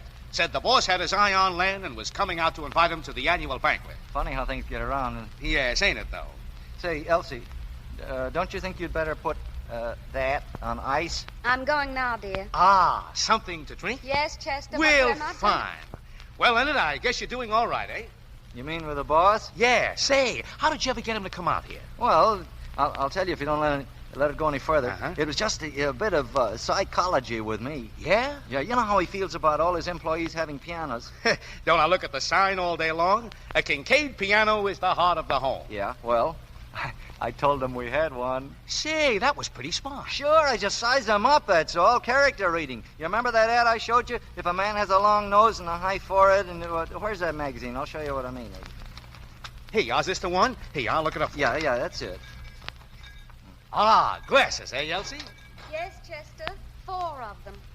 We're expecting Mr. and Mrs. Kincaid, Chester. I know. Right away. Well, here's that character reading ad, Leonard. Where? Hey, all right here. Oh, Leonard, I wish you wouldn't pay so much attention to those advertisements. Oh, is that so? Well, that's where I learned about the grapefruit farm. Yes, I know. Well, a lot of fellows have got good tips out of here. Look at this. Babson of Iowa made $600 the first month. That's that popcorn machine, you know, Chester. Crispets, huh? Yeah. McCormick of Michigan made $550. What McCormick? Huh? What McCormick? What? Michigan. What's his first name? What's the difference what his first name is if he made all the money? But did he make it? Well, of course he made. Doesn't it say so right here? And I suppose you think thousands of fellas don't make a lot of money out of these correspondence courses, too. Leonard, don't you know that those things are for the people who haven't got it in them, who have to acquire it from the outside? Now, you're different. You have the ability. It's just a case of giving it a chance to come out. Yeah, well, you may be right, but I don't know. It seems a shame to let all that easy money slip away, that's all. Say, here's a book I'd like. 500 speeches for all occasions. Listen, Suppose in a gathering of distinguished and brilliant men and women, the host of the occasion suddenly calls upon you to make a speech. Would you stammer and sit down, or would you electrify one and all by your eloquence, fairly swinging them off their feet by the magic of your words? Watson's Manual of Speech-Making shows you how 500 sample addresses clip the coop today. A friend of mine has one. They're good. Yeah. Send $3 for 30 days trial, your money refunded. Gee, that, would be kind of nice to have one of those things. Huh? Oh, but Leonard, you're never called on to make a speech. I know. It's only $3, though. And you Leonard. Elsie, they're here. Mr. and Mrs. Kincaid. All right, darling. I'll let them in. Chester, do you mind? Me? Mind what? Chester, don't you see... Oh, you mean you want me to go? Oh, sure. Thank you, Chester. You can go out by the kitchen. Okay, so long, Len. Good luck. Yeah, thanks. Oh, Mrs. Kincaid, I'm Mrs. Beebe. How do you do? Come in, please. How do you do? Oh, how do you do? How do you do, Mr. Kincaid? Hello, Beebe. How are you? My wife, Mr. Beebe. How do you do? How do you do? Sit down, Mrs. Kincaid. Oh, let me take your wrap, Mrs. Kincaid. Oh, yeah, excuse me. Sure. Well, how's business? Oh, fair. That's too bad. Huh? Oh. I mean, no, it's too bad. I mean, it isn't better than fair. Well, Leonard, perhaps Mr. Kincaid would like a cigar? Oh, yes. Cigar, Mr. Kincaid? No, thank you. Huh? Giving it up for the present. Doctor's orders. Oh, I see. Well, Well, how about a little champagne? Champagne? Well... Fine. I got it on ice. I'll be right back, Mr. Kincaid. You're from the South, aren't you, Mrs. Beebe? Yes, I am. Mobile. Mobile, is that so? I wonder if you know the Forresters in Mobile, Selina Forrester. Indeed, I do. She's charming, don't you think? Yes, I always enjoyed being... Oh, dear. Leonard seems to be having a little difficulty. Yes. Is everything all right, Leonard? Sure, fine. The bottle was just slippery. Oh. Well, here it is. I'll pour it, dear. Oh. Very fine champagne, Beebe. Yes. We must lay in some more of this, dear. Elsie, our stock is rather low. Oh, Leonard's such a joker. You'll have to wait for Uncle Fred to send us more, Leonard. He gave it to us for Christmas, Mr. Kincaid. Well, it's certainly very kind of you. Sorry we haven't something better. To the ladies. To the ladies. Well, guess you don't get much of this anymore. I mean, except at banquets and dinners and places. Elsie, wouldn't you like to play something for Mr. Kincaid on the piano? Leonard, I don't think... Oh, please do. Well, if you really want me to. Yes, indeed. We've been looking forward to it.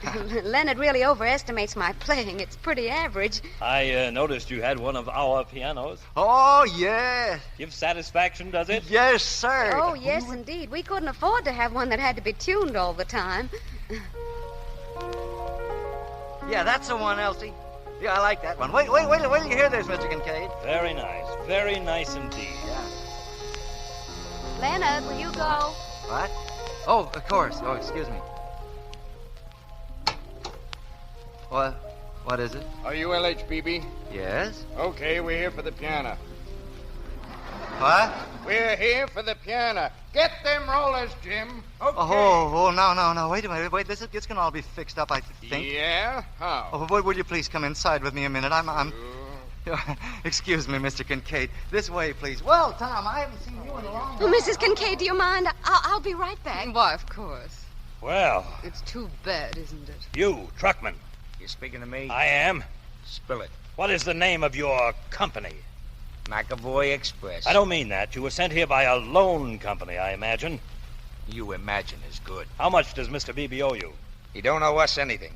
He owes the loan company $22. Well, here you are. Please give Mr. Beebe a receipt. Sure. It's worth that to find out these things. Yet I'm sorry somehow. Mr. Kincaid, I'm afraid there's been a little misunderstanding. I believe it's straightened out now. The truckman will give you a receipt for $22, Mrs. Beebe. Mr. Kincaid, you didn't... I took the liberty, yes. You ready, Myrtle? You're not going? I'm afraid that we must. Oh, wait, please, Mr. Kincaid. I know you think that Leonard's been extravagant, but he hasn't. I mean, you think he's been spending money foolishly. I'll admit I'm a little prejudiced. I don't like to see any of our young men in debt. He should think of his family, his future. Oh, but he has, Mr. Kincaid. That's just what he has been thinking about. He's been making an investment. Really? Buying a farm. Oh, is that so? A grapefruit farm in Florida. Oh. He's been saving every penny he could just to pay off what we owed on it.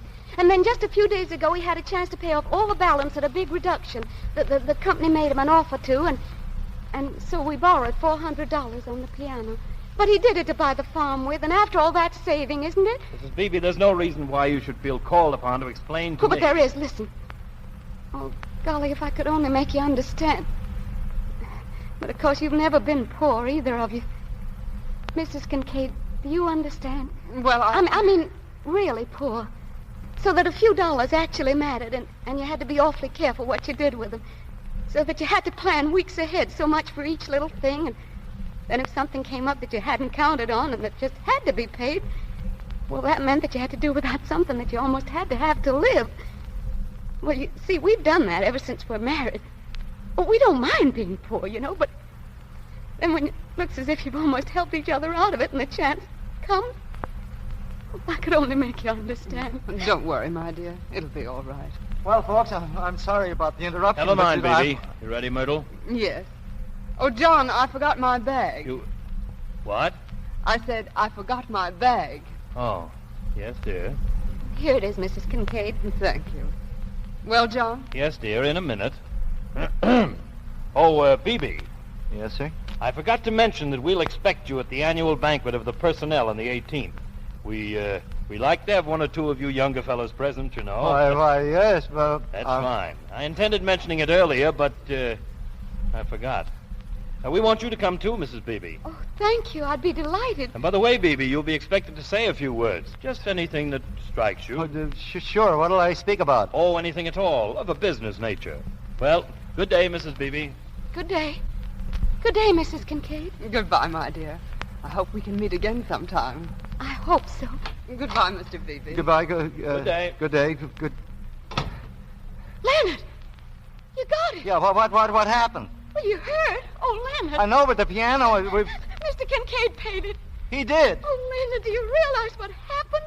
You're going to the banquet. Yeah. Well, sure. I told you it was coming, didn't I? Leonard. Huh? You've got to make a speech. Oh, yeah.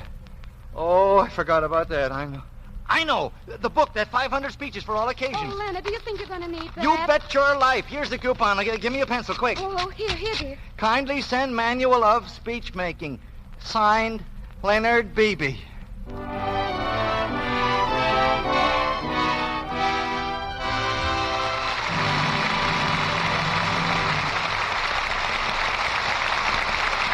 just a moment, Mr. DeMille brings us Act Two of To the Ladies, starring Helen Hayes and Otto Kruger. During this short intermission, we're going to bring you a study in contrasts, the story of two girls. Here's popular Polly. She's dainty and jolly, as bright and as gay as a lark. Her phone's always ringing, her date book is brimming, and she's singing from dawn until dark. It's a happy day, loo-loo-loo-loo-loo-lay. But poor little Lou is gloomy and blue. She sits and she watches the clock. Life's passing her by. And she doesn't know why she's the loneliest girl on the block.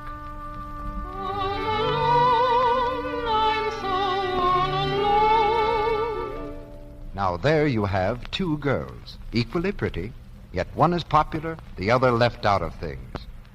Why do things like that happen sometimes? Maybe we can answer that best by looking at popular Polly for a moment. From the crown of her head to the tip of her toes, she's neat as a pin and as sweet as a rose.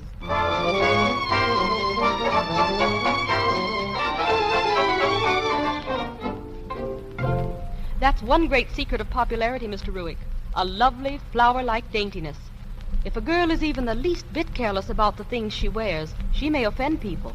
That's why the truly dainty girl luxes under things after every wearing. Blouses, dresses, and accessories. Often to remove every trace of perspiration.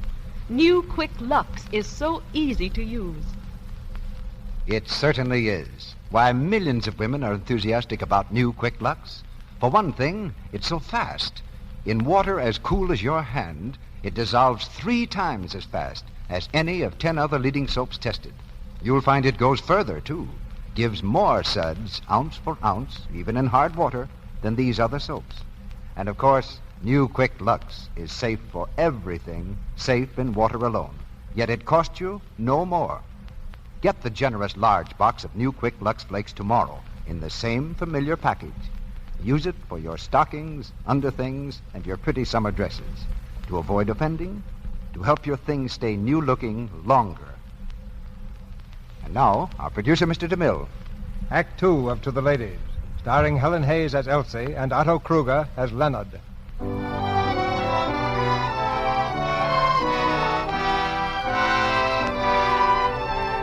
The night of the great banquet approaches rapidly.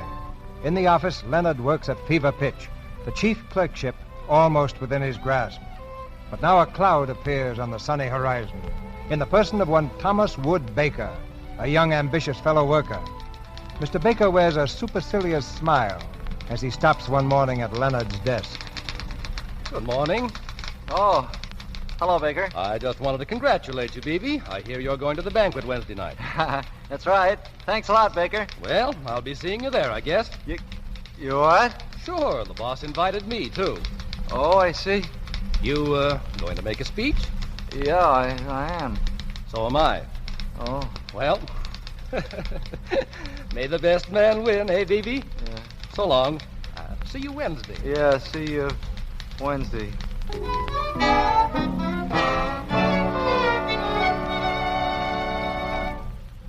Honored President, Mr. Toastmaster, ladies and gentlemen, I am feeling at this moment exactly like the seasick passenger on the ocean liner who... Leonard, what are you doing? I'm practicing my speech. Don't you think you ought to be getting dressed, dear? Yeah, in a minute. Ladies and gentlemen, I am feeling at this minute exactly like the seasick passenger on the ocean liner who was asked by a fellow passenger who was amused by his illness, "Are you afraid you are going to die?" "No," said the sick man, "I'm afraid I'm not going to." As an orator, I am non-est. However, Leonard, here's your shirt, dear. I put the studs in for you, and your suit's laid out on the bed. All right, thanks, darling. That'll give me more time to rehearse the speech. And You're not putting anything more in it, are you, dear? Huh? I mean, it sounded just the right length to me. You still don't like it, do you? Well, I think it's wonderful for what it is, but I still believe you could have written a better one yourself. Better than one written by experts? Well, you could have made it less like a regular speech. You know, more like the way people talk. Well, people don't go to a banquet to hear people talk just the way they talk. Gee, they could hear that at home. Of course, I don't know much about banquets, All dear. right, well, I can tell you, regular speeches, and that's the thing. And at a business dinner, oh, well, after all, a man knows best about business dinners. Oh, yes. Of course, I'm glad you're going, but I'm still... You mean you'd rather I wouldn't go, Leonard? No, I want you to go, only as long as the other men's wives are going. But, look, I got a chance to be chief clerk of the department if I do this thing right. I can't seem to make you understand. Why, Leonard, I do understand. And I won't discourage you or stand in your way anymore. I'll just remember that you're my champion and that you're doing it for both of us. Well, then. Oh, Leonard, I don't know what I'd do without you. And I do so want you to win tonight. Just think of it. You've only that man Baker to beat, and I'm sure his speech can't be half as good as yours. Well, you ready? For what, dear? Well, to hear it, of course. Oh, again? Well, gee, you want to help me, don't you? Gee whiz. Oh, of course, dear. Of course. I'm ready. Well, here, you hold the Here, notes. Now, all sit right. over there. Go on. All right. Honored President, Mr. Toastmaster, ladies and gentlemen, I am feeling at this minute exactly like the seasick passenger on the ocean liner who was asked... Oh, I wouldn't do that, Leonard. What? I wouldn't hold your stomach like that as if you were seasick, too. Oh, gee, that's on a gesture. I know, darling, but you know it's an after-dinner speech. Well, all right. Gee, exactly like the seasick passenger on the ocean liner who was asked by a fellow passenger who was amused at his illness, "Are you afraid you're going to die?" "No," said the sick man, "I'm afraid I'm not going to."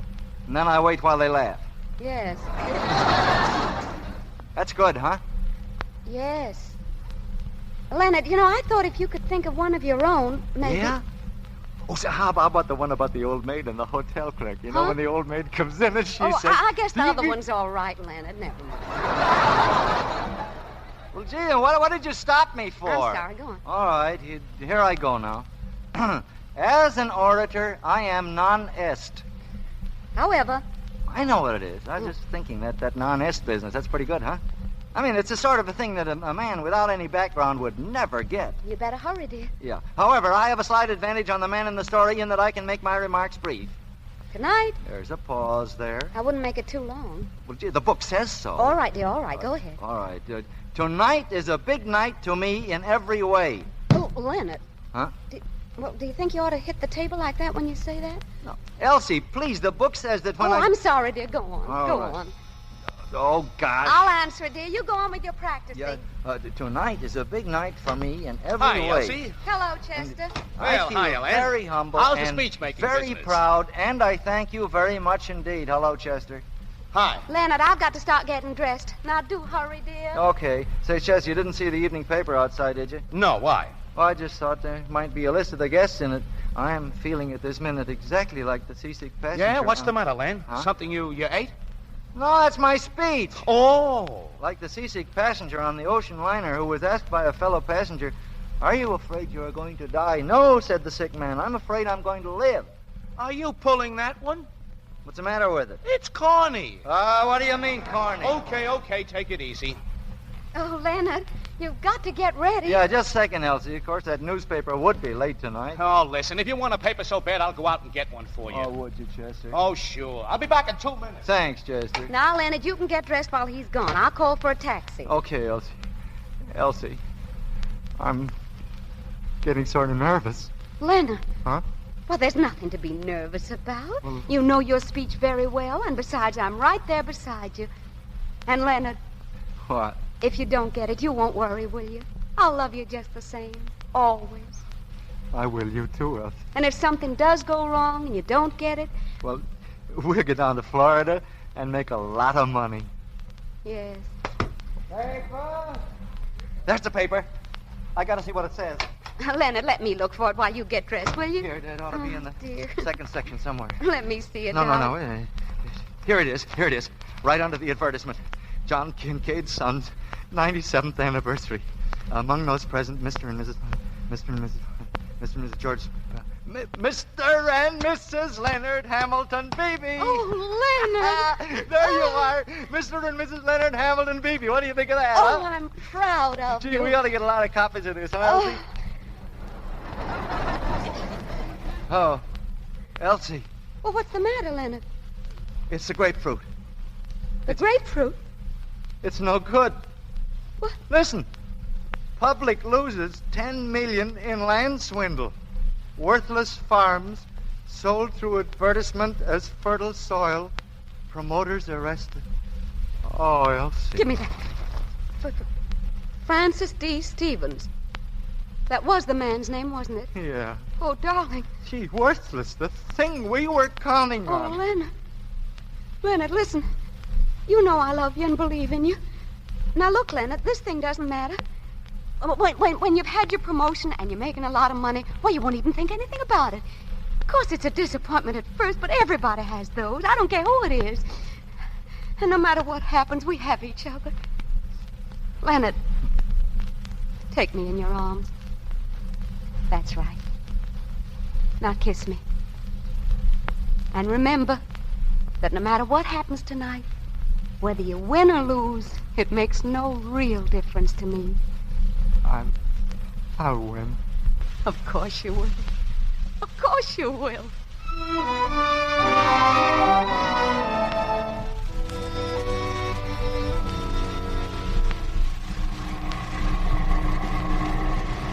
Well, we'll be there in a minute now. Go ahead, darling. I feel exactly like the seasick passenger who...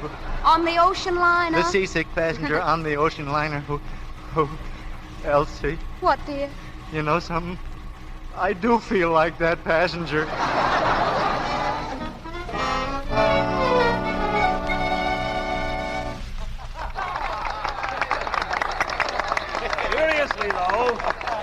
Seriously, ladies and gentlemen, I am glad to announce that that moment is now at hand when our employees, particularly those who have been with us for some years, are to be recognized. every man who's been with the company 5 years or more will be entitled to wear a button. A solid silver button, which is to be known as the Kincaid service button, with one gold stripe for each 5 years of service. The expense of the buttons will, of course, be borne entirely by the company. Ladies and gentlemen, I thank you. Thank you, Mr. Kincaid. Thank you. Ladies and gentlemen, as most of you know, it is the custom at each of our organization dinners to invite new blood to be present. Tonight we have 2 new junior members. In fact, Leonard, do you speak now? No, I don't think so. Baker's first by right of seniority. Oh. You see, he joined the company a week before I did. Gee, I wonder what kind of a speech he's going to make. Oh, don't you worry, darling. Yours will be better. Sure it will. It's got to be. Which he has served the company. And so I take great pleasure in presenting Mr. Thomas Wood Baker. Baker. Honored President, Mr. Toastmaster, ladies and gentlemen, and guests.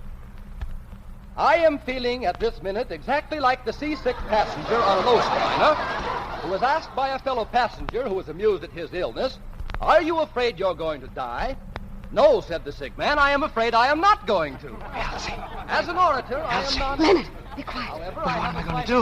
That's my speech. You must have used the same book I used. Oh, Leonard, you'll just have to think of something else. I can't think of anything. My mind's a blank. Leonard, pull yourself together. You've got to say something. No, I want to go home. No.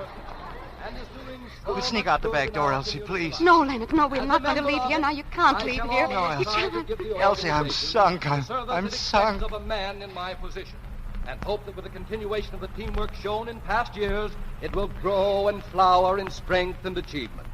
I feel very humble and very proud, and I thank you very much indeed. Thank you, Mr. Thomas Wood Baker. And now I'm going to ask the second member of the younger generation to say a few words. A young man of great promise. Ladies and gentlemen, I take pleasure in introducing Mr. Leonard Hamilton Beebe. Ladies and gentlemen, Mr. Beebe and I have prepared a little surprise for you tonight. Just about the middle of the afternoon, this very afternoon it was, Leonard suddenly got laryngitis. He does it once in a while. And it was all he could do to speak above a whisper. He's feeling a little better when he got here, but he was afraid he wouldn't be able to be heard if he spoke himself. And so he gave me the list of what he was going to say. Didn't you, dear? Yeah, dear, I did. So, ladies and gentlemen, if you don't mind, I'll deliver Mr. Beebe's speech just the way he was going to deliver it. Do you mind? Thank you. Thank you. Well, Mr. Beebe wants me to say that what he was going to talk about was sanity. He refers to a spirit that's coming back into the business world after having been gone for a long time. A spirit we've got to recognize and hold on to. I mean, he means that after a good many years of dilly-dallying and theorizing about how to get a little humanity into business, today we're actually just going ahead and getting it there instead. It seems to me that about everybody in the world has written a book or designed a chart that'll show you how to strengthen character by mathematics or get a personality by mail or make friendships according to science. A good many people have apparently been trying to find human nature all laid out and classified in textbooks and on maps. Now, Mr. Beebe knows he's pretty young, but he's been able to observe that these theories are wrong. He's been able to observe that a businessman, a big businessman like Mr. Kincaid, can be just as simple and human in the way he runs his business and selects his employees as anybody, and he doesn't need to lose anything by it. The trouble with most businessmen today is that they're too busy looking for some kind of a machine that'll attend to business for them. Now, John Kincaid has shown you how to get away from all that. He's shown you that there are still such things as understanding in business, and that simple, maybe old-fashioned ways of doing things are just as efficient, and maybe a little more so, than all your psychology and your applied what-do-you-call-it and things like that. Now, why don't you follow this example? Go in for business. Go in for it all you want to. But for heaven's sakes, try to be a little bit human. That's about what you wanted me to say, wasn't it, dear? Approximately, yes.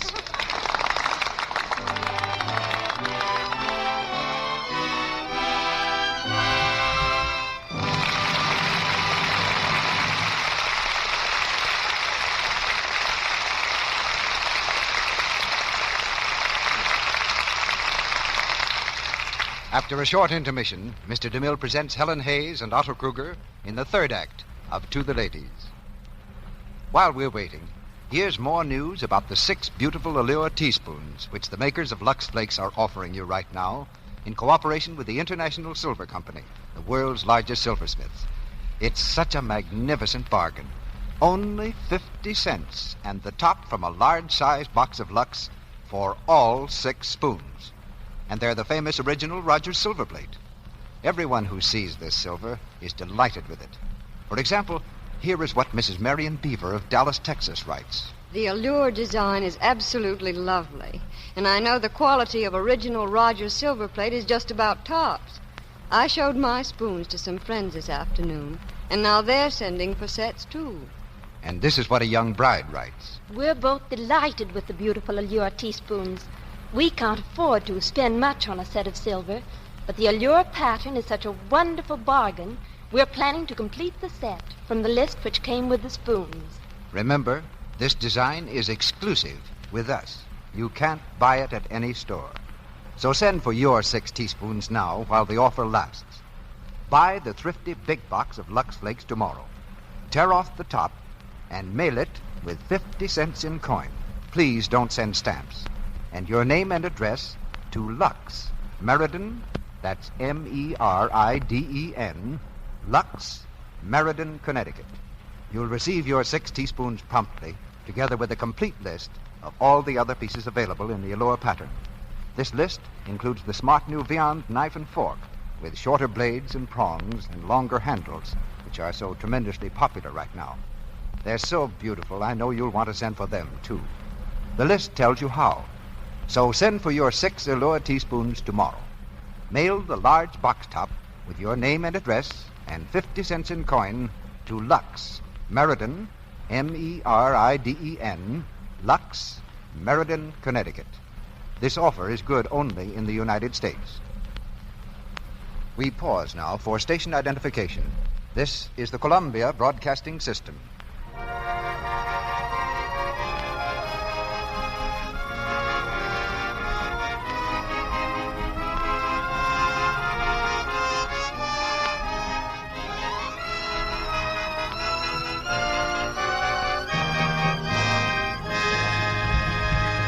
Curtain rises on the third act of To the Ladies.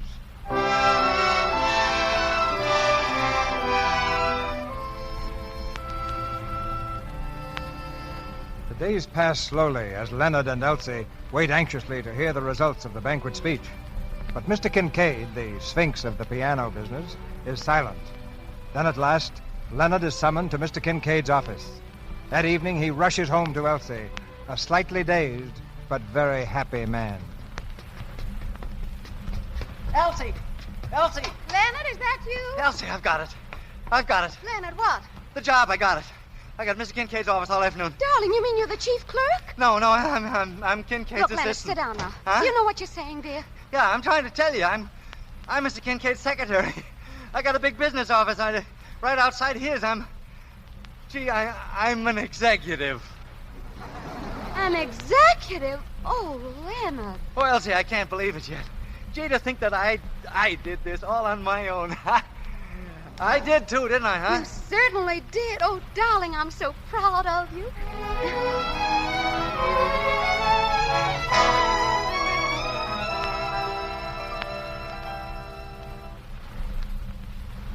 Now, let's see.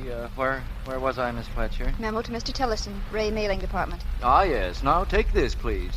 Mr. Toohey now has 12 girls in the mailing department, but believes with me that men not only could do the work better, but much more quickly than women.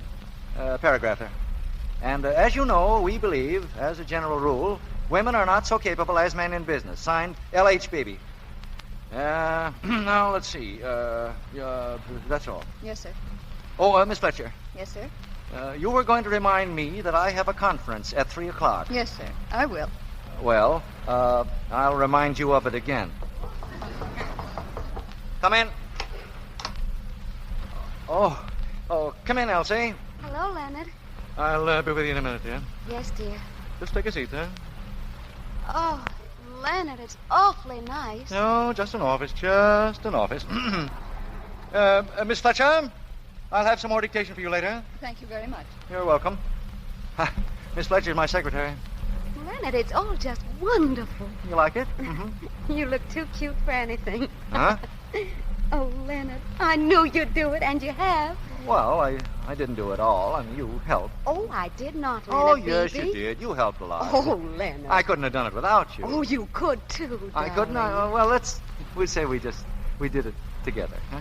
Together. Yeah, just you and I. And that we'll always be partners together and... Help each other. And you'll go on up and up. Yeah. Yeah, I'll be a partner someday. Oh, hello, Elsie. Hello, Chester. Are you in this office, too? Isn't that nice? He isn't in here. Say, Len, that new efficiency fellow, what's his name? Mr. Benchley? Yes, Benchley. Well, he wants everybody to fill out another one of these slips. Home address, telephone number, and favorite sport, if any. All right, just leave it on the desk there. Now, let me see. Elsie, it's going to be about 10 minutes before I can go to lunch. Would you mind waiting downstairs for me? Oh, no, of course not, dear. Oh, I really didn't think you'd be so early, dear. Oh, it's all right, wouldn't really. I'll see you downstairs, Leonard. All right, dear. Say, where's Miss Fletcher? I've got to give her one of these. She'll be right back. Hiya, Baker. Hello. Mr. Kincaid in? What? Is Mr. Kincaid in? What do you want to see him about? Is he in? You've got to tell me your business. Who said so? I did. See that light? He's in conference. It's about the new Rio de Janeiro representative, and it's important. So you can just wait. Listen, I want to see the boss. You can't order me around like a... Now, just a minute, Baker. Who do you think you are, anyway? You think you can get away with murder all because you wrote a speech. And even then, you had to have your wife say it for you. Oh, yeah, that's your story. And if you ask me, it wasn't much of a speech either. Is that so? I think it was rotten. Hey, now listen here, Baker. Chester, you keep out of this. And let him say it was a bum speech. I will not. Now listen, Baker. Chester, you don't know what you're talking about. I thought it was good. What do you know about that? Well, Chester, for the love of Mike, will you... You didn't even hear it. Is that so? Well, I heard him rehearsing it. No, you didn't. I never made that speech. You never heard me at all. I did so. You did not. I did so. I remember it myself about the seasick passenger. That one you got out of the book. What? Seasick passenger? I tell you, he doesn't know what he's talking about. I threw the speech away. What else did he say? Something about how he was non-est as a speech maker? You know darn well he did. Say, what are you trying to do? I didn't say anything of the kind. That was all thrown away, and if you say it wasn't, I'll bet... Oh, I'm on. You had to have your wife save you. Went and got promoted on something his wife did. I tell you, it's a lie. I never was going to make that speech. I wrote a whole new one. You did not. You were going to make my speech, only I made it first, and your wife had to save you. Laryngitis. I certainly a yellow streak. That's why on the spot. May I inquire what this is all about? Oh, Mr. Kincaid.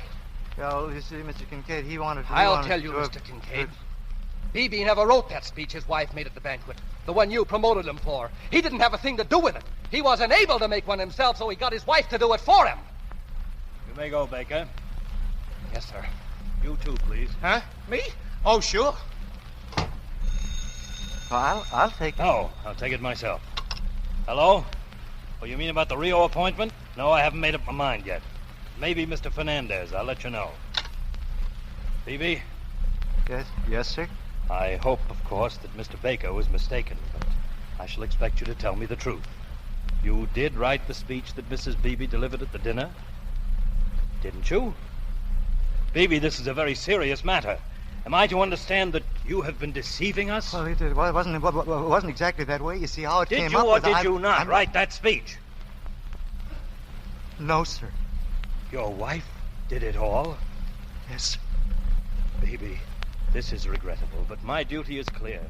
From the beginning, it was that little speech. Perhaps I should say the spirit of fellowship behind it that interested me. But my organization must be made up of men of initiative. And for one of my personal staff to be in any sense molded or controlled by his wife, I can't look upon that with much favor. Oh, honestly, Mr. Beginning Kincaid, tomorrow, you will resume your former position at the old salary.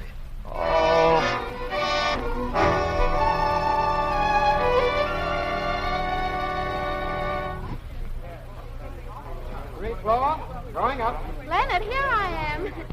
Can we go to lunch now, dear? Elsie, I came down to tell you Leonard, what's the matter with you? nothing that you can help. Leonard. I'm not his secretary any longer. I'm going back to the old job. What? Oh, Mr. Kincaid, he found out about, the speech. Oh, Leonard. Oh, Leonard. Oh, Elsie. Don't you care, dear? You know I'm standing beside you, don't you? Yes. You're standing beside a clerk. Oh, Leonard. Kincaid was right. That's all I am. Even if I had gone right up the ladder, everybody thought I was a big success. I'd know they were all being fooled. Underneath it all, I'd still be just an ordinary, everyday clerk. Oh, Leonard, you mustn't say that. I'm sure you'll get that job back again. Now, you're not to worry. Well, not worry. Well, when he just... No, let me talk to Mr. Kincaid, and maybe he'll change his mind. Oh, Elsie, you mustn't, please. You know, he might. You can't lose anything by it, No. Leonard. Now, you wait right here while I go... Oh, no, Elsie, please, wait. Elsie.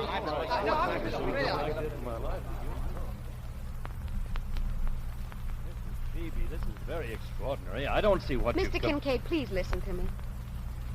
You've demoted Leonard because I helped him a little bit. Mrs. Beebe, my experience has shown that the man who would be likely to require assistance such as you gave your husband is not the kind of man whom it is wise to advance to an executive position. But if a wife sees a chance to help her husband, don't you think he'd want her to do it? Well, that depends. Now, suppose Mrs. Kincaid had a chance to help you in business. I'm just using this as an example, you know. But suppose she was able to do something real for you, accidentally. Wouldn't you let her? Mrs. Beebe, it is one of my characteristics to act promptly and with decision. Now, will you pardon me? Mr. Kincaid, if... Hello, dear. Oh, Myrtle, come in. Oh, Mrs. Beebe, how do you do? How do you do? Mr. Kincaid, would you mind repeating that to Mrs. Kincaid, what you've just been saying to me? What's that? I'm afraid I have some important work that can't Just wait. a second, John. What is it, Mrs. Beebe? Mr. Kincaid thinks that if a husband is helped in business by his wife, that it won't ever amount to anything. What? He's made Leonard a clerk again on account of the speech. Really? Myrtle, I can't stay here and listen to all this.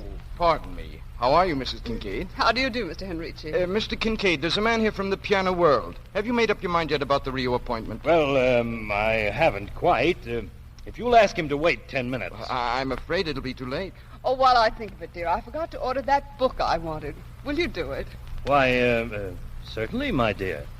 Henrici, I guess there's no use waiting any further. We'll go ahead with the appointment of Mr. Fernandez. Fine. I'll see to everything. Well, I'm glad that's off my mind. Now, John, to get back to Mr. Beebe. You've demoted him because you've learned it was Mrs. Beebe's speech. I certainly have. Have you known it all the time? In a way, yes. Oh. Myrtle, will you step into the other office with me? There are several things I'd like to talk over. You mean about the appointment of Mr. Fernandez? Myrtle! It's all right, dear. Mrs. Beebe understands. How's that? Oh, yes. You see, I've known about the Rio appointment all along. Is that so? Yes, so that when Mrs. Kincaid said she'd forgotten a book, I knew that Mr. Fernandez was all right. Just as when she forgot her bag at our house and you invited Leonard to the banquet, remember? I thought perhaps it was a signal then. Well, this is all quite beside the point. I should say, John, that it was much to the point. Oh, I didn't mean to let on that I knew Mr. Kincaid. I hoped I could get you to reinstate Leonard without it. I don't see how this particularly alters the situation, Mrs. Beebe. It so happens that Mrs. Kincaid is rather a good judge of men and women. I sometimes use her judgment, merely to supplement my own, you understand. But ours is a peculiar case. Oh, so's ours. Oh, Mr. Kincaid, if you only knew it, why, nearly all the men you meet are just like you and Leonard. They don't let you know it, of course, and I suppose sometimes they don't even know it themselves.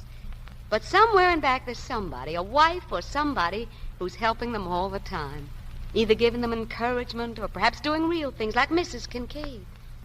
Well, nearly every man that ever got any place has been married, and that just can't be a coincidence. Well, what do you think of all this, Myrtle? Well, suppose we have Mr. Beebe come in. I'm sure things could be arranged. Very well, I'll ring for him. Thank you, John. Oh, I'm so grateful, Mrs. Kincaid. Now, just a minute. I'm not bound to abide by Mrs. Kincaid's decision. No, but you always do. On the contrary, I do not. I certainly do not, and in this case... In this case, dear, you will. Yes, dear. Is it you, ring for me? Come in, Beebe. Yes, sir? Beebe, I have felt from the beginning that you were a valuable man. Huh? This was all just just a test. Well, I mean, I have always intended that the position in here should be yours permanently. Oh, yes, sir, but I'm sure that Elsie... It's all right, dear. It's all right. Beebe, suppose we step inside and talk it over. Yes, sir. But, well, there's something I want to say first. Yes, Leonard? Elsie, this was all you're doing, and I want Mr. Kincaid to know it. Why, no, it wasn't, Leonard. Yes, it was. But things are going to be different from now on. I'm going to make them different. If you'll help. But you may not need me. Oh, yes, I will. Always. Coming, Beebe? Yes, sir. I'll be late tonight, Elsie. All right, dear. Mrs. Beebe, I hope that any information about things that you may have picked up won't go any further. No, indeed, of course not. Thank you. Not unless... Yes, I understand.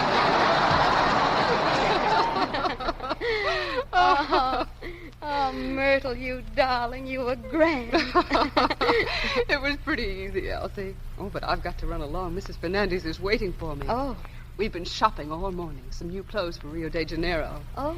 You know, you were quite right about her, Elsie. You know, I thought you'd like her. Yes, I think Mr. Fernandez will be very successful down there. She is such an able woman. Oh, won't you have lunch with us? Oh, I'm sorry I can't today. I'm having lunch with Leonard. But I'll see you Tuesday, Myrtle, as usual.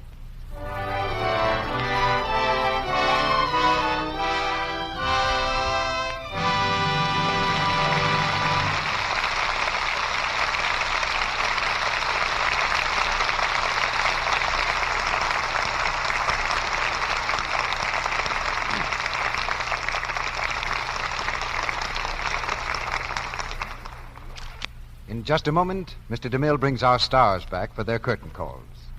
But first, listen. Last call. Last call. Last call. That's a warning, ladies, that this is the last time we can tell you about the great bargain offer we have for you. The 6 handsome Allure teaspoons in original Rogers silver plate for only 50 cents and the top from a large box of Lux Flakes. That's about 9 cents a spoon, a value you run across once in a blue moon. It's too good to miss. So take down these directions now. First of all, buy a thrifty large-sized box of Lux tomorrow. At the same time, ask your dealer for the handy order blank, or just send your name and address on a piece of paper and the top from a large-sized box of Lux with 50 cents in coin, no stamps, please, to Lux, Meriden, Meriden, Lux, Meriden, Connecticut. Every piece is so exquisite, you'll treasure it always. And remember, this silver is guaranteed original Rogers silver plate. In fact, a written guarantee comes with the silver, which says, in part, every piece of silverware bearing the name William Rogers Manufacturing Company is guaranteed to give satisfaction in family use, and will be replaced without charge at any time it does not conform to this guarantee. Beauty, service, and a wonderful bargain. That's what you get in these spoons. A list of all the pieces available in the exclusive Allure pattern comes with the spoons. Now, you can get as many sets as you like, but for each set, send another 50 cents and another large box top with your name and address to Lux, Meriden, that's Meriden, Lux, Meriden, Connecticut. Now, don't put this off. Do it tomorrow. Sorry, this offer is good only in the United States. And now Mr. DeMille is bringing our stars to the microphone. It's been 2 years, and that's much too long since Helen Hayes took our last curtain call in the Lux Radio Theatre. But all is forgiven as she returns now with Otto Kruger. Oh, thank you, Mr. DeMille. I enjoyed being here so much. You know, whenever we take a play on tour, the audience in each city seems like a group of old friends. It takes months to see them all, and yet here in the Lux Radio Theatre, we meet them all in one night. Well, Helen, we all know how these audiences feel about you. But as for myself, it's been a great pleasure being with you in the play again. I hope your next reunion will be here. Which reminds me that along toward the end of each theatrical season, There's one thing that everybody wants to know about Helen Hayes. CB, I'm going to take the words right out of your mouth. What are you going to do next season, Helen? I'm playing Shakespeare for the first time, Otto. The Theater Guild's production of Twelfth Night in New York. We open in October, I mean. And we'll keep an eye open for another play that will bring you back here. Oh, thank you, Mr. DeMille, and good night. Good night, CB. Good night. Good night. And a parting toast to the ladies.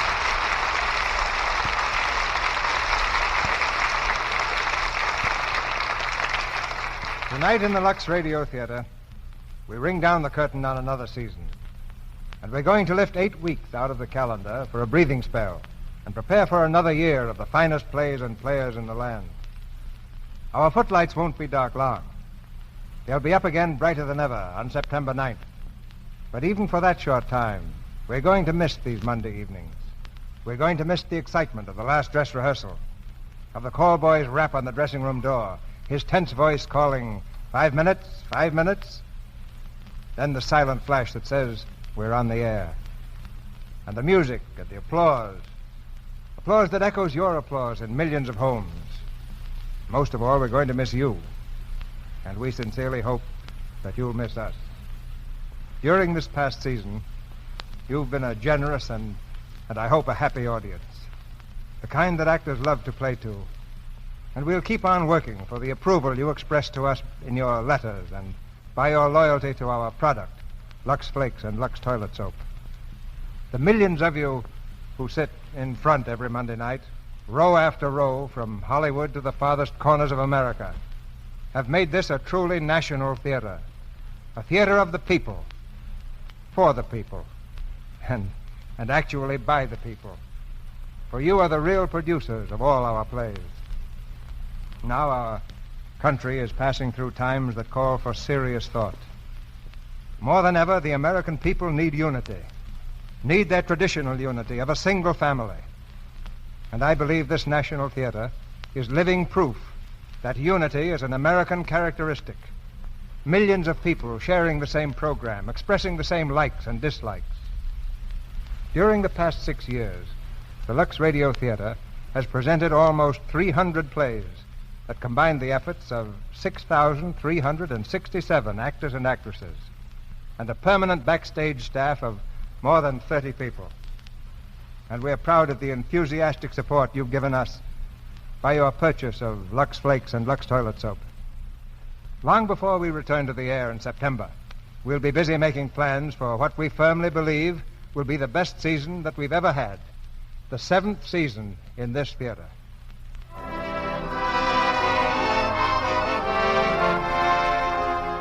Now, to all our listeners, wherever you may be, our sponsors, the makers of Lux Flakes and Lux Toilet Soap, join me in wishing you a happy summer.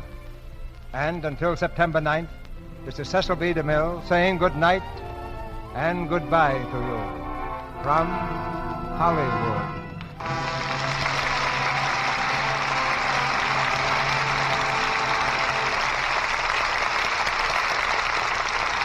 Heard in tonight's play were Arthur Q. Bryan as Kincaid, Edward Marr as Chester, Gloria Holden as Mrs. Kincaid, Tristram Coffin as Baker, Lou Merrill as Toastmaster, Stanley Farrar and Wally Mayer as Truckman, and Ann Tobin as Miss Fletcher.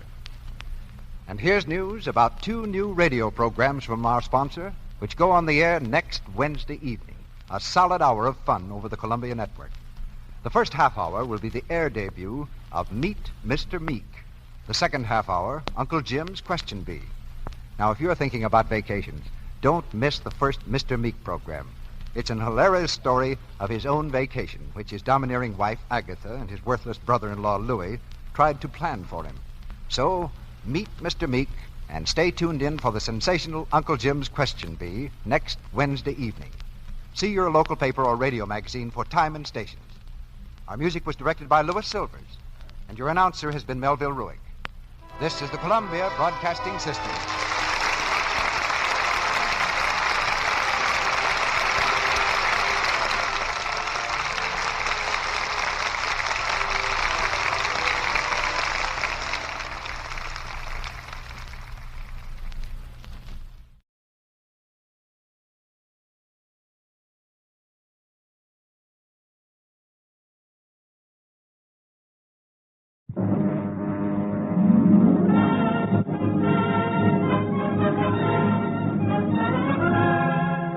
the DuPont Cavalcade of America, starring Helen Hayes.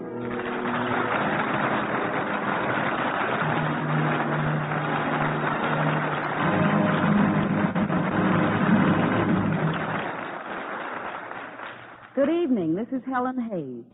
Tonight, our cavalcade goes back over a century to the Chester Valley in Pennsylvania. Here lived the young Quaker mother, Rebecca Lucan. By an accident of fate, she became responsible for the most important industry in the valley, the Brandywine Iron Works. Today, that ironworks bears her name, Lucan Steel Company, the world's largest plate mill. But before we begin our story, here's Bill Hamilton for the DuPont Company. Thank you, Miss Hayes. Ladies and gentlemen, a small rug on a bare floor is one of the danger spots in any home. 17,000 people are killed each year in their own homes, in falls, falling downstairs, falling in the bathtub, falling on slippery, sliding rugs. To help prevent such rugs from slipping or creeping, the DuPont Company manufactures Rug Anchor. DuPont Rug Anchor is a scientifically surfaced sponge rubber underlay which goes between the rug and the floor. Rug Anchor is available in leading department stores and is another of the DuPont Company's better things for better living through chemistry.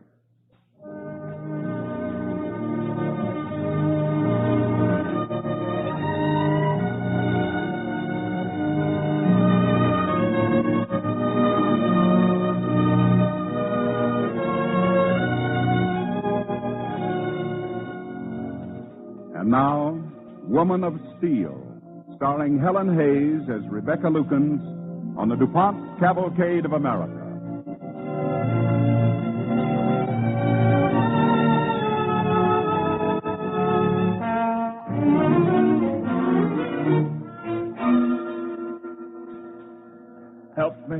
Help me, Rebecca. I must get up. I must work. No, Charles, lie still. He is very ill. I must get up. I must work. Rebecca, this couldn't be the end. It couldn't be. No, Charles, no. We must be patient. I wish I had told thee, Rebecca. The mill and all our circumstances are in desperate straits. Charles, we will get well. We must. And until then, Shadrach Grimes will run the mill. Shadrach Grimes. He is a good man, is he not? Remember this, Rebecca. Shadrach is an ambitious man, and ambition makes men strong and weak, good and evil. Charles, please don't talk anymore. We must rest. Rebecca, I have lain in this bed thinking of the many evenings when we have read from Shakespeare together. Shall I read to thee now? No, thank thee. The page I think of most, I remember well. Rebecca, listen to me. Good Horatio, what a wounded name. Things standing thus unknown shall lift behind me. If thou didst ever hold me in thy heart, absent thee from felicity a while, and in this harsh world draw thy breath in pain to clear my honor. I understand, Charles. Charles, look at me. Charles? Oh, no. Charles! Charles!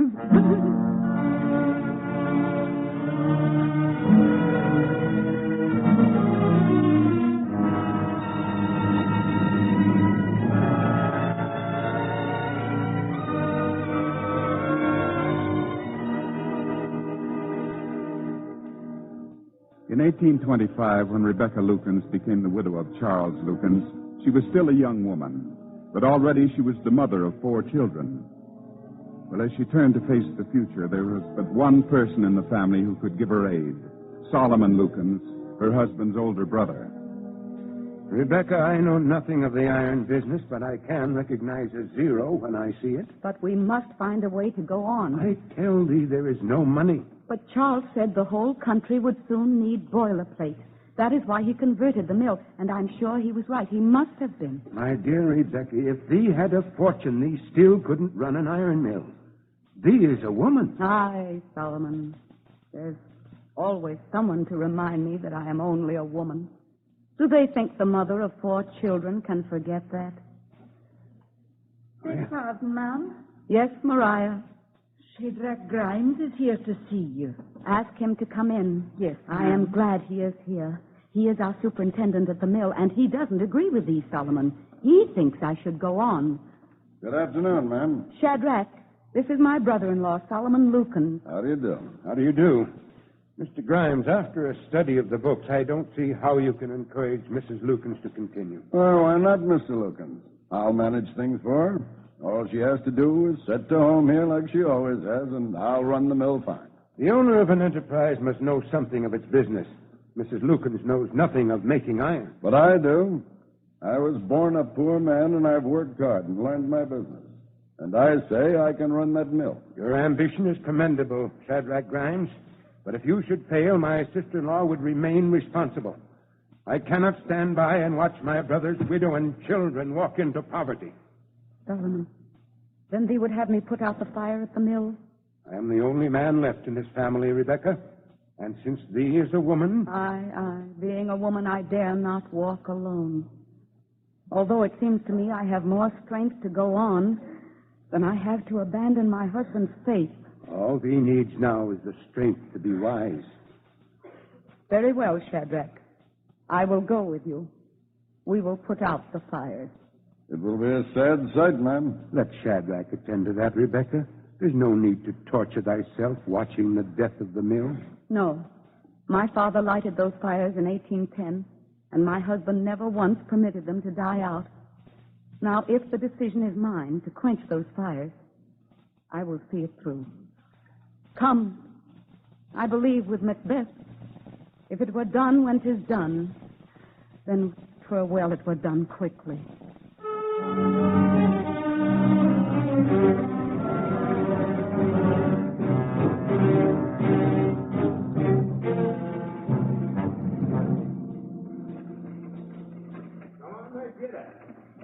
Shadrach.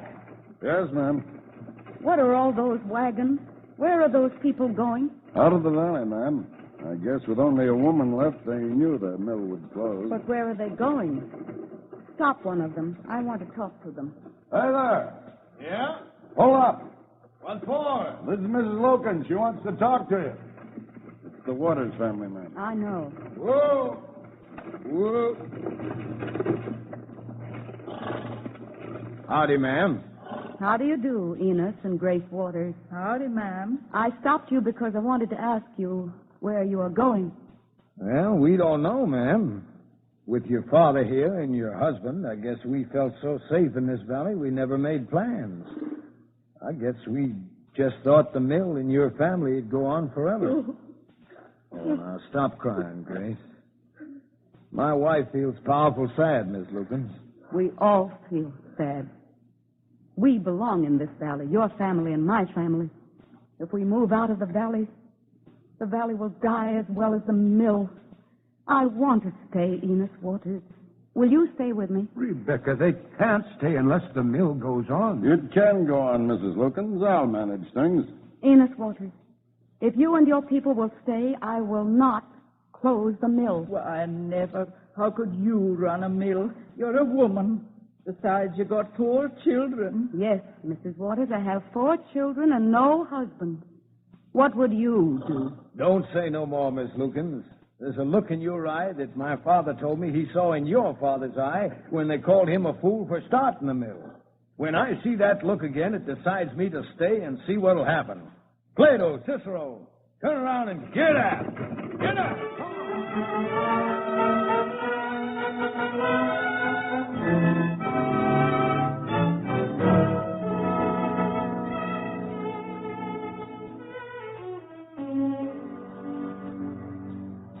Shadrach, I do intend to go on with the mill. But are these the best terms thee and I can have? If you want me to stay and run this mill, that's what I want. Very well. Thank thee, Shadrach. I'll let thee know before the day is out if we can do business. The terms may be steep, but I'm the only one around here who knows how to make iron, and I'm worth it. Good day. Good day, Shadrach. Rebecca, thee can't consider it. His terms are outrageous. I know, Solomon, but he knows how to make iron, and I don't. And thee will be at his mercy. Not if I learn my business, Solomon. Not if I learn how to make iron, too. How can thee? Thee can't learn it from a book, and thee can hardly go down to the mill. Because I'm a woman? Then thee is going to see something thee hardly expects. Thee is going to see a woman in that mill, Solomon, at 6 o'clock tomorrow morning.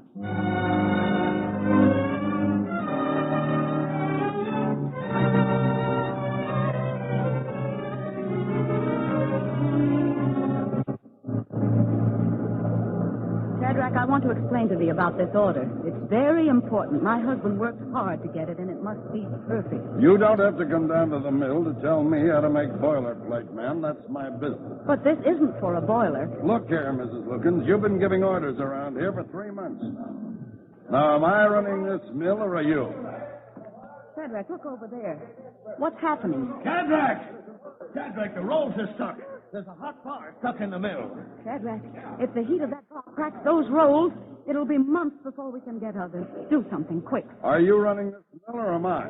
If you are, you take care of it. It's no time to talk. The creek's too low to turn the wheel. Enos, can't we force the wheel over? Well, I'll climb out on her and try. Can you get me some help? Shadrach, can't we help him? That's not my work, ma'am. Shadrach. Never mind. George Harvey, Charles Hanscom, out on the wheel. Hurry. Come on. I'll help thee. Let me get up there. No, Miss Lucas, you stay there. Don't come out here. My weight will help. Push that wheel, man. Miss Lucas, stay back. Push. Now jump, everybody. Jump. Keep turning. Enos, jump. Oh, thanks. I say thank heaven, ma'am, you didn't get up there. That's no place for a woman. I've been telling her this old mill is no place for a woman, and it never will be. As long as I own this mill, I'll be here, Shadrach. Then it's no place for me. I say pig iron and petticoats don't mix, and I'm through. Good day, Mrs. Lookins. Excuse me, ma'am, but that didn't seem so wise to me. What choice have I got, Enos? Except to give him the mill. Maybe, but Shadrach Grimes is a mighty good superintendent, and I got a feeling he won't be such a good enemy.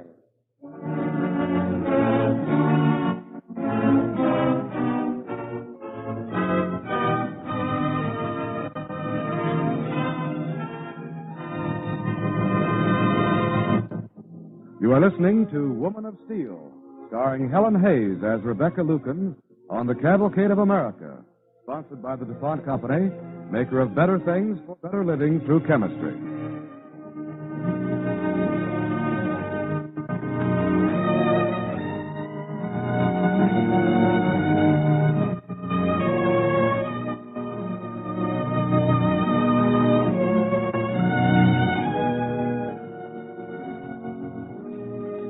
Somehow, Rebecca Lukens kept the mill going.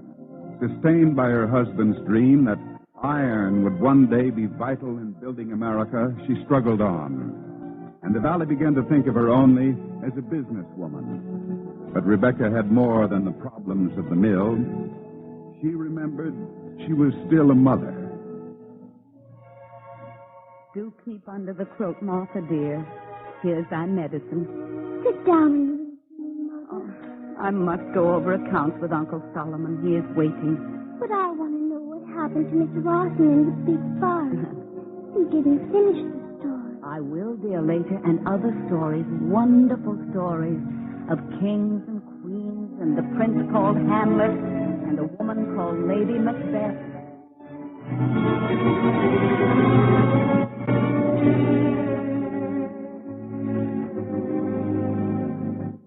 Why don't we rest, Solomon? I should go down and look at the mill, Rebecca. The creek is up, and I'm worried. This valley is full of old dams, and if any one of them breaks... Oh, Solomon, sometimes I feel guilty at all the worries I have thrust on thee. How can I ever thank thee for thy help? Rebecca, thee has taught me a good lesson in faith when I need it. Now I want thee to see the accounts. The book's balanced, Rebecca. By a razor's edge, I can see. However, we got through the winter, Solomon, and if nothing happens, if we get orders at better prices... Mrs. Lucan. Yes, Mariah? There's someone to see you. It's that Shadrach Grimes. Shall I send him in? Shadrach. Here? Yes, Mariah. Ask him to come in. This way, Mr. Grimes. Thank you. I hardly expected to see thee here, Shadrach. I'm sure of that. But does the D&M Construction Company in Philadelphia mean anything to you, Mrs. Lukens? No. It will when you see this contract I discovered your mill has with them. When I tell you I'm their superintendent. But this is dated before Dr. Lukens died. That's right. But you know how anxious my husband was to get plate orders at that time. And we couldn't fill this order now at prices like this without a loss. A contract is a contract, Mrs. Lukens. That's something you'll have to learn. Shadrach, surely thy firm wouldn't hold Mrs. Lukens to that contract. Why, it would bankrupt her mill. Is that her answer?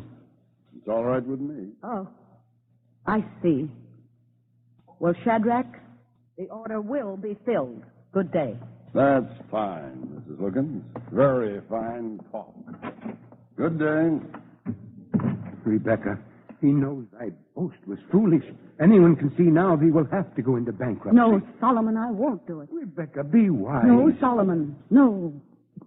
I think there was something very wise in Charles' vision. It is his faith which has pushed me on until now. And until my road is blocked finally and forever, I cannot and I will not. What is it? It's the dam.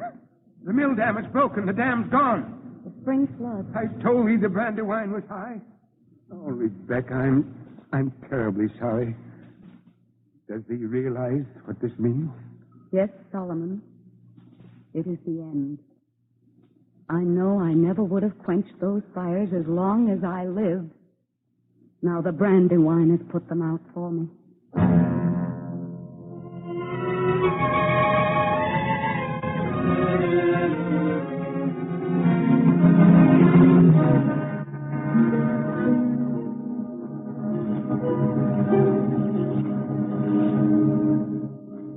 Rebecca, why should thee come here in the middle of the night? Even if the whole place stood perfect, what sort of mill can thee have without the dam? Not enough to fill Shadrach's order. I can see that in the dark. Let me take thee home. This way, Rebecca. Don't go in there. Thee may step off into the current. Solomon. What? Come here. What is it? There, look. It's the fire. Solomon, it's the fire in the furnace. Rebecca, I can't believe it. It's an omen. If the flood didn't put out the fires, I shan't put them out. We'll rebuild the dam. We'll fill that order for Shadrach.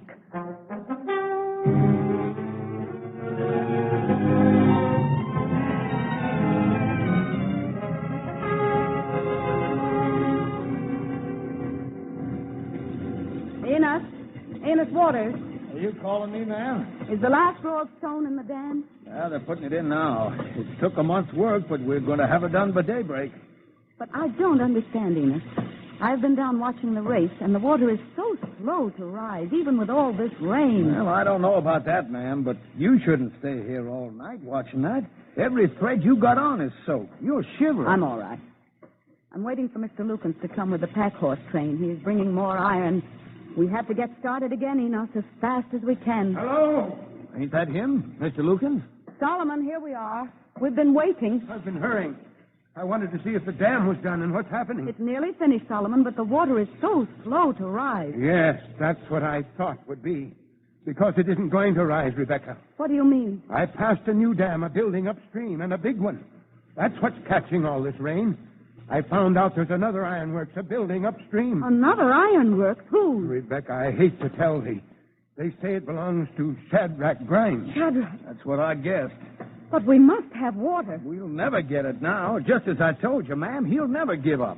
Well, I shan't either. I'll just have to convince Shadrach this rain has fallen for all of us.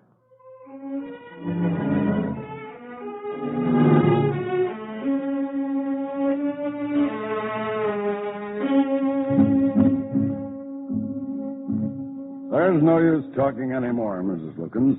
It's too bad about my dam, but I warned you. The iron business is no place for a woman. All right. I may be a woman, but I think now I'm as good an iron master as thee. And now I give thee warning. Tomorrow I raise my mill dam 6 inches. That will make the water back up on thee. You can't do that. You try it and I'll go to law. Let's go to law together, Shadrach.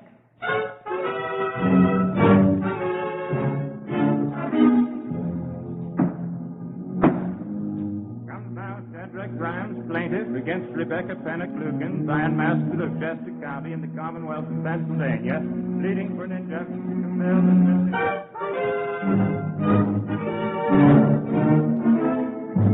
Rebecca Lukens, plaintiff against one Shadrach Grimes of said county in the Commonwealth of Pennsylvania, defendant to compel the said Shadrach Grimes.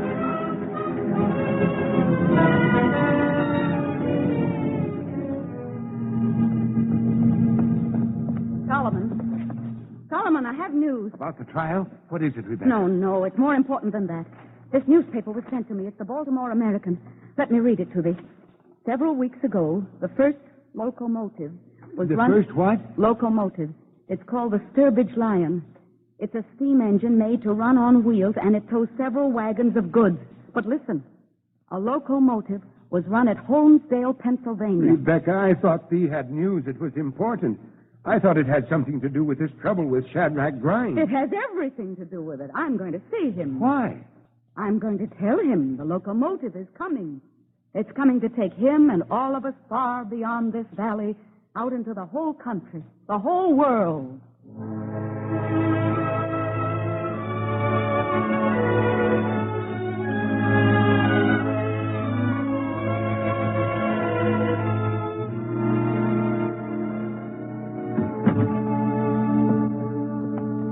Shadrach, I've come to thy office again to tell thee I'm going to call off my suit.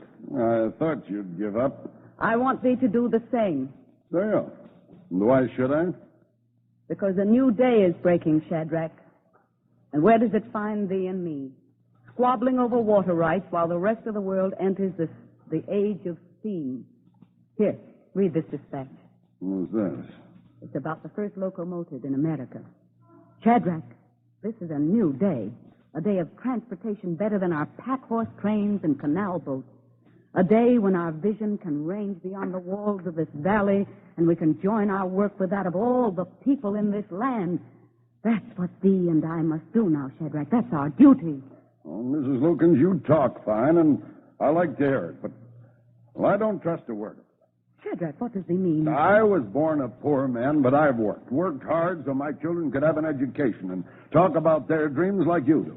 But I ain't going to let your fancy words talk me out of my dreams. Shadrach, let us hope our children can work as hard as we have. But they will need vision, and first we must have vision for them. Shadrach, there's a nation that needs our work as this valley has needed it in the past. Are we going to stay as small as this valley, or are we going to grow big enough for the future of our children? Oh, Mrs. Lukens, I confess I'm sick of this tussling with a woman in a courtroom. There's better work than that for a man. There's better work than that for a man or a woman, especially if they're good ironmasters like us. Oh, I don't know whether you're saying this for your benefit or mine or all of us, but, well, now I'll tell you something. What, Shadrach? I'm not so slow. I was at Holmesdale, and I saw that locomotive run. No, did they? Tell me about it, please. Well, I can tell you they got plans. They want to build more, and they need place. There's an order there, Mrs. Lukens, but it's too big for me alone. It needs all of us. Then all of us must work together, Shadrach. Now, wait. Think what you're doing, Mrs. Lukens. We don't know whether this is going to be a success or not. We might lose. Shadrach, we can't lose. I believed in this when it was still my husband's dream. And thee and I must believe in it now. For this is not the end of the dream. This is the beginning of 1,000 dreams for thy children and mine. All right, Mrs. Lukens. You're as good a businessman as I am, and well, if you believe in it, I will too. Good. Now, Shadrach, let's make the most beautiful boilerplate that's ever been seen. Beautiful? Yes, beautiful. Ma'am, let's just make boilerplate, ugly as she is.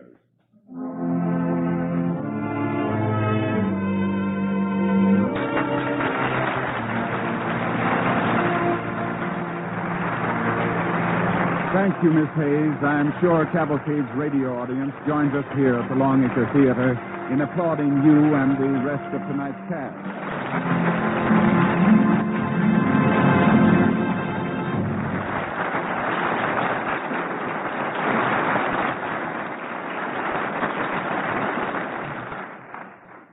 Helen Hayes will return in a few moments, but first, here's Bill Hamilton of the DuPont Company. To raise bumper crops, the farmer must beat the weeds, or the weeds may beat him. Here, chemical science can be of great help to him. Chemistry has developed a weed-killing compound known as 2,4-D. 2,4-D and DDT are two of the most important chemical aids to agriculture of the past 50 years. DuPont 2,4-D weed killers are now used in almost every section of the country. They offer a broad-scale, economical, comparatively easy way to control weeds, against which, until now, there has been no really satisfactory control. In some cases, yields have actually been doubled. DuPont 2,4-D weed killers sprayed from airplanes have given barley growers in California good control of mustard, wild radish, and knotweed. In North Dakota, wheat growers have cleaned out mustard and annual weeds which were choking their fields. In the South, there were weedy fields which gave only 5 barrels of rice to the acre. Now, they yield 17 barrels after treatment with DuPont 2,4-D weed killers. Think of that. More than 3 times as much. This same 2,4-D, which is getting such marvelous results for farmers, is also available in a special compound for your own lawn. It can be bought as DuPont Lawn Weed Killer. Weeds wither away and disappear, roots and all, without any harm being done to the grass. With 2,4-D products, it is the formula that counts. The DuPont Company, with years of experience in formulating a wide variety of chemical products, has developed 2,4-D compounds that work successfully under all conditions where 2,4-D is recommended. DuPont 2,4-D weed killers, helping the American farmer to produce crops that are all-time records, helping you to rid your lawn of weeds, are among the DuPont Company's better things for better living through chemistry. And now, our star, Helen Hayes.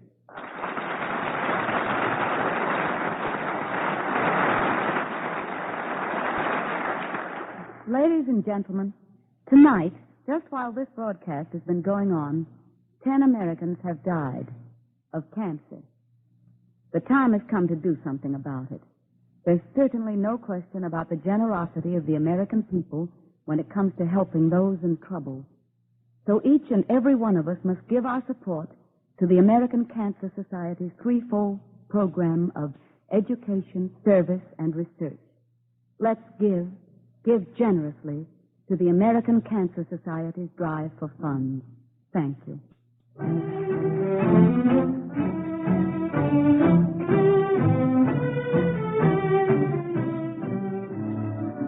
Next Monday night, the Freedom Train will be in Wenatchee, Washington.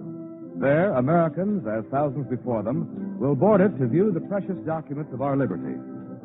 On our broadcast next Monday night, Cavalcade will be especially pleased to present an original radio play, The Man Who Took the Freedom Train, a delightful story about 2 young Americans and the visit of the Freedom Train in their hometown. Our stars will be Eddie Albert and Shirley Booth. We invite you to listen.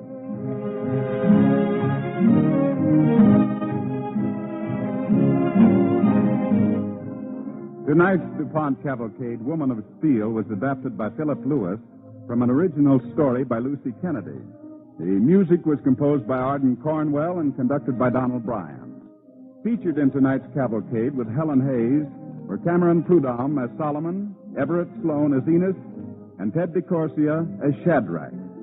This is Ted Pearson inviting you to listen next week to The Man Who Took the Freedom Train, starring Eddie Albert and Shirley Booth. Cavalcade of America is presented each week from the stage of the Longacre Theater on Broadway in New York and is brought to you by the DuPont Company of Wilmington, Delaware.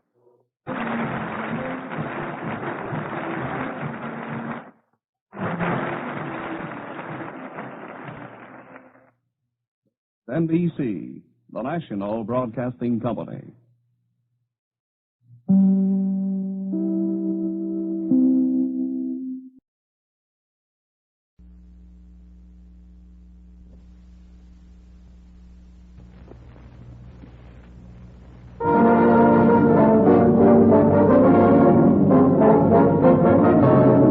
International Silver Company presents the Silver Theatre. Starring Helen Hayes in Crossroads for Two, an original two-part story by Therese Lewis and Hubble Robinson, adapted for Silver Theatre by True Boardman and directed by Conrad Nagel. Brought to you in behalf of two of the greatest names in silverware, International Sterling, world-famous soldered silver, and 1847 Rogers Brothers, America's finest silver plate.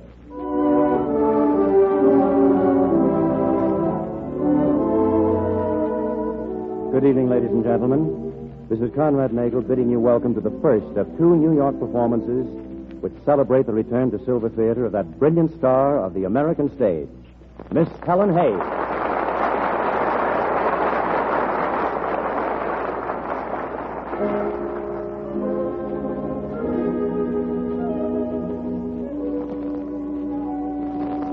And now our play is about to begin. The house lights dim and the silver curtain rises on Act One of the two-part drama Crossroads for Two, starring Helen Hayes as Brenda Mason, with Carlton Young as Steve Carr and Roberto Bomberg as Pablo. The premiere of a new play has just come to its end. And as the curtain falls on the last of a score of curtain calls... Brenda, it was beautiful. Never given such a performance. You've got a hit, Brenda. Oh, thank you. You're grand, all of you, and the swellest cast of work with I've ever known. And now, what time is it? 11:20. Good Lord, I'll never make it. Excuse me, everybody. I've got a train to catch. What about the second part? Where are you going? Oh, Miss Brenda, that show tonight? Well, I want to tell you. Tell me later, Ellen. I just have time to make it if I don't change. Hand me that cold cream. Oh, yes. Brenda, you decent? Oh, it's Mr. Barton, Miss Brenda. Yes, come in, Lee. Brenda, my dear, the superb. What happened to you tonight? You're outdoing yourself. And not even Brenda Mason has the right to be better than Brenda Mason. It did go all right, didn't it, Lee? All right, with 20 curtain calls? Why, half of Washington's out there to meet you. Do you know that? And I've got... Word, Miss Brenda. I'll be right there. Taxi? Lee, darling, this is the one night I can't meet anyone. I'll be back for the show tomorrow, but I've simply got to catch the 11:30 for New York. New York? But why? For just about the most important thing that ever happened to one Brenda Mason. Yes? I meant to tell you before, but, well, somehow I haven't told anyone. I've adopted a son, Lee. You... Brenda. He's a refugee, a 9-year-old war orphan from Barcelona. I found him through the former Spanish consul in New York. Then you've never even seen the child? No. His boat docks tomorrow morning at 8 o'clock. That's why I've got to go now. I don't intend to have Pablo arrive in America without his brand new parent being on hand to meet him. Now, wait a minute. You're not going down to meet that boat all by yourself. Why not? I seem to do a great many things for myself. Well, not this. I'll come to New York later tonight. I'll fly in. If you become a foster mother, that ought to make me sort of a foster uncle. Oh, Lee, that's wonderful, and you can bet you're elected.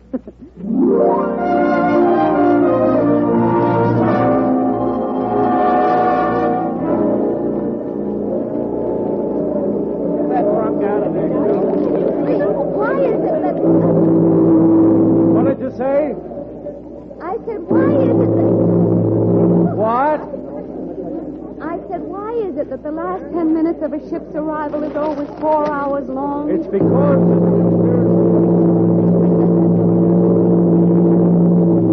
Oh, so that's why it is.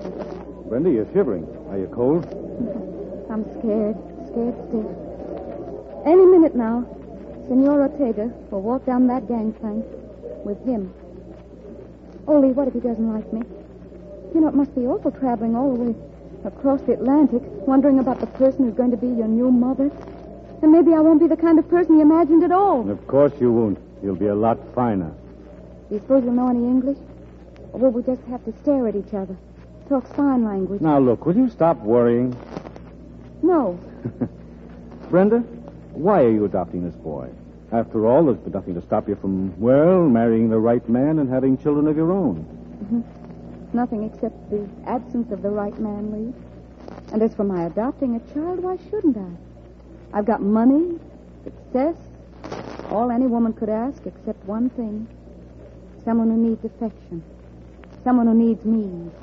If I were only 9 and spoke Spanish. Look, Lee. They're coming. Senor Ortega and Pablo. Hey, this is going to get me. Look, at the first sign of a weep out of me, kick me or something, will you? Yes, but then who's going to kick me? Oh, look at him, Lee. He's beautiful. Easy now, Brenda. I'm all right. Oh, Miss Mason. How do you do, Senor Ortega? This is... Yes, this is Pablo. Hello, Pablo. How do you do, Miss Mason? And thank you for bringing me to America. I love America. You darling, you do speak English. ¿Cómo? You see, I was afraid you wouldn't, Pablo, and that I couldn't make you understand how glad I am to have you. I am afraid he still does not. What he said was a single speech that all of them were taught on board. As yet, he has but little English. Chiquito, ¿tú hablas inglés? No, señor. Hablo poquito. ¿No puedo quedarme aquí si no hablo inglés? Sí, Chiquito, no te molestas. He wants to know if he will be sent back if he cannot speak more English. Oh, tell him no. I did. And he will learn quickly. You engage the governess I suggested. She's at my apartment. Then there should be no difficulty. You may take him now. I shall have to contact you later regarding the final legal details. And now I must see to the others. Adios. Adios, Pablo. Adios, señor. Goodbye, Mr. Ortega, and thank you. Well, we'll go now, Pablo. We're going home. Do you understand? Home? Sí. Home. Comprendo.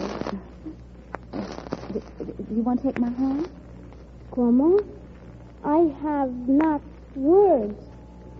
Oh, Pablo, if your heart is anything like mine, we don't need words at a time like this.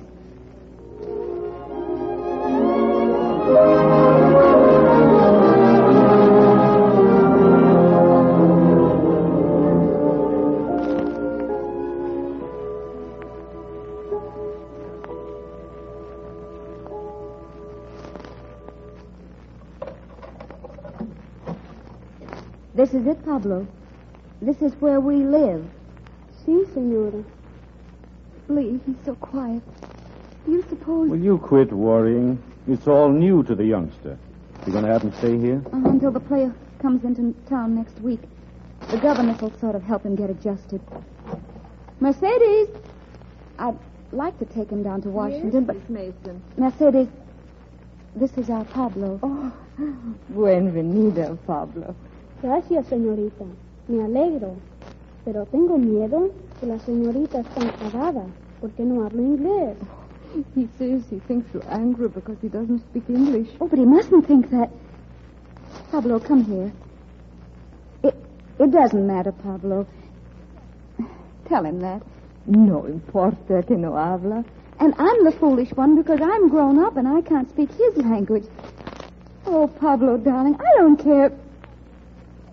Mercedes, why does he turn away from me? Spanish children are often so, Miss Mason. It's nothing. He is maybe a little afraid as yet. Of course. Let's show him his rooms. Come, Pablo. This will be your bedroom. Todo, Pablo.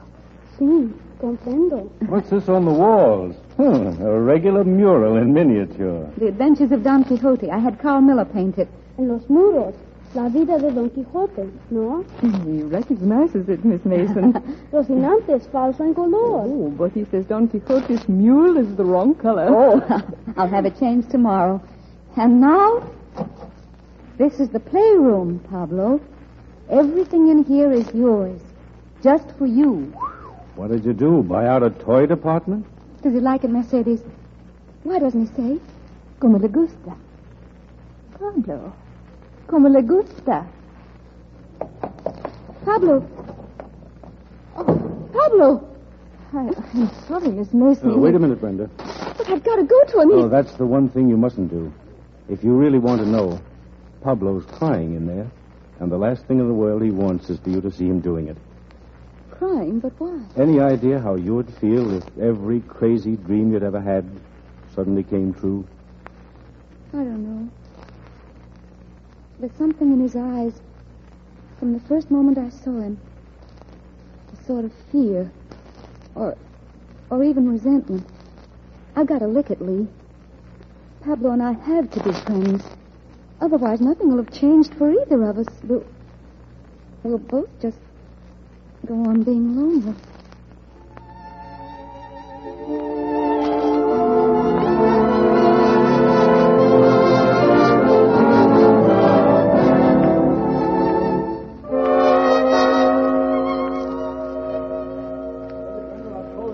sell out business or not unless you start taking care of yourself. You're on the go all day, every day with Pablo. The zoo, the circus, the fair, Spanish lessons. You can't do that and play a strenuous part every night. It won't do, But Brenda. it's working, Lee. That look in his eyes, it's nearly gone. I think he's beginning to be really happy, Lee. Really and truly whole kit and caboodle happy. Why, that son of mine will actually break out laughing one of these fine days. You mark my words. But Brenda, listen. Can't talk now. I have to go home to him. Good night. Señor, díganoslo otra vez. Oh, sí, señor, nos divierta mucho. Pues, otra vez soy yo el nuevo Don Quixote y les digo mis aventuras más recientes. El asno mío soy yo mí mismo. De esta manera. ¡Hijo! ¡Hijo! Senorita Mason. Mercedes, what's the meaning of this? Pablo should have been in bed and asleep hours ago. It's my fault, Miss Mason. I came here 3 times today to find you, and the last time I decided to stay until you came home. Pablo went to bed once, but he got up again to keep me company. Well, that was very considerate of you. Well, as a matter of fact, it was. From what he tells me, it's about time the kid did something he wants for a change. Really? Who are you? I'm Stephen Carr. Look, the señor. He brings to me esta medal. What is it? A medal. The Distinguished Award for Valor of the Spanish government. It was of my father. You knew Pablo's father? We flew together in Spain. You flew... Oh, I see. Here, Pablo, here's the medal. It's very fine. Tell her what it says. El murió porque los In hombres... English. She speaks not Spanish. It says, he died because men cannot live in chains. See, for the liberty it is good to die. Right, Pablo. Please don't talk to him like that. Mercedes, you'd better take Pablo back to bed now. Sí, señorita. Good night, Pablo. Good night. Buenas noches, señor. Buenas noches, Pablo. Mr. Carr, I believe you've accomplished whatever you came for. And now... You don't like me very much, do you? Why? Because I made Pablo laugh? How many times have you heard him laugh, Miss Mason? I wish you... You wish I'd go, I know. But first you should know this. I was with Pablo's father when he died. He made me promise to find the kid and adopt him. Adopt? Well, that's very interesting, Mr. Carr. But Pablo happens to be mine, and I wouldn't think of giving him up. Besides, I don't know anything at all about you. You've suddenly turned up here out of the blue. Out of Spain. Very well, then, out of Spain. And I'd have been here sooner, except that I was helping to fight a war. You knew there was one. Yes, I did know. And if there's anything I hate worse than war, it's outsiders who can't wait to get mixed up in the fighting. I read about that somewhere, Miss Mason. You gave an interview. I've given a great many. I do whatever I can for peace. It's rather a lost cause, but not to me. You fight for peace, is that it? Work for it, yes. It may sound odd, but I like to think I do the same. It does sound odd. We can't decide this tonight. But I'm glad to know you believe in settling things peaceably, Miss Mason, because I'm going to do everything I can to take Pablo away from you. You see, I've got an idea that what the kid really needs is a father. Don't let those interviews of mine deceive you, Mr. Carr. I'm not a pacifist about things like this. You'll find that out if you try to get Pablo away from me. I'll give you a good fight, Mr. Carr. And I'm ready to start whenever you are.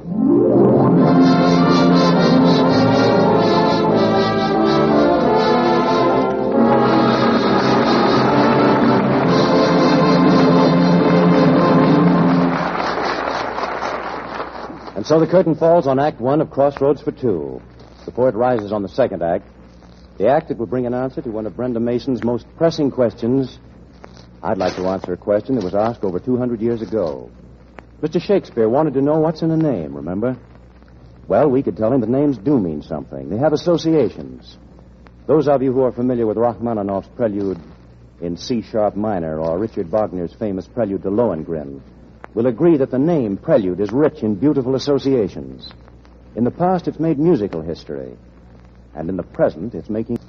For ever since its creation in the early spring, this newest of International Sterling's solid silver patterns has been winning first place in the hearts of women who seek perfection in all its forms. And this is why. Prelude, ladies and gentlemen, is a pattern that in a very special way expresses the new romantic mood of today.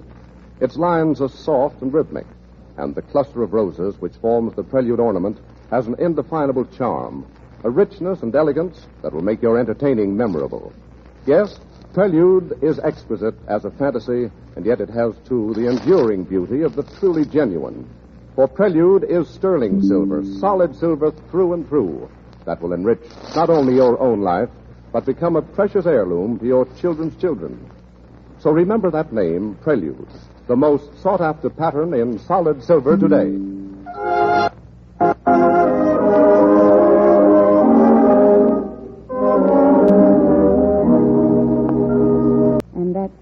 And that's important. Mr. Carr, I have a farm upstate. I'm going there this weekend with Pablo and the Bartons. I'd like you to come too, if you will. Well, that's very... I'd like you to come too, if you will. Well, that's very decent of you under the circumstances. Then you'll come? I think you might like it. It's quite a change. There's even a cow. A cow? Well, when you put it on that basis, when you lure... Cow? A cow. Well, when you put it on that basis, when you lure me with a cow, well, that sells me, Miss Mason. I'll be there, and thank...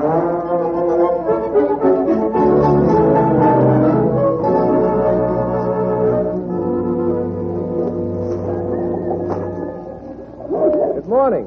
Oh, hello, Mr. Carr. Sleep all right? Perfectly, thanks. Are you always up at this hour of the morning? Well, it seems my son comes from a long line of early risers. Since I've so little time to be with him, I've started turning out early, too. Right now, he's taking the cow down to pasture. Let me help with that digging. No, Here, give it to me. Why, what's the matter? It's a little crazy, in fact. What is? When you took that spade away from me just now, Well, have you ever had something happen, and just at that moment you get a flash that the identical scene had happened sometime before? Sure, I know what you mean. It hasn't, of course, just a retroactive imagination. At least that's what they taught us in psychology. Where'd you go to school? Kansas State, when I went, that is. Half the time I was hanging around airfields or trying to put old jalopies together. I'm still at it, too, more or less, only now it's a new kind of combat plane. Oh. I tested the ship in Spain, but it wasn't sound. So now I'm making changes. If they work out all right, I'll take it abroad and try again. You'll fly for some country while you're doing it? Sure. Which one? Oh, I don't know. Maybe China. Maybe some little European nation that's either got to build up its air force or else. Or else what? Or else some big friendly neighbor will take it over. War happens to be your business, Mr. Carr. Please don't make it Pablo's. You think I would? Why not? You seem to enjoy fighting other people's wars. And you're not satisfied with the planes they already had to kill people. You're devoting your life to perfecting a better one. You've pretty well made up your mind about me, haven't you? Yes. As it happens, my own father was killed in the World War. I learned then about needless destruction, and I've hated it ever since. So while you're my guest here, I ask you not to talk to Pablo about war or any of your deadly little mechanisms that make it possible. Will you agree to that? All right, Miss Mason. It's a bargain. And now, do you suppose we could have breakfast, or aren't your guests allowed to talk about food either? On the contrary, Mr. Carr, I often say a man's best friend is his breakfast.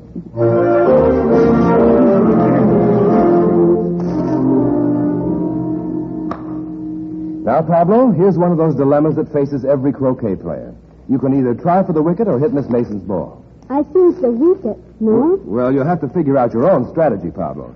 But, of course, if you did hit Miss Mason's ball, you'd have two chances to make the wicket, and then you could hit her again right after you went through. And that, I suppose, is letting him plan his own strategy. It'll make a man out of him. Now, put your foot on the ball, Pablo, and smack it into the woods. Oh, Mr. Carr, you think of everything.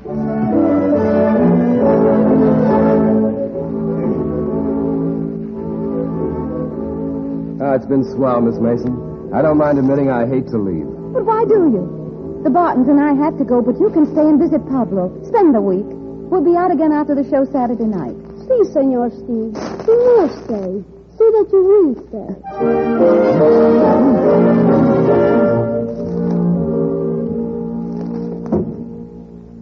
Hello there. Still up? Miss Mason, I thought you were going to stay in town on show night. Couldn't do it.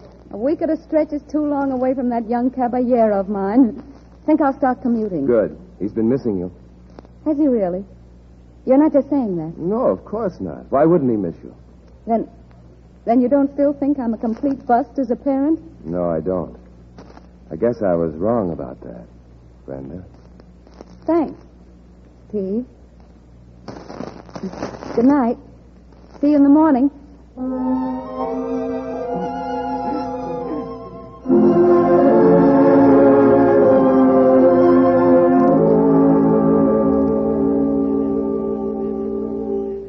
So, you see, Pablo, when people say, what is a picnic? You say, sandwiches, sunburn, potato salad. And red ants. And this is what I meant when I talked about quiet paddling. Regular Indian style. Can't even hear a swish. Now listen. Pablo. He's asleep. Yeah. Swell day.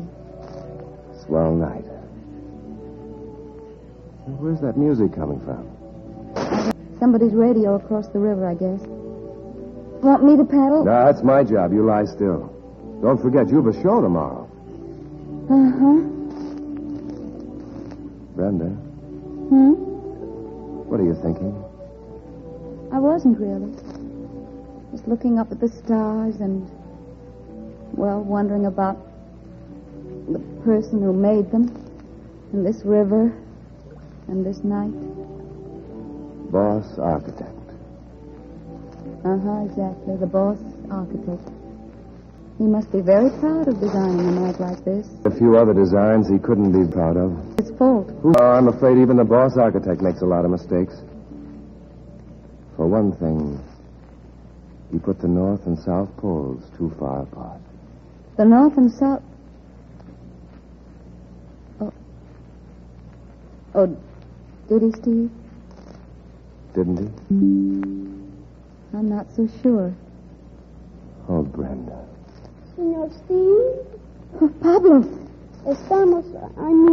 We are near to home yet? Already, perhaps? Yes, we are near.